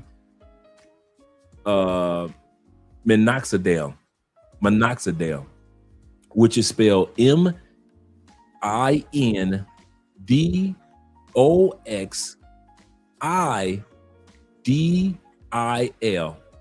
minoxidil. You can get it in a spray like I have, or you can get it in a cream. So once it puts the microscopic holes in those areas, you use this as the spray or the gel twice a day, 3 times a week, not back to back. So if I use it on a Monday, I might use it again twice a day on a Wednesday or maybe a Thursday. You don't want to use it every day. You don't want to use this every day, definitely, because your skin, even though it's microscopic, it still has to heal. Excuse me, from those microscopic little holes that you're put in there. You can't see them, but it's really small. And so in the areas that you need hair to grow, you would just use this, not hard at all. You don't press down or anything. Just let it roll, and you can feel it. And then you just take this, for example, this is a spray. So I would spray in the areas where I had patches. This is used for balding men. That's what it was originally created for men to use that were balding, and they would put this in their hair, the cream as well as this, right? This is almost like in the same family as Rogaine, but this is used for, guys discover, hey, I could use it for my beard. And so I started using this, man, about a month and a half ago. Yep. Absolutely correct. It's like a Rogaine. Absolutely correct. Between these two, game changer. All of this is connecting now. This was nothing but an empty patch. Over here, empty patch. Down here, empty patch. Completely different. Now y'all see it all connected. It wasn't like this. I kid you not. And it works, dude. And I'm talking about, even though you use it only 3 days a week, it works, and twice a day. It works fast. Of course, make sure you clean your skin first. You know, make sure when you're washing your face and clean your skin first, because you don't want to use this. Also, always clean this with alcohol. So before I use it, I just use some regular rubbing alcohol. I pour on there. Some people leave there, dip it in alcohol to make sure that it's clean, and then you roll it on. You don't want to just be rolling on your face and you don't clean this for 3 or 4 weeks. You don't want that. So have you some rubbing alcohol, have this, and have this, and you good. Kid you not, man. That's exactly how I did my beard. Yep, yep. And the growth is permanent for beards. Absolutely correct. He said you glide across your face or head with it, a firm grip. Yep. Like I love being bald, so I don't use it for my like my hair balls in right here, so I can grow all this. I have no problem with growing this, but my hair when it balls, I get the donut. So I that's why I shave my hair. I'm like Kobe, you know. Let me just go ahead and shave it off. And so I shaved it off, and that was a cool part. Yep. But that was a great question, man. That was a really good question. Yep. Like I could grow a goatee, but none of this. This is my first time ever growing a beard. And so I was like, because I saw Jeffrey grow his, but I was like, I could never grow a beard. So I never even thought about it. And then one day I was just doing some research on growing beards. And man, if you got a beard, shout out to all the beard owners. It is a job taking care of a beard. The oils, making sure you shampoo, condition. You know, I'm so used to being bald, I forgot all what you go through when you got hair, right? You know, you got straight razor. You got to make sure you trim it just right, and right here. And then when you're growing your beard, they say make sure you let your beard grow right where you're at the top of your Adam's apple. That's where the average beard should grow. Some guys have the handlebar. You know, they just let it grow right here. But they say if you're going to really let it grow, let a beard get, you know, kind of like Anton's, kind of like a full beard, you shave it only up to the top of your Adam's apple. So all of this is shaved underneath, but the top of your Adam's apple, that's where you want your beard to grow to where it looks like it looks nice. Yep. Shout out to all you bearded men out there. Do you have the hair? No, I don't. I don't know what that is. Let me write that down. I don't know what that is. Or the horseshoe. I said horseshoe, but horseshoe. He says, Red Fox will say, wash your ass for real. You got to wash your face. Definitely. Like he said, that's a good idea. That's a good idea to do it in cycles. Like for a certain amount of months, use it. For a certain amount of months to use it, and then for the rest of the year, for a few months, don't use it. And then for a few months, do use it. That's a good idea. I didn't even think about that. He said, go in the Philly style with my beard. He said, and the bald head is a clutch. Right now, I'm just excited about just growing. So I don't know which style I want yet. I don't know if I want it to be longer or shorter. I see some beards out there that looks great. Right now, I'm just giving my beard an opportunity to kind of get a little thicker, because you can use this to make your beard thicker too. So I'm just enjoying the beard growing, getting thicker, connecting. Then I'll decide on which direction I want to take the beard. I know, right? I should have mentioned another guy that was bearded, you know. Should have mentioned somebody else that's bearded. He said, Dre, bruh, I have a beautiful, healthy beard. Shout out to you brothers with the great beard. He said, I just have this pinky finger gap between my beard and my goatee. Just a small, yeah. I promise you, bruh. I promise you. And it works. I mean, talking about fast. That's the part that got me. When it connected, it was like I would wake up one day and all of a sudden I started seeing a little hair. Then 3 days later, I started seeing everything connected. And I was like, whoa.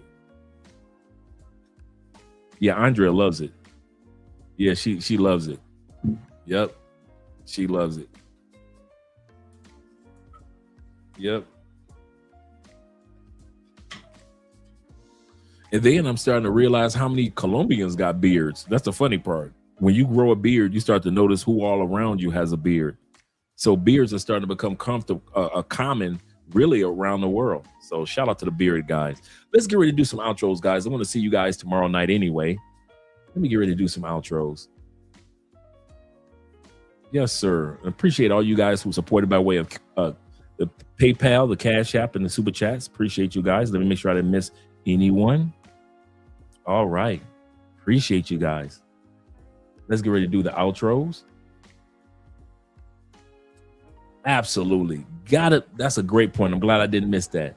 Make sure you guys exfoliate, especially you bald guys, exfoliate your skin. All this. Make sure that you're scrubbing and exfoliating your skin. Absolutely correct. Men should have a skincare treatment for our faces as well. Yes, sir. Yes, sir. Let me scroll up. Let's get ready with well, let me scroll down. We can go to the Blasian outro for right now, and then we're going to come back up. Shout out to you guys.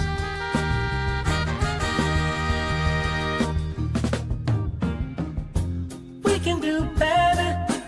We could be chasing dreams. We know what's right, and we know how it feels. Yeah, we can do better. We can make a change for real.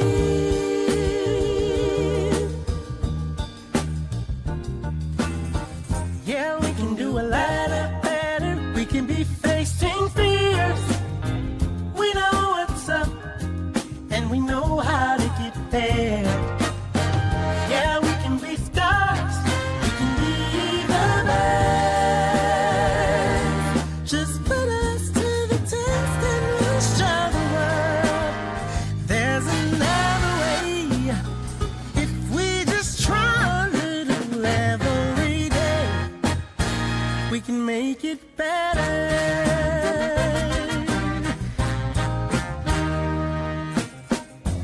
We can do better. We can be setting goals. We understand right down to the soul that we can do better. We can have a heart of gold.